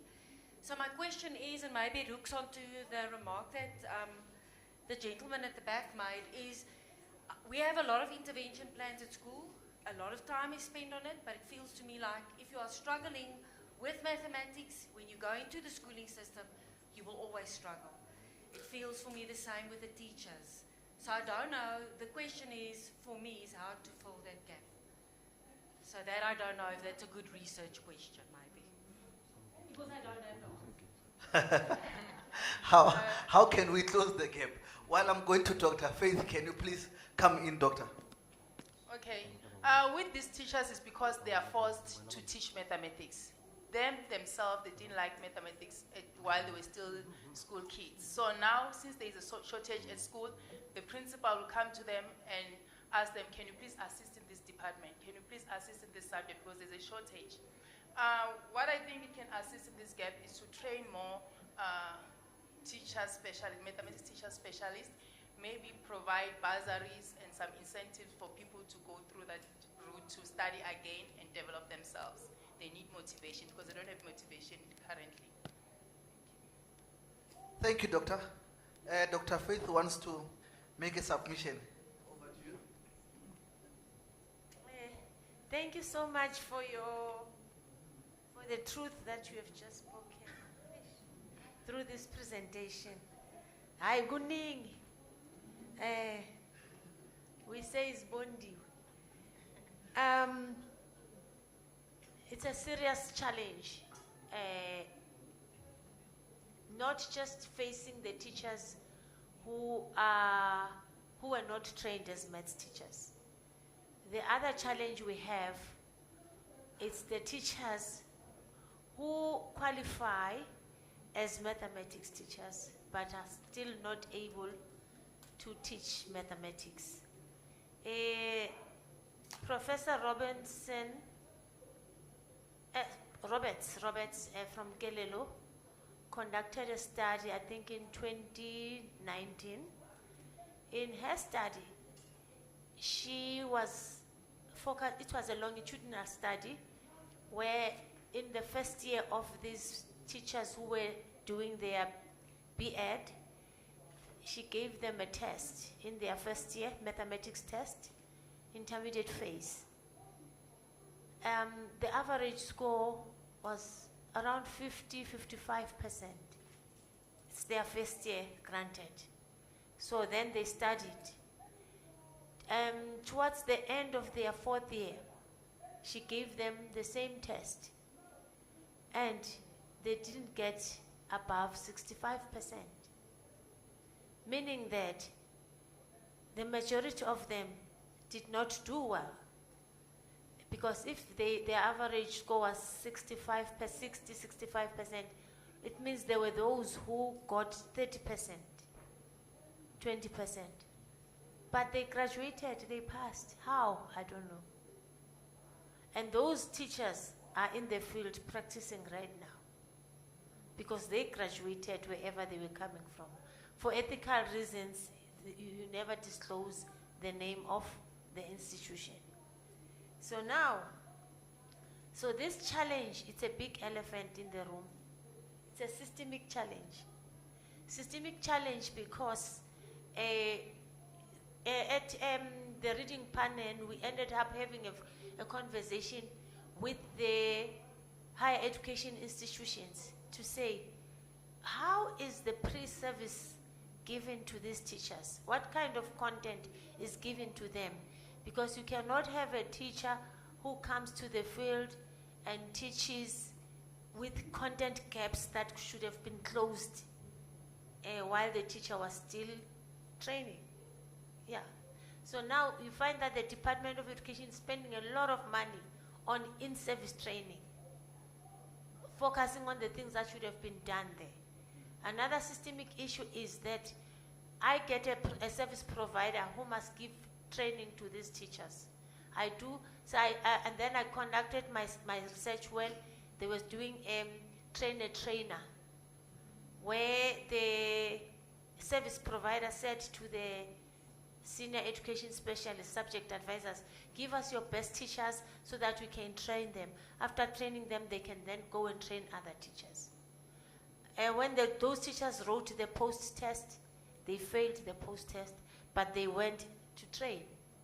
What are they going to train about? Who? Why were they allowed to go and train other people if they don't know? So can you see it's a systemic issue that needs a lot of attention. I hope no one is recording me, ne?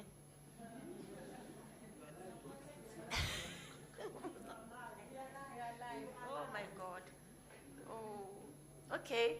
So now the issue here is if we are having the teachers who are coming from the higher education institution that still have lots of content gaps, it means there must be a conversation between the department, between the Department of Education and the higher education institutions to say, how can we make sure that the content that is given to these teachers, it's not going to make the department to start afresh and conduct more and more in-service training instead of just closing those gaps that are here and there.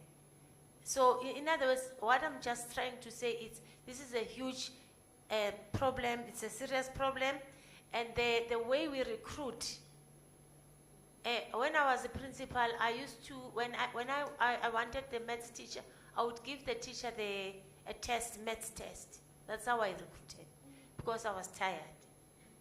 So I would give them the test, and if the teacher fails the test, I didn't take that teacher. I remember one of them saying, but I will learn. I said, no, this is not time to learn.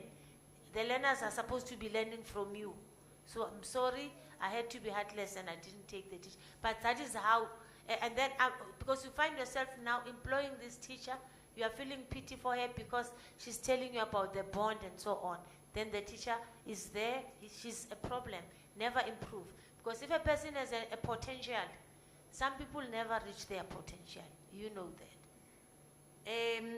Intervention plans, are they talking to the identified gaps?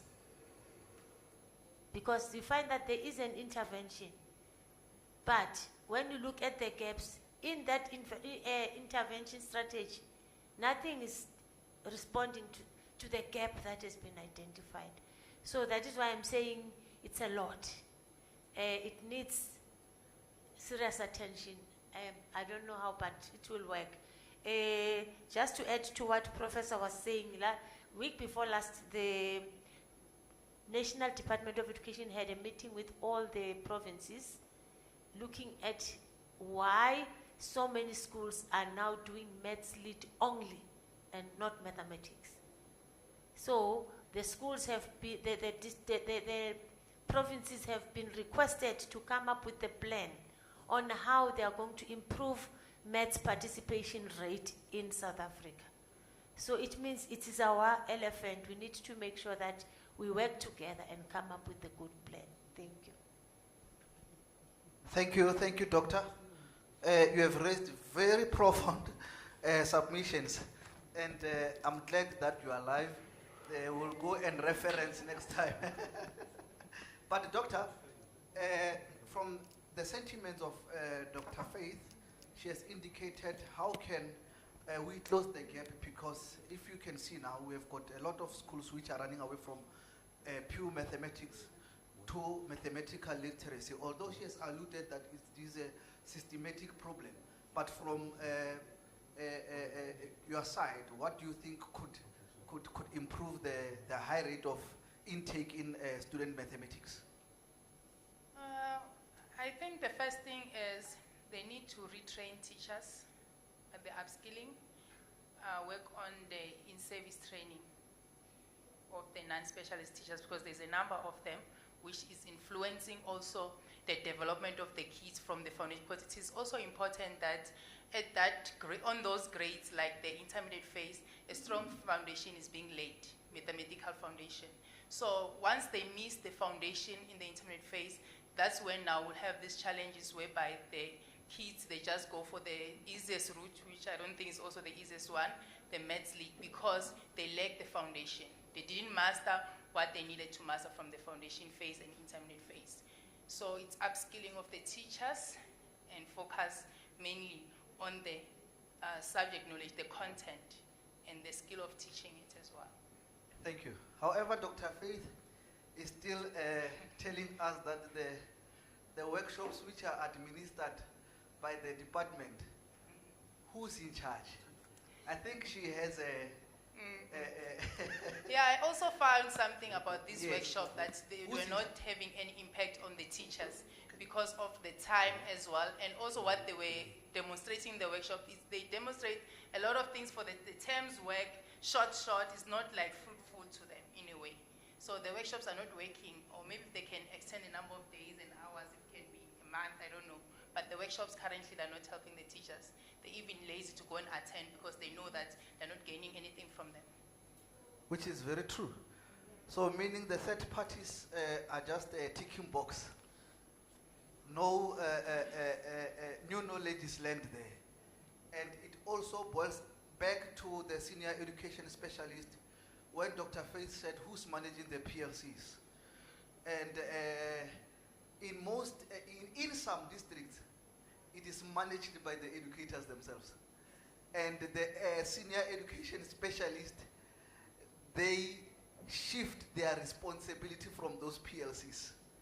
And the teachers are in charge while they are enjoying their leisure time, whereas they were supposed to supervise them. But I think, as Dr. Faith has indicated, it is a systematic problem.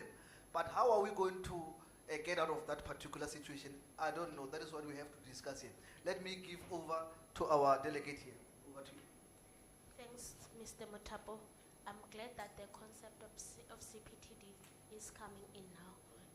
Doctor, you correctly mentioned that these CPTD initiatives, they don't yield that much impact. I also witnessed that as a lead teacher myself.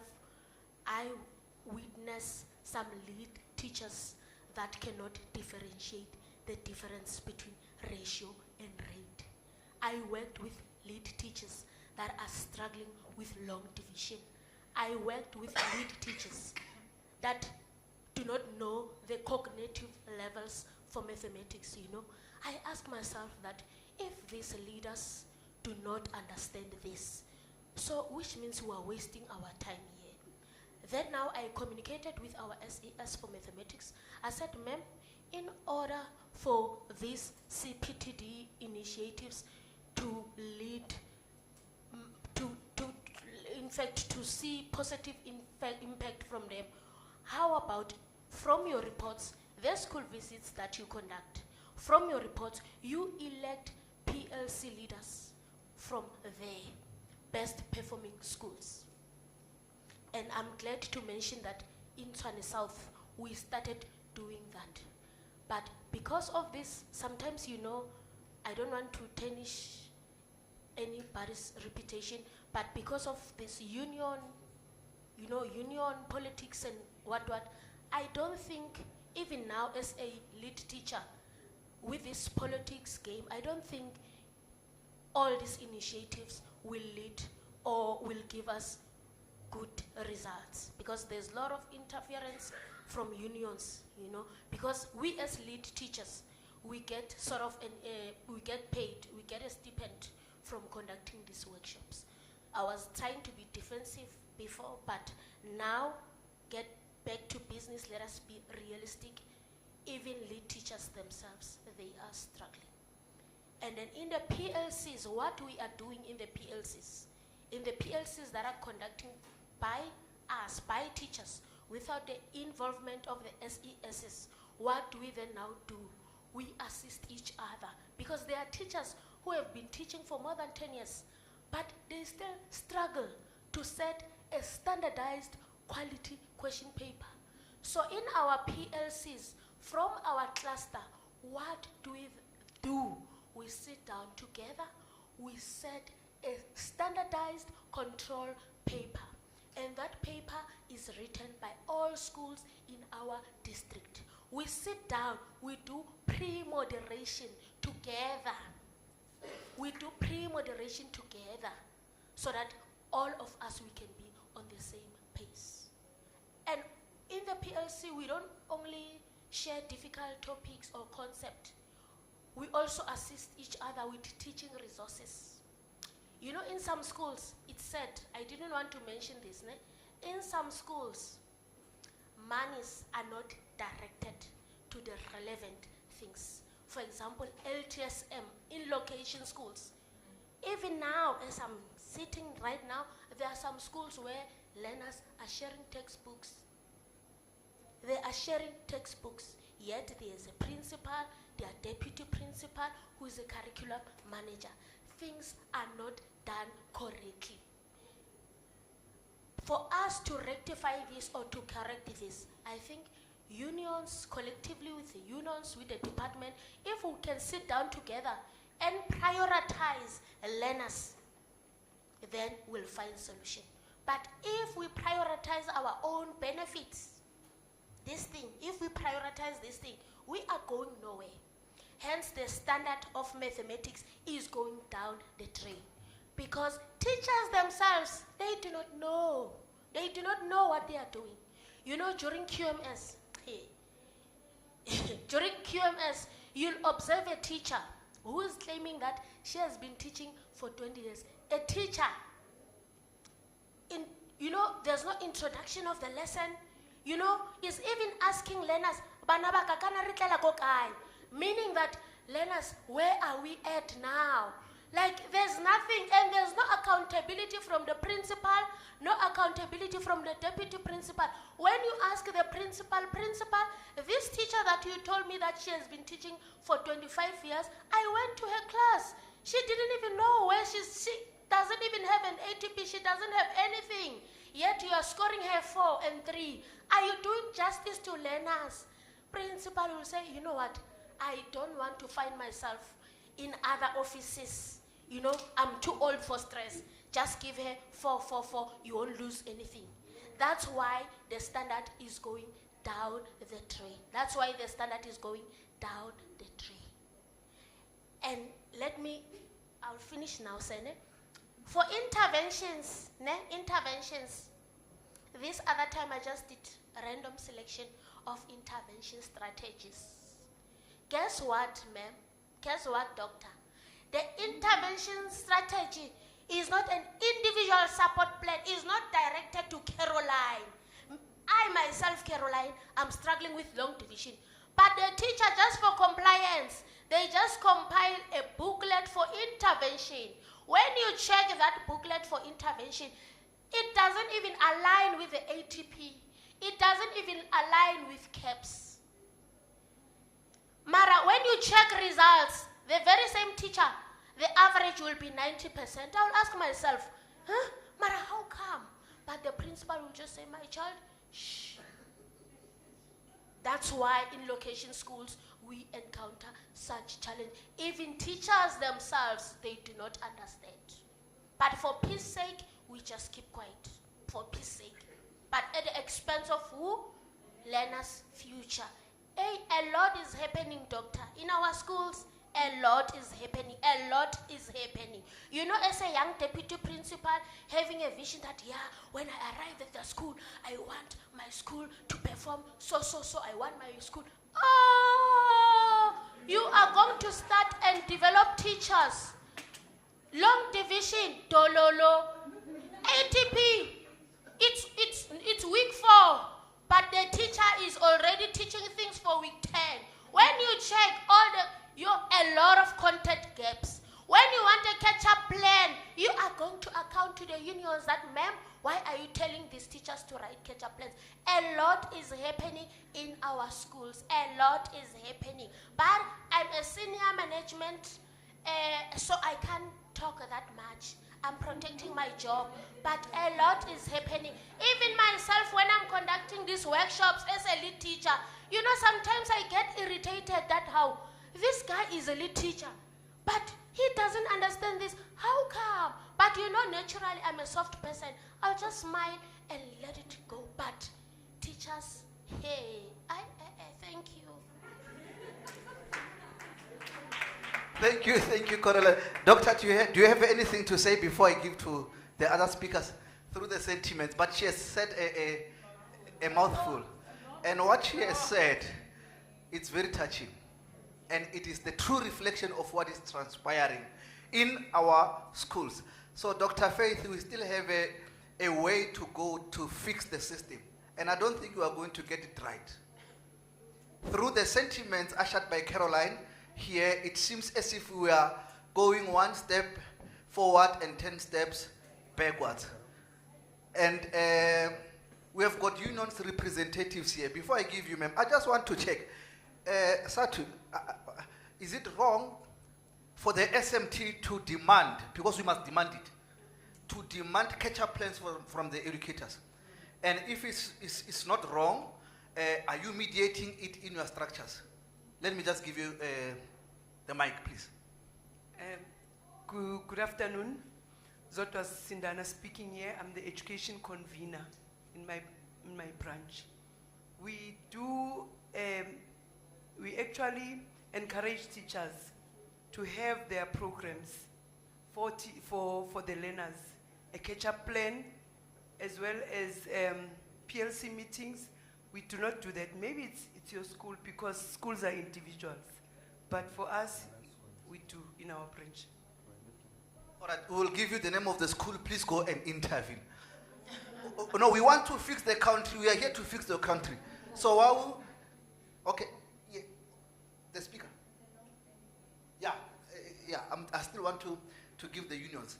What do you say about the issue of unions protecting the educators through the demand of catch-up plans to submit to the SMT?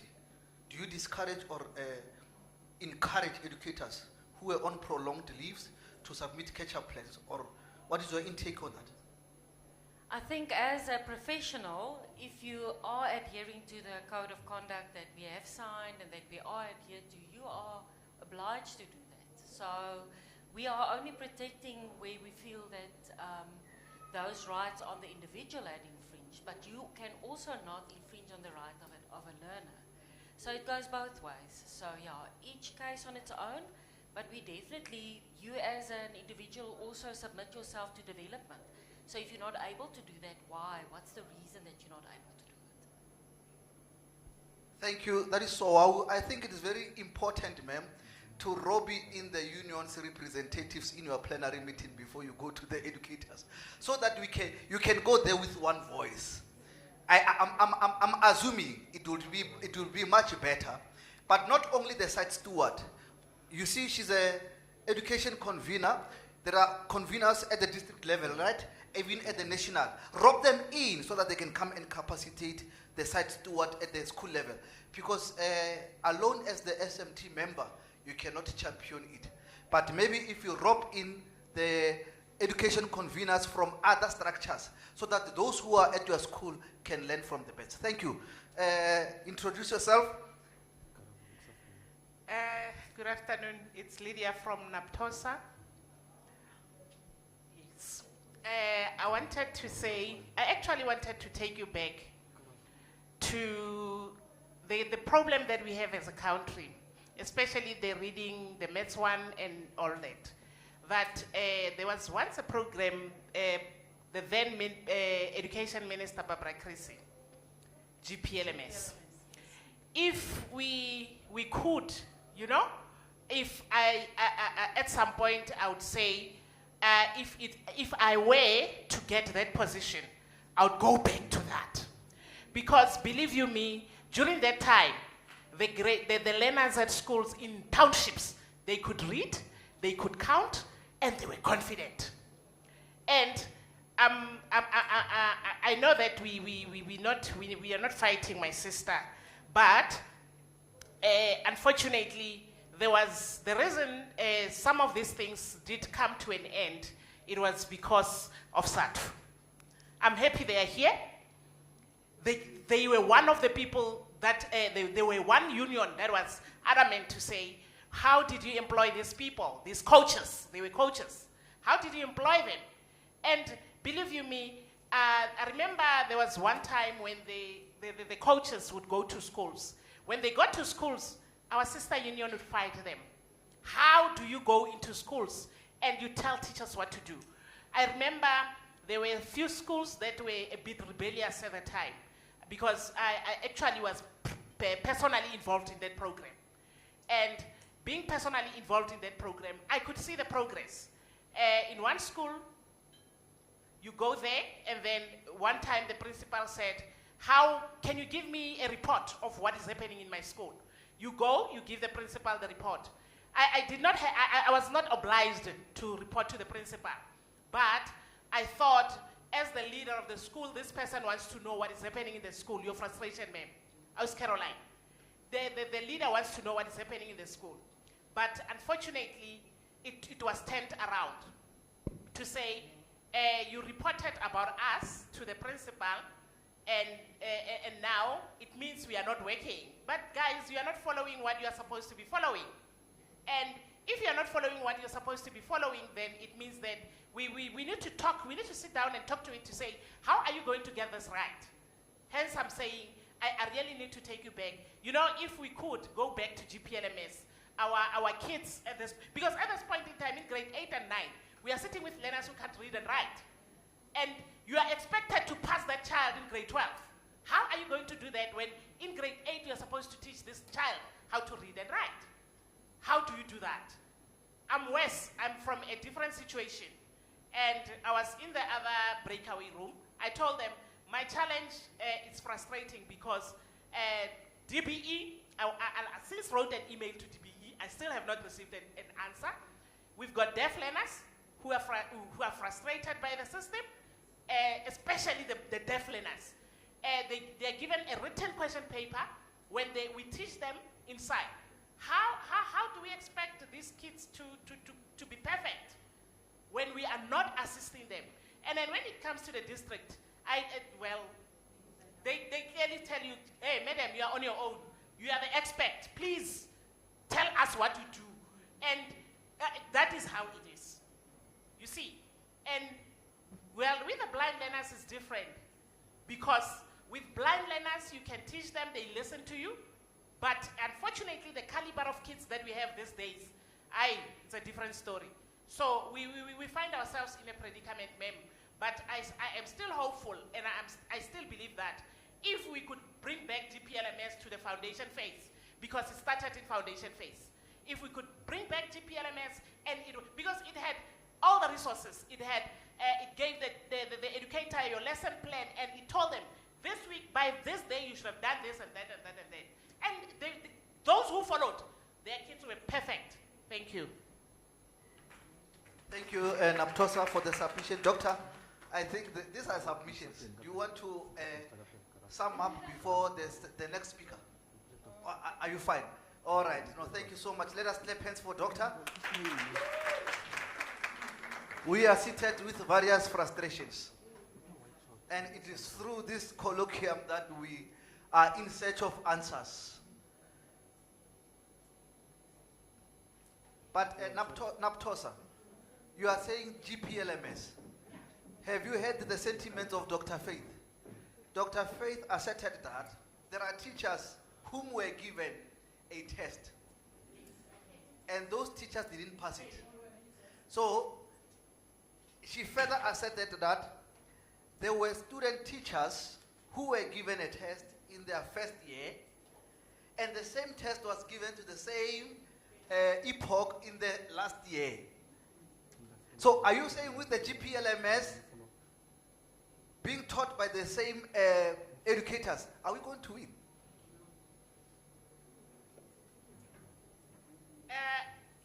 We might not win, but we can try. If we had tried in that 4 years, what is stopping us now?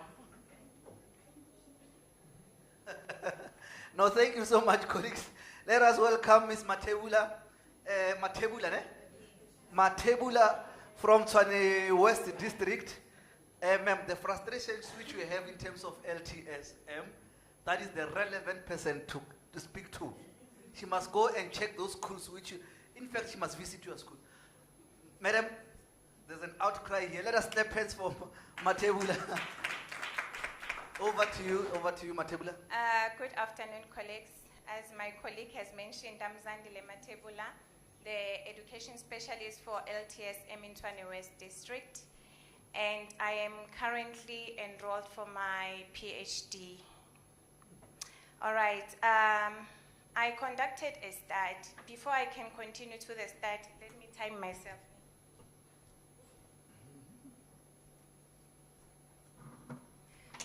Okay, it's surprising, Guti. We speak to people every day. We stand in front of people every day, but Uvalo is always there. I think it's natural, ne?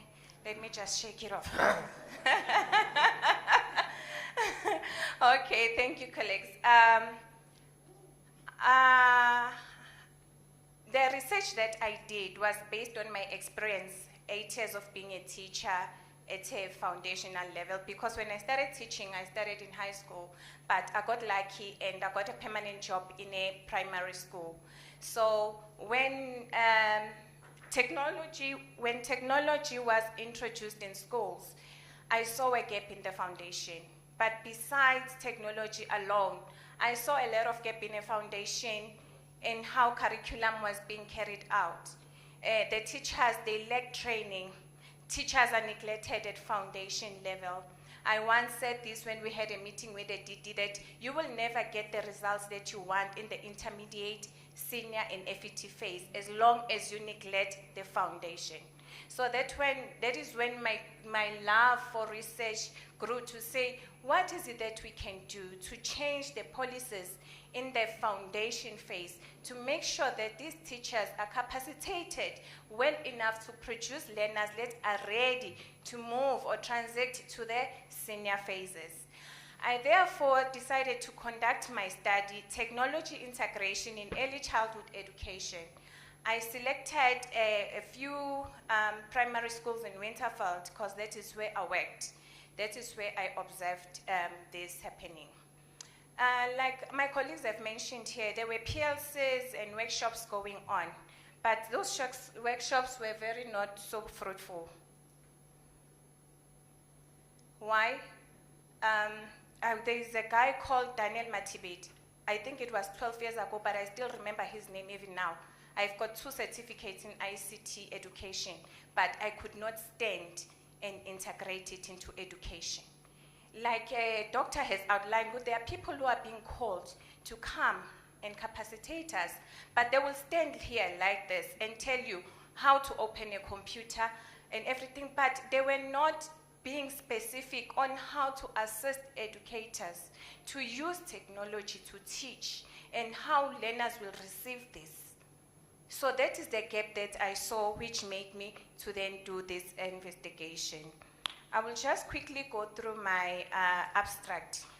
This study investigates the extent and nature of technology integration in early childhood education, focusing on the attitudes of the teachers towards implementation of technology in selected primary schools in the Tshwane West district.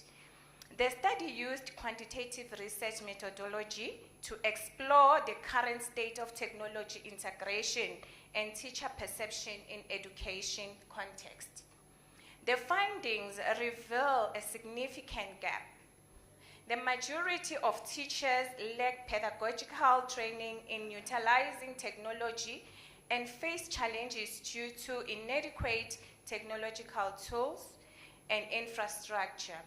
Despite these obstacles, most educators display a positive attitude towards integrating technology into early childhood education, recognizing its role in preparing young learners for the future by impacting essential ICT skills. The study underscores the critical need for comprehensive teacher training and sufficient ICT resources to enhance technology integration in early childhood education. Addressing these gaps is crucial to fully realizing the benefits of technology in education, ultimately empowering teachers and students in the digital age. Now, what was my main purpose for conducting the study? As I have outlined, I saw the gap that teachers could not integrate technology into education, more especially in the foundation phase, which is early childhood education, ECD. All right, as we all know that early childhood education, for me, it starts from grade R up until grade 6. That's how I describe ECD, even though we take it up to grade 3. Now, with where we are laying the foundation, these learners, there is a clip, unfortunately I don't have it, where they bring it's a family of trees. They force their lovely blooming child that is a tree to go into the classroom where the teacher is an axe and is chopping off the branches. Therefore, this learner can no longer grow. That is the traditional classroom. That is what we are doing now to our kids by failing them. When we look at the system right now and the way of living, it's fourth industrial. but we are still coming with paper and chalk, and we are saying to these learners, let's learn. But at home, I buy the kids, they've got a television, they've got a laptop, they've got a tablet. My 4-year-old, she's able to operate a tablet on her own. She's 4. So why can't we implement these things at school? It means it is possible. Yes, it's got its own disadvantages and advantages, but if the curriculum implementers or the policy makers can have a better look of which gadgets are proper for their age, and then we can utilize them. The Gauteng initiative by the former MEC, Panyaza Lisofi, he brought some computers at schools. Our schools, they run about 50 learners per classroom, but the computers that were brought into the classroom were only 20. There were 20 without connectivity. They were ended up naming it Gauteng Offline, because every time we have to take the learners there, it was offline. You call district ICT, they cannot assist with anything. It ended up being a ghost. We turned it to our little staff room, because there was nothing that was happening. There was another failure. There was no follow-up, nothing. But like they say, it's politically, we cannot touch it. I still want more promotions. Right, what was the problem? The problem was the minimal ICT integration in the ECE, which is the early education classrooms. The key challenges was the lack of teacher training in pedagogical ICT skills. What do I mean by this? How do they integrate technology into a lesson plan? Remember, there is also time that needs to be allocated. And then insufficient infrastructure, and then the slow policy implementation. I want to just wrap it up in one. There is time involved. There must be gadgets, the resources. The teacher needs to have resources, the learners need to have resources.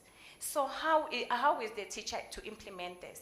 Like I said, the gentleman, Daniel Matibedi, did very well. I've got lots of certificates, but can a teacher actually go into the classroom and implement? No, they can't. They have the theoretical part of it, meaning we are not doing justice into training and capacitating teachers on, say, how do you create a lesson plan? How do you mediate a lesson plan using these gadgets to the learners? How is the infrastructure looking? Are there sufficient computers? Are there sufficient laptops? Do they have enough internet connections? No, all of that was never there. So those were the challenges that are picked up. What are the consequences of all these challenges?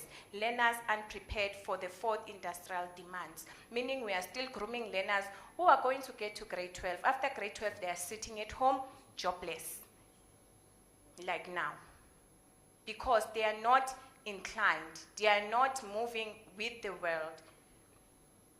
Okay, this one goes with the current topic I'm looking at now for my PhD. I moved a bit the topic, but it still says we are looking at technology enhanced socio-economic resilience to primary schools, because we need those to groom those learners. What kind of life skills do we need to put into those learners so that when they reach grade 12, they are well off to know that I can do plumbing by myself and actually own a company. I don't need to go and stay and work for someone.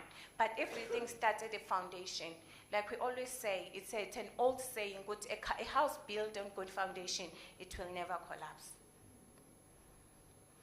Right, my main question was, what are the teachers' views on incorporating technology into early childhood education in the Winterveld circuit? My sub-questions were, what digital training do the ECE teachers receive? What challenges hinder ICT implementation? What are teachers' attitudes towards integration, and what institutional barriers do exist? Right, I conducted the study using a theoretical framework adopted from Rogers' diffusion of theories, where he looked at 5 stages. The first stage was the knowledge and the awareness, of which when I conducted my study, I found that teachers, they know about the ICT in education, they are very much aware of it. The second stage was persuasion, forming of attitudes. I found that most teachers, they had a very positive attitude towards technology. Some of them believed that it could work out very best for them, even though some were negative. And then decision adopting or rejecting ICT, where I found in that most of them, they were not adopting it due to their own reasons of the lack of resources, lack of time, and lack of training, which results into lack of confidence. No teacher wants to come and stand in front of the class and teach something they don't know. It reduces the confidence that teachers should have. Now, we get stuck at stage 3, stage 4, and stage 5. Implementation using ICT in teaching, it is not being used at all. So, implementation stage, it is not there. Confirmation, validating of ICT use, it is not there because there is nothing, there is no proof. I went around schools, collected data. I was at school myself, I never used it, I failed. It was mostly offline. There was nothing I could do about it. I used the quantitative research due to time, because with qualitative, the university gives us a stipulated time for us, of course, to finish. So if I were to use mixed method, it was going to take me longer and they were going to expel me. I couldn't afford that. So I had to focus on quantitative, because now it was easy to just quickly go and retrieve those questionnaires. And it's out of maybe about a population of 250 teachers, which I was focusing on grade R2-3. And then I just sampled 160 teachers to participate in my study. I went and collected the data myself, of course, and then what did I look at mostly? The demographics, the training, the challenges, the attitude, and the barriers of which the teachers had. I'm not gonna dwell more on the other stuff. Now, what are the findings? The key findings that I find is that in foundation, you find that there are most females than males. And then, or most of them, they hold a bachelor's degree. They are well educated. It's not like the olden days where you find them with diplomas and certificates. Now they've got bachelor's degrees. When it comes to training, 52% of them were self-taught in presentation skills.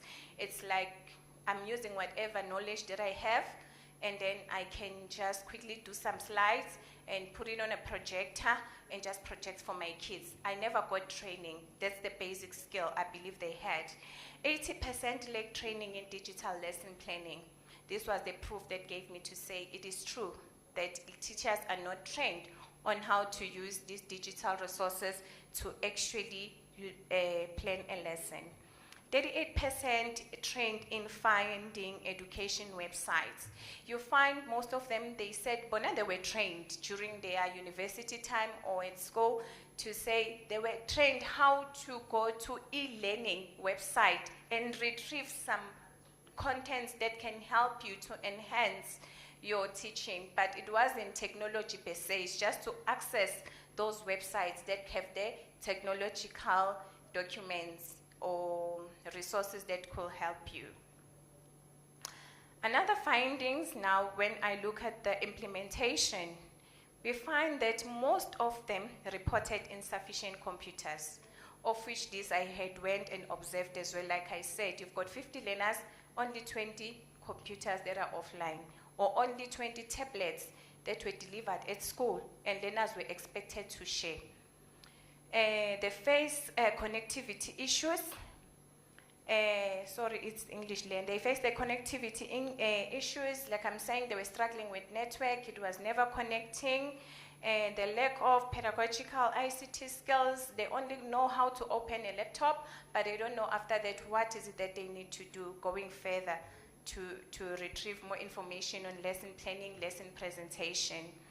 76% cited the inadequate infrastructure. If you can go to Winterfeld, you will find that it's more like the rural part of Pretoria. The classrooms are just horrible. Teachers try and make nice posters to even cover the walls. So there isn't, the infrastructure is very poor. There are no even laptops, there are no smart boards, there are no projectors, there is nothing. Now, the note of time constraint as well, it was noted. Like I'm saying, if they were to do this, if you are having 50 learners with 20 laptops or 20 tablets, and you are only allocated 45 minutes to teach. How do you mediate all that in that 45 minutes? Teacher attitudes. I find that most teachers were very positive about agreeing that technology supports early childhood education. They say it simplifies their teaching, of which is true. We are aware that technology makes things easy for most of us. Now we could have printed a lot of papers for you to read my slides, but I'm here just swiping everything. But there are other ones which were raising some concerns, of course, to say they believe the technology is unnecessary. When we looked at the statistics of the demographics, I found that most of the educators were the senior citizens, and therefore they were rejecting technology. Hence, most of them, they say they found it very unnecessary, and they think that it distracts the learners. What institutional barriers did I find? Lack of ICT training, as I have mentioned, the lack of educational software, the lack of skilled personnel. Teachers are not well equipped, they are not well trained. Again, who is going to train them? How are they going to conduct their trainings? The lesser issues is that there is burglary in the area, which is well known. I'm sure even on TV you can see it. That place is being reported now and then. There's a lot of gangsterism going on. And then they also noted the finance is primary. The money that we allocate them, the LTSM, is not sufficient for them to be able to procure the technological resources for the learners and for the teachers. There were limitations, of course, to the study. As I have said, I could only sample a small number of teachers due to time constraint and the limited resources. Now, this opens a gap for the future researchers to say, for richer insights, they can go forward to study global education ICT models. We see them China, and then they could retrieve more information, gather more information on how we can use that here in South Africa. My recommendations is first to the Gauteng Department of Education is to clear the ICT policies, training, infrastructure investment. I went through the ECD policy just to be sure. I went through it again last night. I'm 100% sure there's nothing on technology in early childhood education. I don't know, maybe there's a new revised one, but the one that I have with me, it isn't, and that is where my passion is. Schools, profession development, ICT policy, and collaboration. You go to schools, their ICT policies are silent. They are not saying anything. We need people who are going to come in and work. We find collaborations, find what other countries are doing differently, and then we come and incorporate it and do it here in South Africa. They've been mentioning CPTD, professional development. It has to be an ongoing.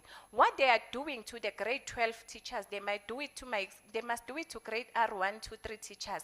Take them to Beachwood for the whole week. Train those teachers how to open a computer. What is a computer? The software, how to create a lesson plan. How do I mediate? The cream that they want in grade 12, they've left it unattended in the foundation phase. So they need to shift the focus and go to the foundation phase. I become emotional when I speak about the foundation phase. It is so neglected. And we are struggling with learners who cannot read, who cannot write.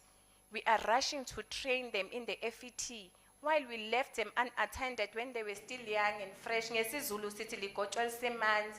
Turn it into English, those who know English. So please, to assist my other colleagues.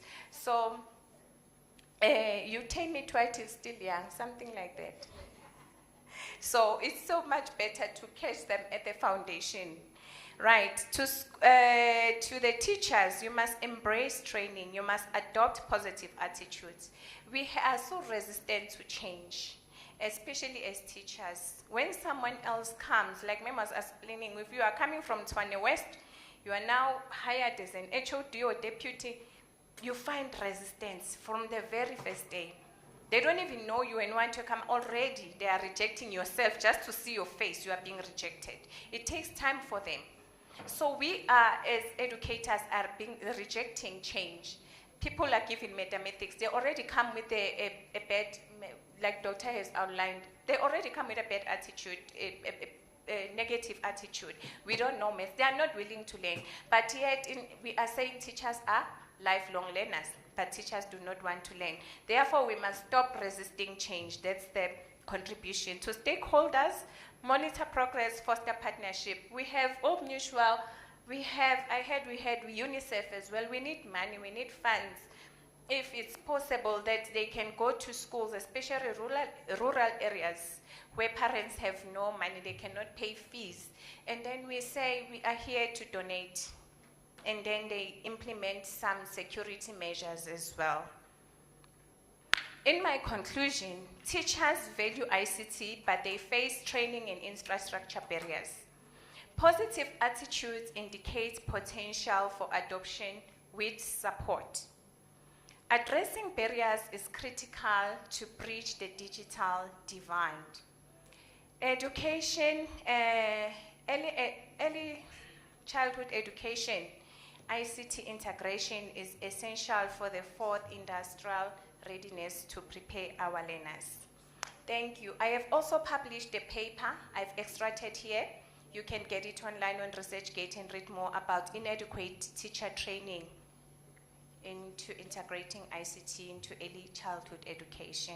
I thank you very much. Wonderful, wonderful, wonderful. Hey, that was very, very profound. That was very profound. I'm even about to just call you direct you as doctor. You are a doctor now. I receive. No, you are a doctor. All right. Any questions from the audience? Are you tired? Yeah, they are tired. Let's now, move. Now you want to change, but you are tired. Eh? You want to change, but you are tired. Let us get revived. Let me start here. Please don't forget to introduce yourself. Good afternoon. Afternoon, ma'am. I'm Sitembi Lengema. I'm from Natu. I just want to agree with the speaker. You know, hey, as a young teacher, we are there. We like ICT. As I was training as a teacher at VETS, everything we're doing it on the computer and everything. And then when I got hired at Ivory Park, you'll be frustrated. You'll go back to the chalk. Nothing. And then ORT came, that training that was done for maths. They gave us laptops and everything. We're doing good things. And then now you did everything on the laptop. Where will you print that thing? They will tell you that there is no ink. You cannot print a banana to be yellow. It has to be a black banana. How can you teach a foundation phase child a black banana? We are misleading the kids. So now you'll go back and think again, what must I do? You'll go to the newspapers and then you are offline of the ICT. Yeah, it's a problem. But another thing, you are doing the task, the font. You are doing the junior font. You do it nicely, you take it to the printers, and then it will come back as a mess because the school cannot support the font that you want and everything. So we are frustrated, ma'am. We just need to be, I don't know. We need Jesus to come because they will tell you about the budget and everything. As you were saying, there's no budget for foundation phase ICT. We have a problem. Thank you. Well-registered sentiment, but it's very shocking, ma'am. So the specialist for LTSM is here, although she has presented about something else. Ask her about the budget that can't you redirect it to buy the laptops at the school. But however, I think Caroline has covered it to say, hey, the principals, when it comes to money and LTSM, you'll never shake the tree. Thank you, Galen Bowles from Naptosa. I just feel with the RCT, and it's been around for a while. I've been out of school more than 6 years, even before then. You're running a school, suddenly tablets are delivered to your school. But there's no training on how to implement it. And, oh dear, the grade 12s never returned. Oh, primary schools, please return all your ICT. So I think there was intention to roll out, but it actually never culminated in much. And like you've correctly said, in the curriculum, there's nothing. So for me, that is also one of the problems.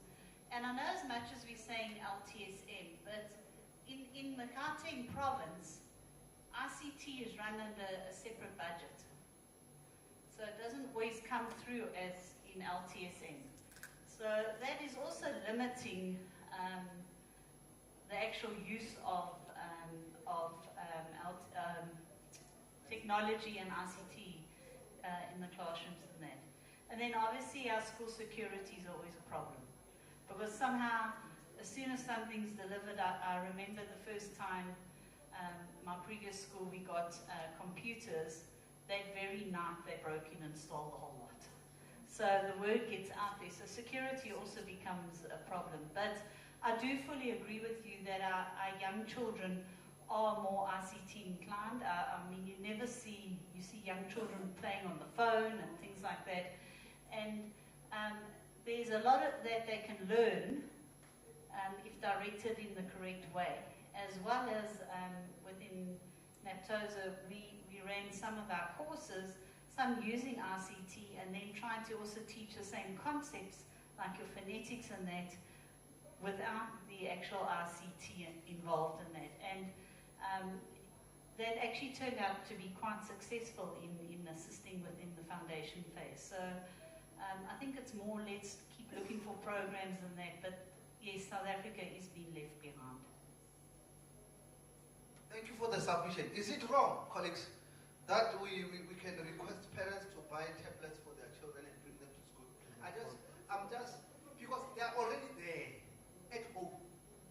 They are already there, but I just want to ask, how about, and in high school, although the study is in the foundation phase, but in high school, I have realized that learners bring well-resourced, I don't know whether to say resource, but smartphones which can do whatever, everything there. Why can't we just enforce the policies in the school? And yeah, I know not all, but those who don't have, we can give them those 20 ones, which the speaker has alluded. Over to you. Sorry, I have to disagree with you. More than, or closely to 50% of our schools are labeled, or not labeled, it's linked in rural areas. I've been teaching and doing research from Toyando right through Ngoma, all over South Africa, for 30 years now. My challenge is what that colleague said, and what you're saying is, how do we make sure that the learners in those other areas, outside Gauteng, and you're doing your research in Gauteng, and that's on the board, not even in Gauteng they have it. What do we mean with technology for the rest and the most schools in South Africa? That's my challenge. And then from our institution and universities, how do we teach it? That colleague who said they were learning from computers and with computers and everything, and when they get into schools, back to chalkboard. What do we teach? I'm really struggling with it. What and how do we teach it to prepare? Because some of our students will go to the schools that have everything that open and close, and they are less than 1,000 schools in South Africa, if you take the numbers. So that was maybe more a comment, but I'm really concerned about the majority of our learners in South Africa. Thank you very much for that submission. Do you want to say something? Are you covered? All right. Over to you, leadership. Greetings to everyone. I am part of ICT in my school here. And what I know, the department has tried to allocate some trainings. Not really trainings, but some people to come to assist us with ICT. But the problem is that teachers are not available or do not avail themselves. They're always busy because the ICT trainee that is going to train teachers, you said, can I have you on your free period. You find that on the teacher's free period, the teacher wants to go and print. The teacher is occupied. So we do not really get enough training. I think the department should provide training for the ICT so that we can go forward, so that we can be much more knowledgeable about the ICT. Because even in my school, we are having a big problem with when it's coming to crime. Now, the only smart board that are working are for matrix. The rest have been stolen or have been broken. And we are even short of just smart board, and even some other class will find that there is no chalkboard. So you can imagine, we are robbing these kids their future. So we really need to find some head together and come up with solution, guys, because these kids are our future. Thank you. Dr. Matebula, the submissions are adding to your body of knowledge. And there's an article which was written by Professor Simeon Mahile regarding LTSM. And in his findings, he proclaimed that teachers who were part of that particular research, they were using their own money to purchase LTSM resources. Their own money. So I don't know, Professor Faith, please just speak for us there at the office of the head of department for these educators to be well paid, because they are doing their utmost best in difficult situations. You check the result of the matric when they pronounce these learners, check the learners who are from those disadvantaged schools. They are thriving through the workmanship of the educators who are doing their best. So we really need to do something as the department. We really see our fault. And that study of Dr. Matebula should then be presented in higher offices so that they can understand the frustrations which the educators are undergoing through. Leadership, over to you. Thank you very much. This is Dr. Spamandla Zulu. And thank you so much for your findings that you've just presented. I'm a little bit concerned with the statistics that you've just shown us. It's really concerning that about 38% of your participants are people who says that they were trained to find educational websites. I think this is an issue of concern. I'm just wondering if you did just try to find out from which institutions were they trained to be teachers, and what can be done with that, and also with that, I think it also creates that space for a continuous professional development that is needed for these teachers, so that they can be up to date with the resources that may be useful in their schooling context. So, and with that, I just want to ask you, where to then with this research? With all the findings that you have, how can we put some actions into this study? And I'm asking this question at the backdrop of numerous studies that have been done in the ICT integration in South Africa, more especially in Gauteng. There's a guy who did a study in Soweto, for an example, who was studying at VETS in his PhD study, and he found that the teachers in Soweto, those where Banyaza Lesufi had installed smart boards, those teachers, as much as they were trained on how to use smart boards or on how to operate the smart boards, but unfortunately they were not trained on the ICT pedagogy, how to use these smart boards for the purpose of teaching and learning. So I think those are some of the things that we simply ignore, especially when we speak about ICT integration. So I just want to ask you, where to, with the findings that we have, what do we do with them? Thank you. Over to you, Dr. Matebula. Thank you, Dr. Spam.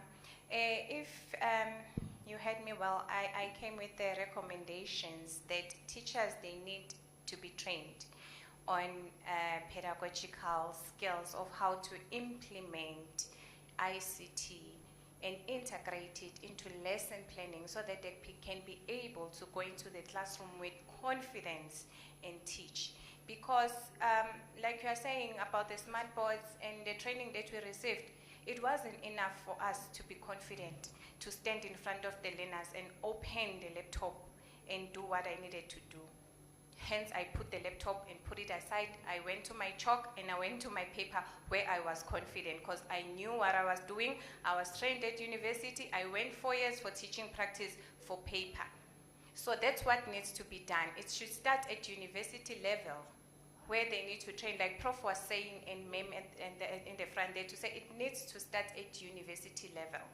I left that gap so that the future researchers who are here and they want to go further with the study, especially focusing on the foundation, they can then explore further and implement these measures that we have started to investigate upon, because now my passion has shifted a little bit.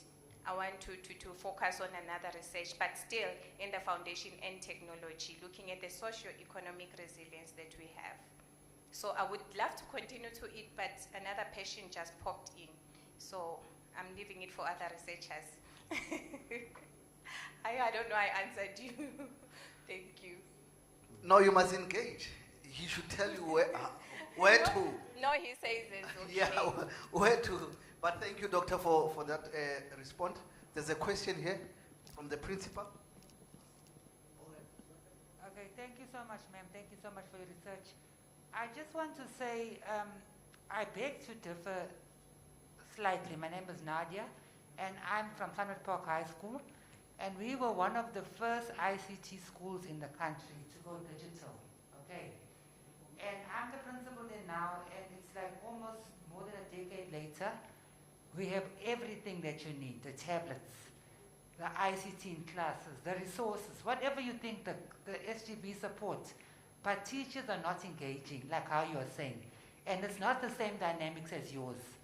And it's not because teachers are not trained. We have the Gauteng development program where teachers can register. You know, we have that for our teachers in Gauteng.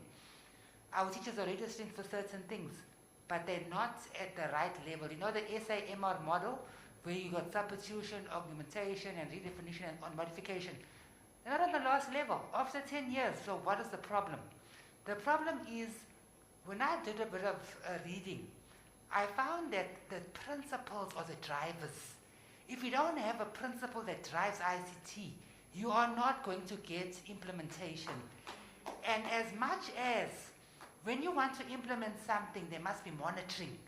So we have a lack of monitoring. Like, for example, when we want to have excellent grade 12 results, what do?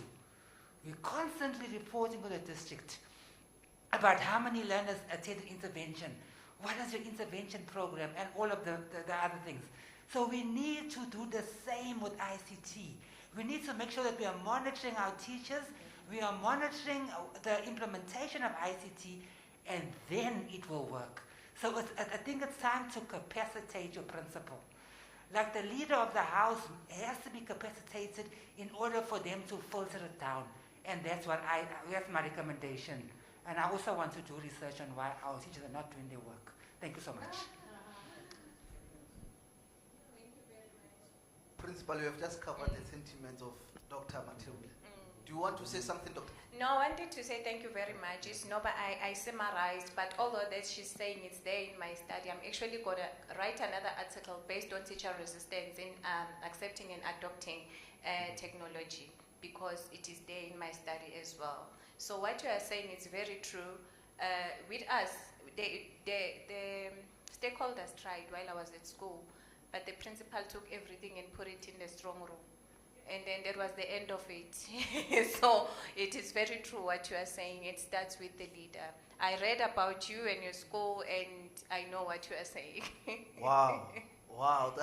That is very nice. I don't know your school, but I will visit your school, eh? You should What just is the name of the school?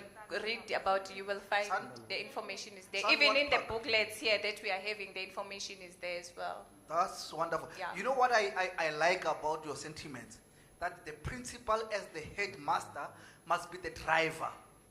And that is why most of the schools are collapsing. We are always, you see, this issue of delegating is a problem.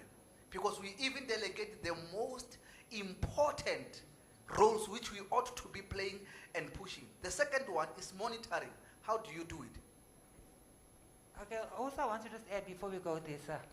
You need to be doing it yourself. Everybody says, why are you teaching? Because you don't have time, but I'm a teacher. And everything I'm doing in my class, I'm showing my teachers. Whatever tools I'm using, I'm showing them. So how I'm monitoring them, sir, for example, with Siavula, I'm checking that dashboard and I'm posting whose name is appearing. And guess whose name is appearing? It's mine. My learners are, I only have one class, but my learners are engaged in Siavula. So if you want them to implement, you've got to start with yourself. So that's what I'm doing. I'm monitoring Siavula, for example. I'm monitoring the GDE online content, and I'm posting. And then they see the names that are picking up, and then my name is number one. Thank you so much. Can we give a round of applause to the principal? The principal who's teaching. The principal who's leading from the front. You know what? You have just soothed my heart. I'll visit you very soon. Over to you, Doctor. Thank you so much, Chair. The principal is telling the truth, nothing else but the truth, because this is one of the schools where we conduct our studies. She's one of the 5+2 smart schools in Gauteng. And when she talks about the importance of the role of the principal, it's true, because when we went to conduct the studies there, the first time she was not the principal there. You were the deputy? No, before that, yeah. There was a lady principal before her who was doing very well. And the monitoring part was that the principal had a big screen in her office. I'm not an ICT person, I'm a mathematics teacher. But on that day, what I saw was that the principal was able to see and monitor what was happening in class using that screen. And the good thing that I saw also there was that it means they were able to defeat this challenge, I'm sure that you are aware of, that while the teachers are integrating in the classroom, you'll find that the subject advisor, when he or she comes, doesn't want to also look at the issue of integration. Maybe she just wants to see the monitoring files. It's monitor file and focus file, and also the ATP coverage. So, but in her case, it was not just about the ATP coverage, but the engagement of learners in ICT integration. And also, so when the former principal left, at the school there was a challenge. We didn't come together, we just saw each other now. So when there was a challenge, she became the deputy principal and there were two gentlemen. I got another opportunity to go to the school and to conduct a research. I was able to link, because it's a longitudinal study, I was able to see that she was the only one who was telling the truth in the focus group interview, because she was highlighting the challenges that were there. The two gentlemen, I'm not against men, but they were not telling the truth. They were sugarcoating everything. They would say, no, we've got policies, everything on paper. But she was the only one who was talking about the teacher's attitude towards ICT. And then that some of them have been trained. When you pass through when you are a principal and then you're just passing, you can see what's happening in that nest that is called the classroom, even if you are not there. So she was able to highlight those things. So the most important thing that we did then in GDE, we then said, after GDE has spent so much money training teachers, why are we not seeing the difference? Because we're also continuously looking at the learner performance in those full ICT schools. We then realized that if you don't deal with the attitude, even after training, nothing is going to happen. In one school, we found different levels. I'm sure you know the terminology, adoption level, adaptation, just like that, up until innovation level. But in one school, you see all those levels. But all those people were trained in the same way. So it's the attitude. So how do we deal with the attitude? It means further study, a recommendation for further study. So, but I saw this one school, chair, grade 1.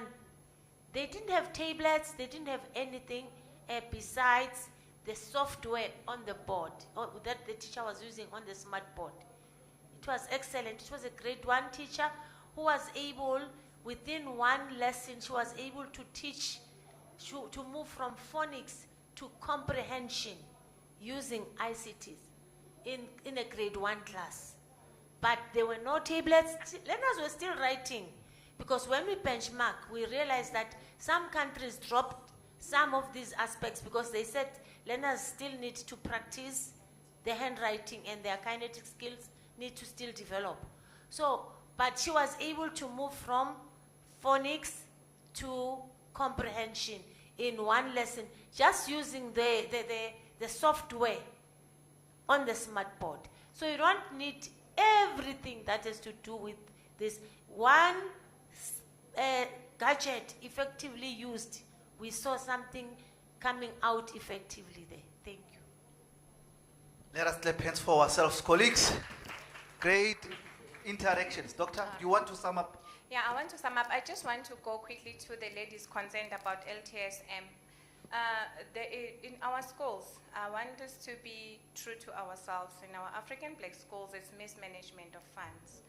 We go there as the police, but then due to other contextual factors, we cannot engage further to say, principal, what's happening to the money? But we see the money disappearing. Again, another thing is poor retrieval.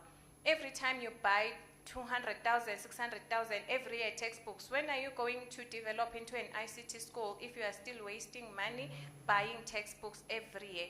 Every year the school needs 600,000 books, 600 every year. That's mismanagement of funds. We have those findings, but we at the top, our hands, we are just like peanuts and ants. There's nothing much that we can do. We write reports, we send them further, but then they hit the top wherever they hit the top. So, but basically, in our school is the mismanagement of funds, hence our schools are not growing. We have one school in Tshwane West, Vissershoek. That principal is in a farm school. It has grew almost to an ICT school using LTSM. He manages almost 100% retrieval. And then they say, Zandi, we need to divert the funds. Teachers need laptops. Who am I to say no? When I can see that the textbooks are there, I go to school, I can see, do verification, the textbooks are there, learners have stationery. Of course, we can buy smart boards, projectors, develop the school. So that is what we need to present, practice, and it starts us with the teachers as managers in the classroom of how we manage the distribution and the retrieval of LTS, and before we can blame the principal and the SGB.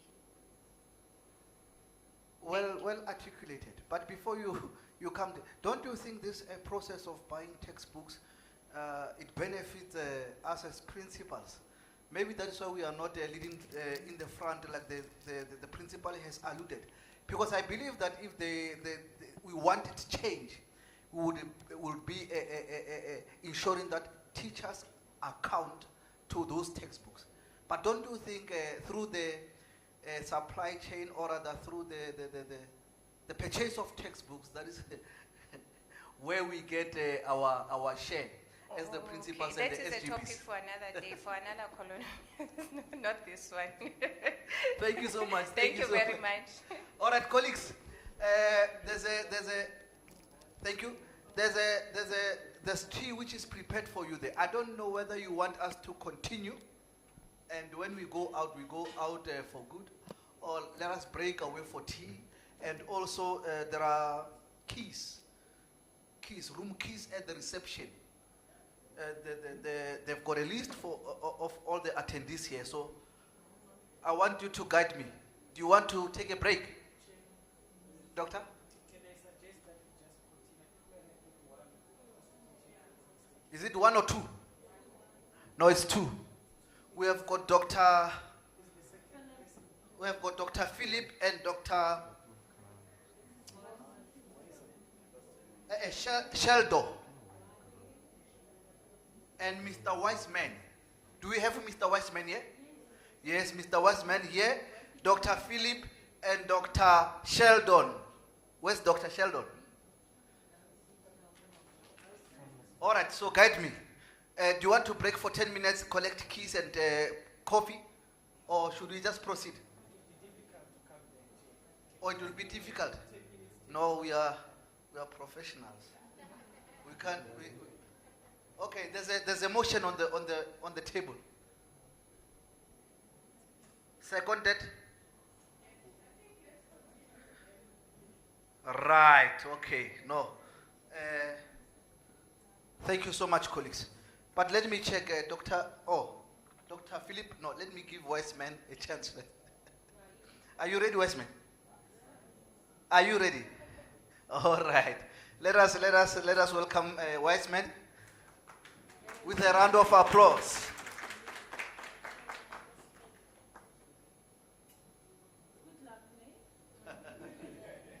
No, these are the young teachers in the profession. Yeah, we are learning here. It's a learning curve. Oh, he has been ready since. I know. That's good. Over to you, Wiseman.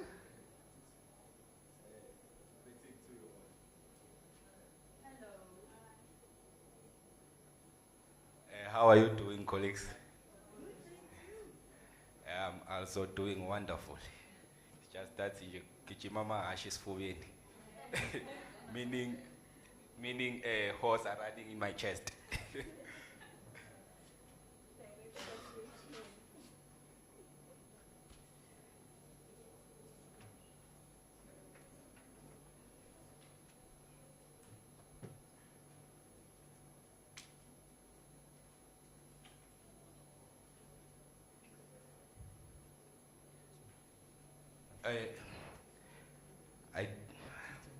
My mom identified me by Wiseman Tandoloetu Kwabe.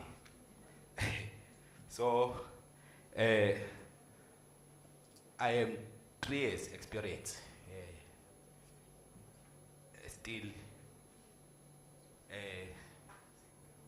I am a temporal teacher for 3 years. Yeah. So, I'll be presenting the enactment of civil technology teachers' practical skills curriculum in Tshwane Metropolitan Schools. So, my study is about civil technology.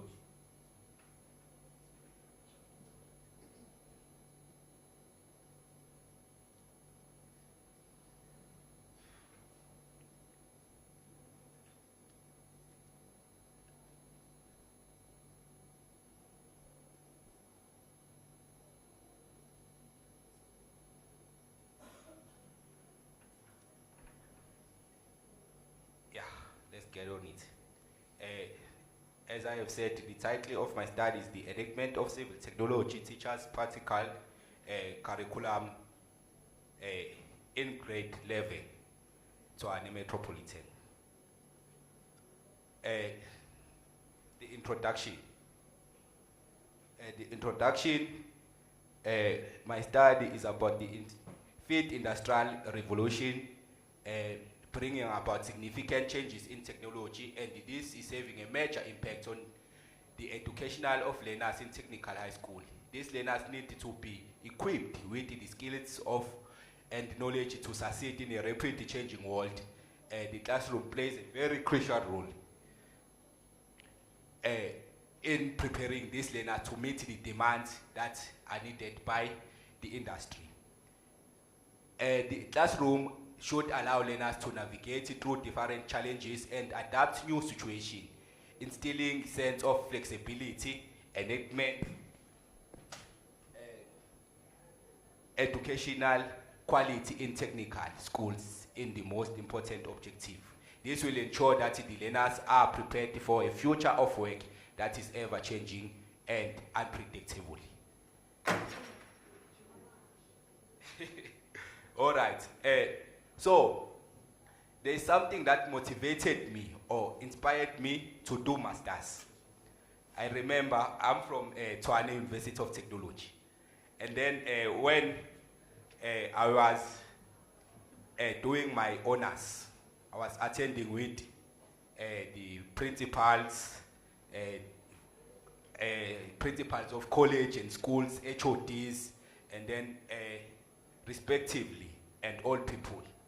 Then I was like, why would someone who was about to maybe 5 years to retire would come back and study? I was very curious.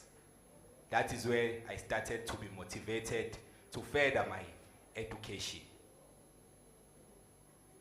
The purpose of this study is to explore the enhancement of civil technology, teachers' practical skills curriculum in grade 11 to our metropolitan schools.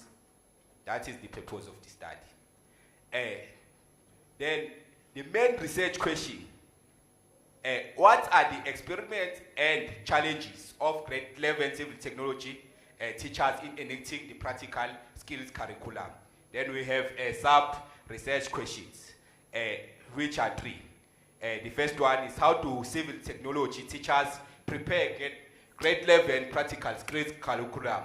And then how do grade 11 civil technology teachers enact practical skills curriculum in their classroom? What are the knowledge and skills that civil technology teachers perceive as essentially for the 4th and 5th industrial revolution?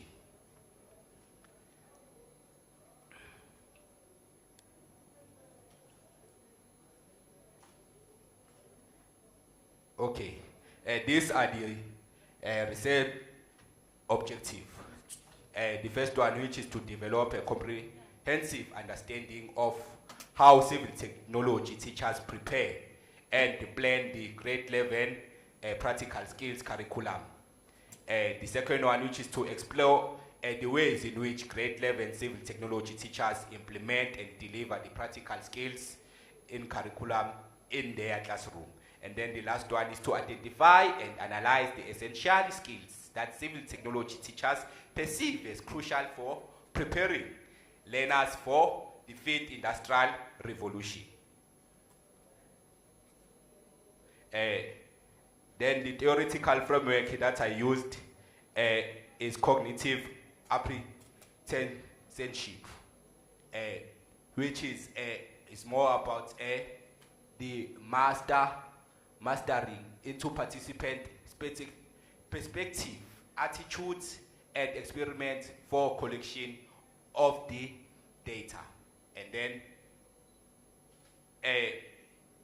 when it comes to data collection, I use the 3 method, which is semi-structured interview, document analysis, classroom observation. By the way, my study is still in the kitchen. It's not yet published. So it's still in the process. So far, I'm on data collection and analyzing. So bear with me, colleagues, please. Don't be hard on me, especially with questions. All right, findings. While I'm still on my data collection, I'm finding that Renali Matata, challenges. Many challenges, and then I think even my colleagues, some of those challenges are similar to what my colleagues, Dr. Matebula, presented. First one, which is limited of resources, as you see. We are struggling with resources, just a book. By the way, I'm teaching also technology in my school, grade 8. We have 5 classes. 3 of the classes, they do not have textbooks. 2 classes, they do have the textbooks, but they are sharing. And then the other one, I decided to keep them in myself so that when I'm going to the other 3 classes, I'm going with those textbooks. So we are very short of limited resources, especially when it's coming to township schools. Township schools are really struggling. As I'm collecting data, I have collected the data in township and local, and in city schools. I can say the schools that are in city or in town are doing better compared to the schools in location.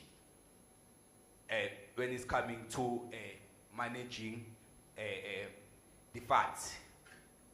And then the other thing is we should be very, very articulate with what we are teaching the kids. Remember, you cannot plant a seed of banana and then you go there and then you benefit with the fruit of the apple. Can't be.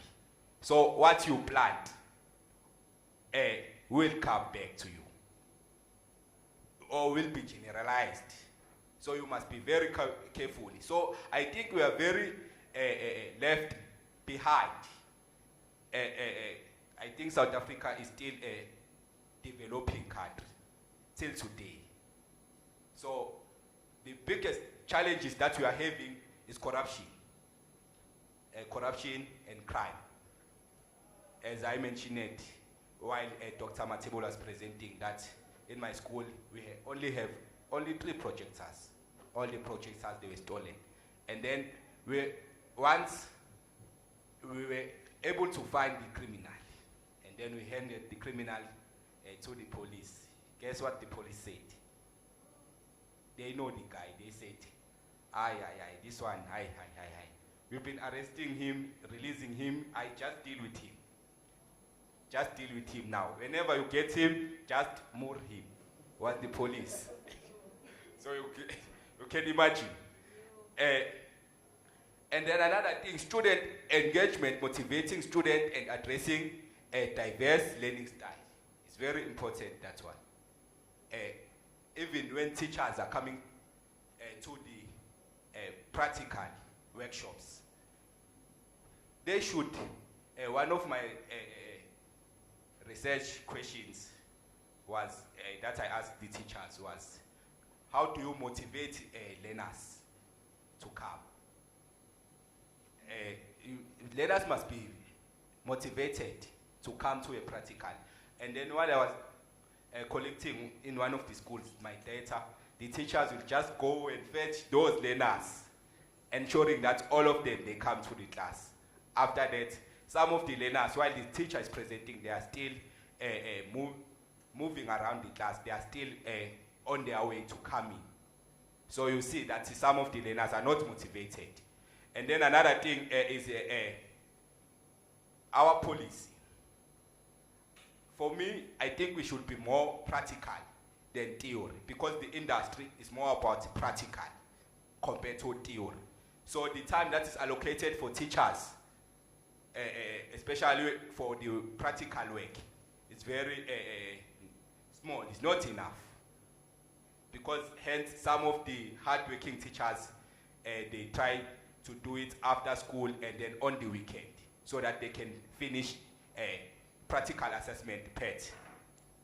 And then another thing is the challenge that teachers are having is lacking of training. That some of the teachers are not enoughly trained even to operate machines. And then some of those even machines are outdated. They are not being serviced. And then as I was collecting the data, many of the schools, I'm still in the process now. I have to do more of the observation. Some of the schools, they haven't received the material. They are saying so. They are saying they have not received the material. But when I went to urban or a township schools, they have the material. They have already started with the practical. And then some of the participants are very dodgy, especially when you said, I want to come and collect the data. They keep themselves busy. They say, we'll let you know. I say, if I wait for them, I'll never finish. I'll just show up.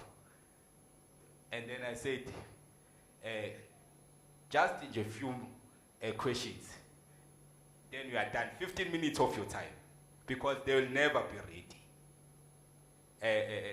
The truth must be told. Me too, to coming here, I wasn't ready. I thought I was just coming here as an attendee. Then when I saw the program, I said, what?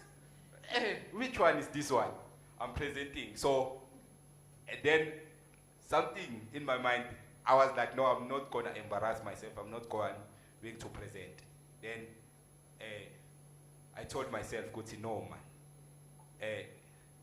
There'll be no another time. It's either now or never. And then thanks even to some of the colleagues that I met here, they motivated me, no, man. Don't worry, man. Just go there and present what you know. And then another challenges that the teachers are having is safety. One of the teachers shared a story with me. Last year in the practical, the learner was injured, and then they have to rush the learner into a hospital. Was injured by the practical machine. So it's very important when teachers, especially, are dealing with those machine in the workshop, to supervise the learners. And then the learners must not deal with those machines without the supervision of the teachers. Or as I said, that I'm still cooking. So I wasn't sure, maybe you will correct me. I wasn't sure, should I say recommendation or interventions, but I said key takeaways, something that will take home. Based on the findings, I would advise the following. The Department of Education should establish a strong partnership with the industry partners to provide practical experience, mentorship, and resources recommendation. So the department must partner with the industry, because after equipping the learners or equipping them to go and work or further their studies, some of them, they do not want to further their studies. They want to be independent, open a business, a construction business, or do a woodworking, carpentry, stuff like that. But they are not well equipped. And one thing, I know this is what I'm dealing with, because all my life I have been a civil technology learner from grade 10 into institution. Now I'm teaching it. So I have some knowledge to share. What I know is that the things that you do more practical compared to the things that you're learning, you tend to forget those things that you learn than the one that you have done it.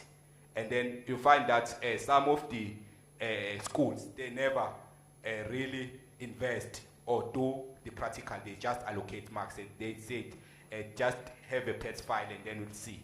So you see, we are robbing those kids, colleagues. And then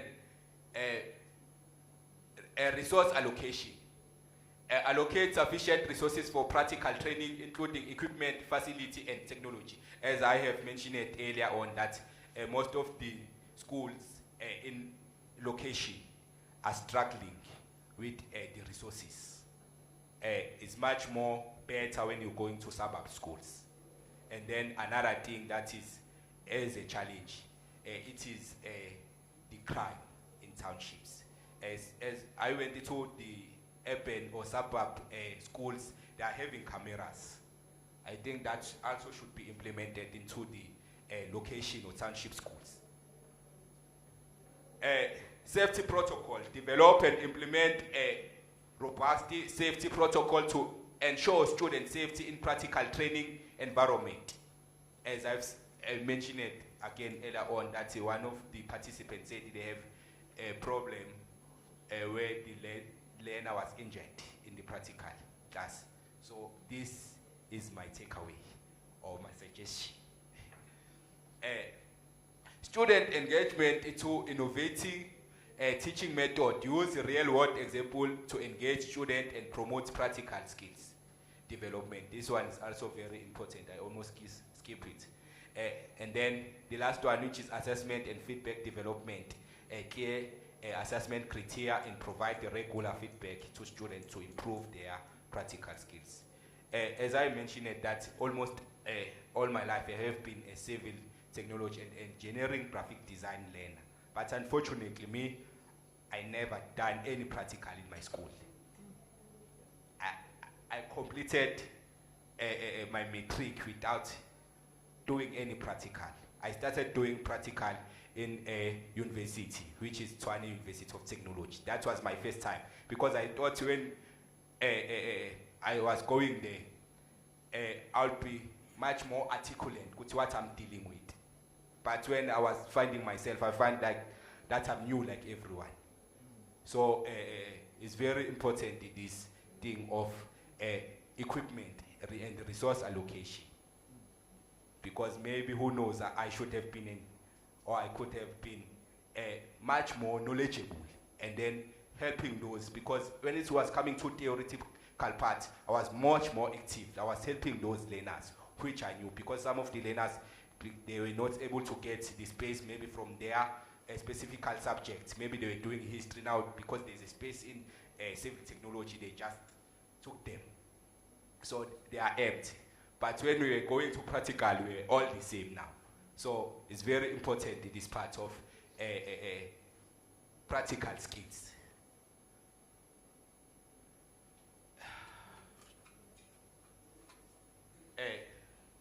In conclusion, teaching practical skills in civil technology requires a multifaceted approach that addresses the challenges and leverages the opportunity by implementing effective strategies such as industry partnership, curriculum review, teacher training, and resources allocation. Educators can provide students with the practical skills and knowledge needed to succeed in the industry. So this one, as I conclude, colleagues, we are very left behind as a country. If you look at China, Singapore, they have the robot. They make sure that each and every one of their primary schools, if I'm not mistaken, is Kibo, that name of the robot, so that learners can learn about technologies. And then China is their gurus. They are excelling. We're seeing them. Even now, I saw that our government provided the tender to the Chinese about this thing of ESCOM. So you can ask ourselves what's happened, because if just a little bit out of the context, ESCOM was one of the best #1 utility service for electricity. And then now there's load shedding, there's US is collapsing. What happened? Did those engineers who were there in 2000, did they die? Did they retire? No, they were still there. It's just that some people who were pushing their own propaganda, who wanted to benefit in some other way, which is, and I have mentioned it before, that corruption is taking us back, colleagues. It's there in the leadership, in government, it's there in schools, it's everywhere. It's everywhere. So one of my colleagues mentioned it, that it all starts by you doing the right thing. You know what is right, colleagues. So we must also be able to engage in those topics like this. And then I also want to thank SACE for organizing this colloquium, because this colloquium is much more important, because we can share knowledge, we can, because one thing about furthering your study is a really a lonely road. You are alone there.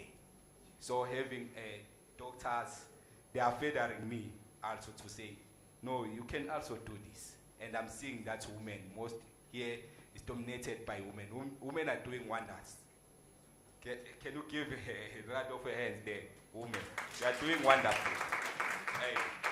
Yeah. Yeah, I think, let me not spoil it. Let me, I think well done. Let us give him a round of applause. Any questions, colleagues? Oh, thank you so much. We are left with one speaker, then from there we'll go for tea. Mr. Wiseman, it's not going to be a question. I just want to make a remark. It is wonderful that a lot of young members are here this morning and this afternoon to address maybe our colleagues and ourselves. And I just want to say, you did very well. So I'm so glad whoever motivated you when you were unsure, that you come and you tell the truth and you tell it from your heart. So don't lose that. It was a very good effort. More studies like yours are definitely needed. And yes, we need strong voices from the youth to speak up. I was once in a meeting that said, how are we going to change things? And they said by public awareness. So create that awareness. Very well done. We are very proud of you. Thank you so much for encouraging this young gentleman. He was just told this morning that, young man, prepare yourself. And I'm one of the person who said, no, man, you can do it. This is a learning curve. We are not going to name and shame here. This is a colloquium where we share experiences. Any questions, colleagues? All right. Wise man, I think they are happy with your presentation. All the best with your master's dissertation. Go and work, my man, and don't stop there. Write articles, publish them, embark on your thesis. We still need to learn more from you. Thank you so much, wise man. Dr. Philip. Dr. Philip has promised us that he's going to take 5 minutes. And I asked him why, and he said, no, you are tired. Are you tired or hungry? No, we are fine. All right, but there's a swimming pool, ne? We can go and relax after here. Just, just follow me. After collecting keys, we go change and go to refresh. Yes, we need to distress. Wednesday, we are going back to the classroom. Learners are waiting for us. So if we don't use this opportunity to relax and, what do you call it? Network. Yes, and we are waiting for assessment. SBA's colleagues, please. Don't disappoint us and say you were at the colloquium. No. You must submit catch-up plans for Monday and Tuesday. Oh, that's wonderful. Okay. That's proper.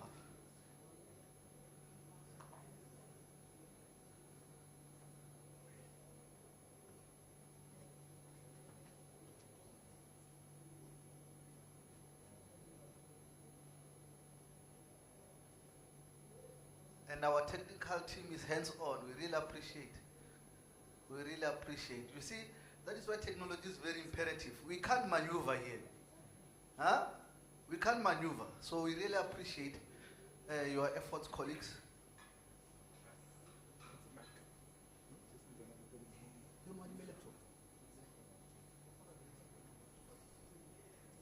Chair, I can start while... Or should I borrow you my laptop?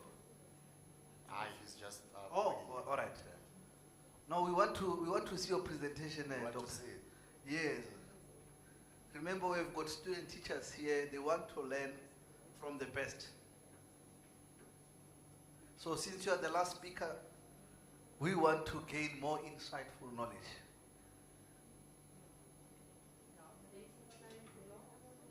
Yes.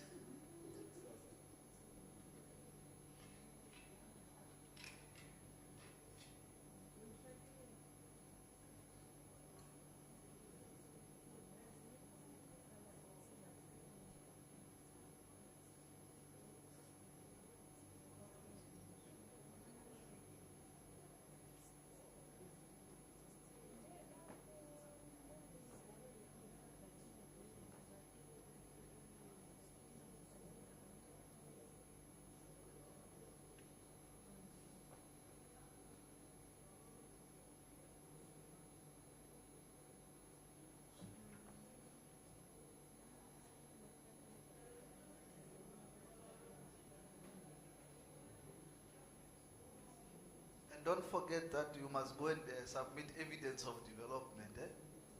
So please take the agenda with you, put it in the QMS files under evidence of development. Yes, I'm a QMS SES, so we want to see that. Yes, this is a type 3. And also register your points.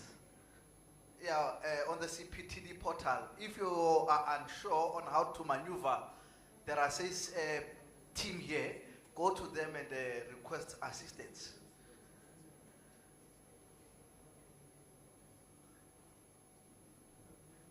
Go to them and request assistance.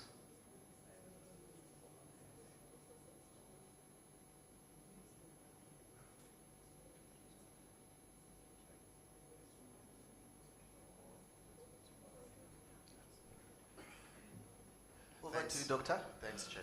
Hi, my name is Philip Gahlachwayo. I'm going to take probably 5 to 10 minutes. I'm going to focus on the question that I seek or sought to address through my PhD study. I'm hoping that I don't take too long. So the topic that I dealt with in my PhD was newly qualified teachers' professional agency within schools, structures, and teacher unions. And I was supervised by Professor Lee Rusniak from Wits University. So this is what sparked the study, basically. So I come from a generation of the fees must fall generation. Hashtag fees must fall, hashtag transform, vets, hashtag roads must fall, all those hashtag movements. I come from that generation. So when I left university to go and teach, as a newly qualified teacher, I experienced a lot of challenges within the sector that prompted me to ask questions about the status quo, what was prevalent within the sector itself. And then through those questions, I started my post-grad journey, which started at honors level. And when I explored the challenges or experiences that teachers were having there, especially newly qualified teachers were having, a lot of research was reporting that newly qualified teachers are marginalized within teaching practices. So when you go to schools, teachers who are coming in from universities, fresh from universities, are often marginalized, victimized. They are considered as newcomers. They are considered as people that don't know what is going on. They undergo this ritual where they need to prove themselves in order to be accepted into the community. So that was the first thing that sparked this whole research journey. And then essentially then my study in PhD took it a little bit further to understand that with this generation of newly qualified teachers that come from the hashtag movements from university, a space that was charged with student activism. What happens when they leave university and they enter the teaching practice? Do they leave that identity behind, or do they carry it with them? And part of the reason why I asked this question was the factors that define what is happening at university level in terms of educational challenges are similar to what is happening at basic education level. So I wanted to see what happens with that transition, being faced with the same issues that they openly resisted when they were students, that they openly marched against, demonstrated against. What do they do when they meet the same challenges within the sector in which they are employed? And basically this is a figure that shows you that there is a transformation agenda that is involved, which was gained through their university experience. And then there's legacy of activism that they come with in terms of when they enter the practice. But at the same time, there is this professional identity that they need to live up to because they enter professional context. And while they enter the professional context with those expectations, they still have some sense of agency as both students who are transitioning as well as teachers who are developing. So this was the question, like I said. What form does activism take when student teachers graduate and work in a schooling system? It was a motivating question. So this was not a research question as such. I'll show you the research question just now. This was not a research question. It was a question that motivated me to do the work. And why did I, ask myself this question? It was because you look at policy, you look at MRTech, for instance, minimum requirement for teacher education qualification, where newly qualified teachers are positioned as potential change agents, people who are going to come into the profession and change things around. But at the same time, there's a paradox. So you have policies that say these guys are going to change things around, but there's research that says they are marginalized, they're not given space to operate within the teaching context. And then an interesting turn in addition to my study was bringing in teacher unions, because I understood teacher unions as spaces where agency can be exercised and demonstrated. And I look at this picture and compare it to the first picture that I showed you. And there's similarities in terms of the modalities that we use to express frustration on issues that we are facing within a space. So students took it to the street with Fees Must Fall, Roads Must Fall, and all the other movements. And in the sector, they are going into a sector where there's also demonstrations at unions level where they challenge certain things that are existing within the sector and try to change the situation around. So the objectives was first to analyze the grounds on which newly qualified teachers choose to join certain unions rather than others. And then the second one was to establish how newly qualified teachers envisage their professional agency at the start of their teaching careers. And with newly qualified teachers, in this case, I was focusing on people that had 0 to 7 years experience, starting from 2015, which was a generation post the Fees Must Fall generations. So this was the central question: how do newly qualified teachers envisage and enact their professional agency in context of their schools and beyond? And the foundation that formed part of the study were these 4 or 5 central aspects. First one being that teaching must be seen as a professional practice. There are features and layers that make teaching a professional practice. But second to that, that education itself is a political act. If you read the works of Paulo Freire, who wrote The Pedagogy of the Oppressed, he argues from this central point that education in its nature, it's political. And then there is another aspect there. I touched on the history of teacher unions and unionism in South Africa, and then looked at literature that covered newly qualified teachers' transition to practice, particularly focusing on the prevalent debates. What identifies or what defines the transitioning of newly qualified teachers into practice? And lastly, which is one thing that I'm very passionate about, and if you read the work of, there's a lady called Sex, it's S-A-C-H-S, not S-E-X, that focuses on teachers as activists. And she writes a lot about how the nature of teaching and the identity of teachers has an activist element in it. So this was the foundation that formed the basis of the study. And then with methodology, I used critical realism, mixed method research, and a case study because I was particularly focusing on a specific group. So theory-wise, I took an amalgamated approach using 3 theories: Bourgeois theory or field theory. Then I used teacher agency from various authors, and then I also used legitimation code theory. The biggest theory that I lean on in this diagram here is the legitimation code theory. The reason for that is the theory affords me, or it afforded me, to establish the organizing principles of a practice, where you can view knowledge as knowledge and you can view knowers or people who are acting within a field separately. So it has that contrast where you can view knowledge as an entity and then you can view the actors within the field as a particular entity. And you must be clear on what you are speaking about at specific points within your research. Are you talking about the knowledge within a field, or are you talking about the people who are handling the knowledge within the field?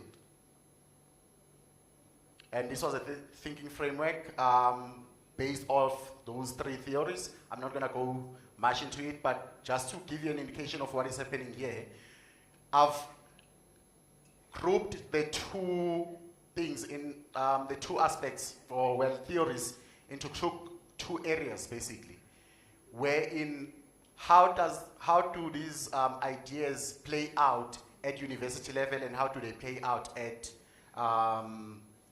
the teaching environment level. And then in terms of the number of people or number of teachers that I worked with, I had a survey that surveyed over 100 teachers. I think I had about 102 newly qualified teachers. And out of that 102 newly qualified teachers, I then took 10 of that sample and did further interviews. And also coupled with that analysis, I also did document analysis of specific teacher unions that came up in the study as well. So the summary of findings, first one, was on newly qualified teachers' transformative identity. And to that point, newly qualified teachers demonstrate a strong inclination to reflect on prevalent teaching practices, suggesting they enter the profession with a transformative mindset. So these teachers were critical of what was happening within their sector, within the schools in which they were stationed. And what I found also is that self-identified activists show a stronger tendency to challenge existing norms and advocate for innovative, socially just pedagogies empowered by their prior experiences with student activism. And then the second one was on professional agency and challenges. And that was to the point that school environments often marginalize newly qualified teachers through exclusionary practices, lack of support, and limited platforms for their voices. But despite these changes, many newly qualified teachers, both activists and non-activists, actively engaged with issues and advocated for inclusive practices. And the last one, which I think is also relevant in this discussion, was that teacher unions' choices and alignment was motivated by the fact that only a small number of newly qualified teachers chose unions primarily to confront systematic challenges. The primary reasons for joining unions were focused on the services and protection unions could provide when they get into the profession. And activist newly qualified teachers tend to align with unions whose historical and political affiliations resonate with their social justice values. And then non-activist newly qualified teachers often join unions based on peer influence and perceived job security, sometimes viewing unions politically affiliated with skepticism. And I must make a disclaimer in this particular point, that these are findings of a specific case study. It is not generalized across South Africa. It was a specific group of students, of teachers who provided these insights, and the conclusions came from those who participated, basically.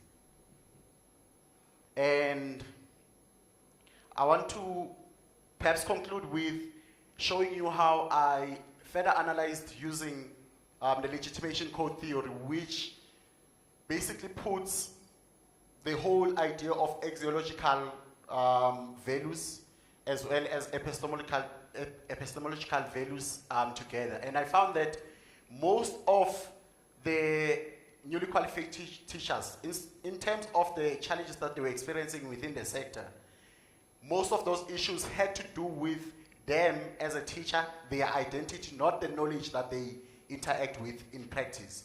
So if you see that 35% and it says NOAA codes refer to codes that relate to value-driven, individual-driven, identity-driven. And when you look at knowledge codes, which is 24%, has to do with what counts as knowledge, what counts as legitimized knowledge or legitimate knowledge. And in this case, there were 4 central issues that they reported. At super macro level, it was policy and regulation issues. Macro level, it was SMT, infrastructure and resources issues. At meso level, it was pedagogic and assessment practices. And at micro level, it was ethical orientation, teacher professional conduct. So these were issues that they found to be issues difficult to grapple with, issues that were deviating from their own perceived priorities and what they thought the profession was all about.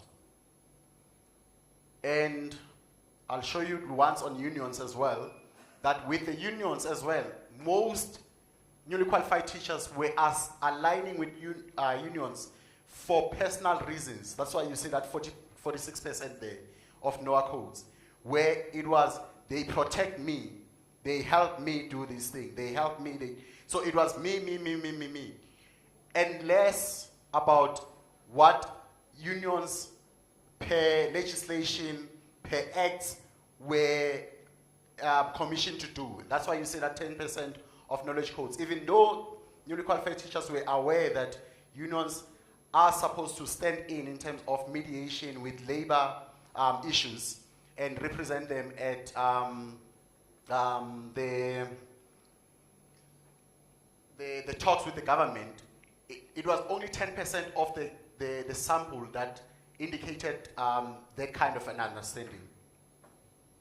So let me skip to this part, how this ties together to what we have met here for. So part of the implications of my study was on SAYS, because I did ask questions around SAYS, and particularly interested in professional teaching standards.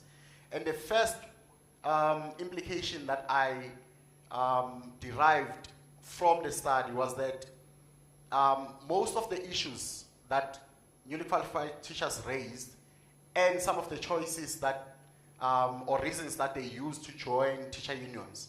First of all, they aligned with 4 standards.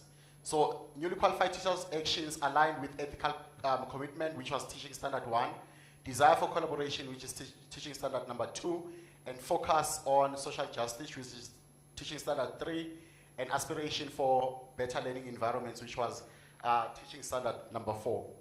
And number 2, reconciling the ideals with reality requires inclusive professional development and strong mentorship to empower newly qualified agency, where unions can play a key advocacy role and provide key advocacy platforms. And the last one, that the professional teaching standards can bridge divides, creating a shared professional culture between newly qualified teachers and experienced teachers, potentially ushering a new era of collaboration and change. And this one was important because if there's a gap between newly qualified teachers who are coming into practice and those who already exist as established educators within the field, if you can't bridge that gap, then any other thing, any other effort that is put by initial teacher education is put in vain. And that's my parting shot, Chair. Thank you. Can we give Dr. Philip a round of applause? Any questions, colleagues? Indeed, it was a nice presentation. All right, Dr. Matebula here. Thank you for the blessings I receive. I keep on receiving. Mine goes to the one with the unions. I have an interest that 40% of the no. So does it go when you say it for personal reasons? A lot of the colleagues have been mentioning quite a lot that there are certain people who are benefiting promotions per se of management, and when it comes to qualifications, they don't qualify, they don't even have the skills to manage. But because of the union, they are put in those places. So does that also fall under did your study cover that part as well, when it came to personal development, that they are doing favors for each other in a certain union? Yes. So there were 4 themes that emerged from my findings. The first one was that they aligned for the sake of protection. The second one, that they were seeking alignment with their values. The third one was that they were aligning for strategic association. And the last one was that they were aligning for professional learning. And I chose to frame all these themes in a positive light, considering that there is noise around unions in terms of this is the light that is cast on unions, this is what they're doing and whatnot. But I was relying on what is my data saying and not infer anything in terms of this is what is happening. But to your point, there were newly qualified teachers that raised specifically those issues to say that within unions, there are those people who enter union spaces for personal gains, to get promotions, to gain out of what they identified or defined as corrupt activities. And you must hear me as I say this. I'm not taking a position because I'm a researcher in this case. So what has been revealed by the findings, I am reporting it as it is. So there's no, as much as there's bias in terms of having been in the sector, having been part of the union as well, but there was a need in this particular exercise to say, as I engage with these ideas, I must be able to say, what is the data showing me versus what I've already perceived, or what I already know through experience as well as reading. Thanks. Thank you, Dr. Philip. Another round of questions. Oh, the two ladies. As usual, they should represent us tomorrow, right? Because we must select the presenters for tomorrow who are going to report on what we have been doing in this commission. We'll give them all the information and the slides to prepare overnight. Over to you, Principal. Okay. Thank you, sir. Good afternoon, everyone, once again. I just want to ask you, sir, in terms of your research, remember we got two types of teachers. Ones that starts with a PGC, starts with a degree and go to PGCE, and ones that go straight into a B.Ed. I wanted to find out, did you find a difference between their attitudes? And if you can just report on that for us. Thank you so much. Yeah. So yeah, so unfortunately that was not a variable in the research in terms of the sampling of the newly qualified teachers. So perhaps one of the limitations as well would be that there is no insight at that level to say, if you separate the groups, what happens? So it was just focusing on who graduated at this time and how long you've been in the profession to be classified as a newly qualified teacher. Okay, because there's a tendency for people to believe that lots of the latest teachers are doing a PGC because they're unemployed. People go into education because it's a job that they can get, a guaranteed job. So I think maybe we need to look into that because, okay, I'm a product of a PGCE. And I think I was a born teacher. I always wanted to be a teacher. So it might not be the same for everyone. Some people might prosper as PGC students and others might not. So I think moving forward, we need to look into that as well because at the end of the day, our learners are affected. And we don't want people that are just wanting to get the check at the end of the day. They need to be fully engaged with our learners. Thank you. Thank you for the submission. Over to you, Dr. Faith.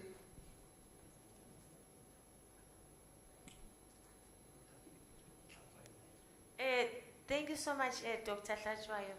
This was very interesting. My question is, there's a possibility that maybe I missed this while you were presenting. So please don't be offended. I just wanted to say, based on all these findings, because for me, they look scary, based on the fact that before you presented, the other presenters who presented before you, they raised very overwhelming and alarming issues, which may mean that whatever you have just presented now could also be contributing to what they found. So now, I wanted to find out from you to say, what deductions are you making out of this and what is the way forward? Yeah, certainly there's a link between what the other presenters have presented. I just did not go into detail in terms of the issues that were raised at those different levels, the super macro level, where they raised issues around policy and how policy is affecting them in terms of how they carry out their work, how school management team is affecting them or prohibiting them basically from fulfilling their responsibilities, how issues like what Likau presented in terms of the ATP and how, you know, overloaded the ATP is, and yet they're expected to, you know, make sure that learners understand or reach that epistemological access level. So there were a lot of issues that overlapped with some of the things that were raised by the other presenters. But part of my implications in my study, there is one that I've foregrounded as the most important, which concerns teacher induction. In fact, it concerns teacher preparation and it concerns teacher induction, because we all know that in South Africa we don't have a functioning teacher induction system or program as yet. So teacher preparation at teacher education level, where we need to be mindful of the generation that we are training and preparing. Part of this reason is that there is research that I came across, it's just that it has not been done in the South African context, that when you consider, for instance, the newly qualified teachers in Europe, for instance, how they interacted with unions, they did not find any value in joining the unions because stuff that the unions were advocating for did not resonate with the new generation. So when you came with a campaign and you said, these are the things that we promise to give you, they're like, but none of these things represent some of the things that are integral and important in our own journey as newly qualified teachers. So it's the overlap of that, teacher preparation, teacher induction, and what we're doing in advocacy groups where teachers are ought to voice out their concerns or the challenges and find a space where they can interact with other like-minded individuals to find solutions for the challenges that they're facing. So it's some of those things that I explored as the implications of my study, and they inform the recommendations that I make to the sector. Yeah. Thank you, Dr. Tazayo. My question from the program director, do you think the unions, as they are legislated to play their roles, are they playing their roles meaningfully, or is there an impact in terms of the roles and responsibilities which the unions have to play? And secondly, do you think the teachers understand the roles and responsibilities which ought to be played by the union, by the unions? So you're asking a personal question, not part of my research, but here's my opinion around that particular question. So unions, they have objectives, right? They have all these objectives that form part of their framework in terms of how they service their members. But what I've found is that through experience and also through this endeavor that I took, is that some issues have been foregrounded and some have been underemphasized.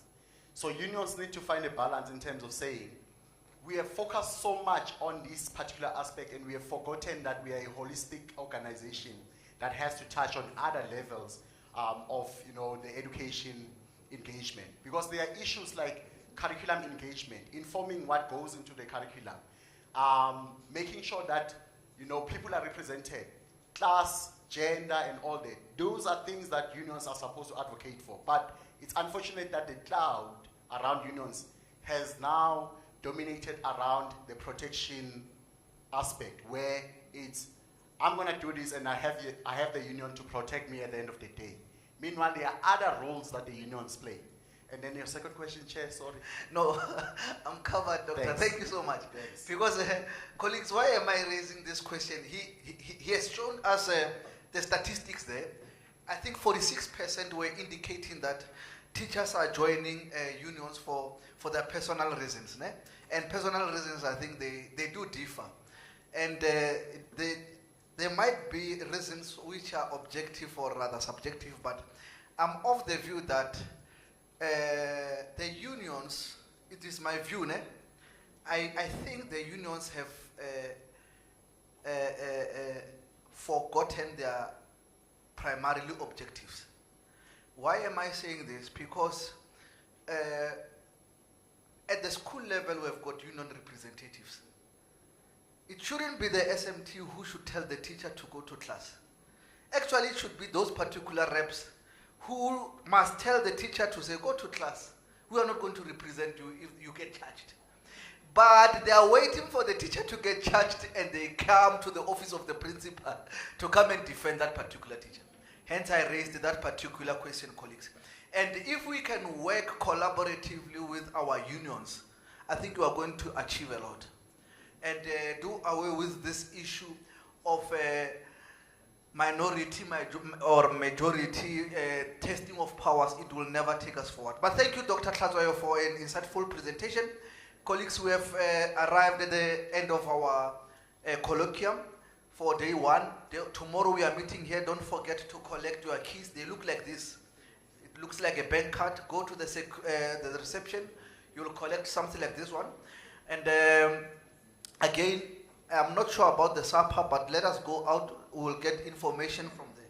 But can we please, colleagues, agree who's going to give feedback tomorrow? I think I've got 3 suggested names here. No, actually 2. Dr. Matehula, the lady who was presenting about ICT. I've got Dr. Philip Tlhatswayo. I'm suggesting. And I've got the principal over there. Then Dr. Faith just told me that no, man, she's wearing a different cap. She can't come and report. But those are the 3 ladies I've suggested.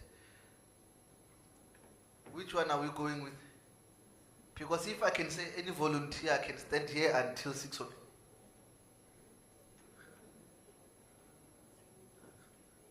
Madam? Oh, you are volunteering to come and represent us tomorrow. Thank you so much. Clap hands for her. What is your name? What is your name? I must submit your name, remember. Lydia. Lydia who? Thank you very much. Thank you so much, colleagues. Please take your gadgets. Let us go and have tea. We are done. I'm dissolving this colloquium for today with the powers vested in me. Thank you so much for being the lovely audience.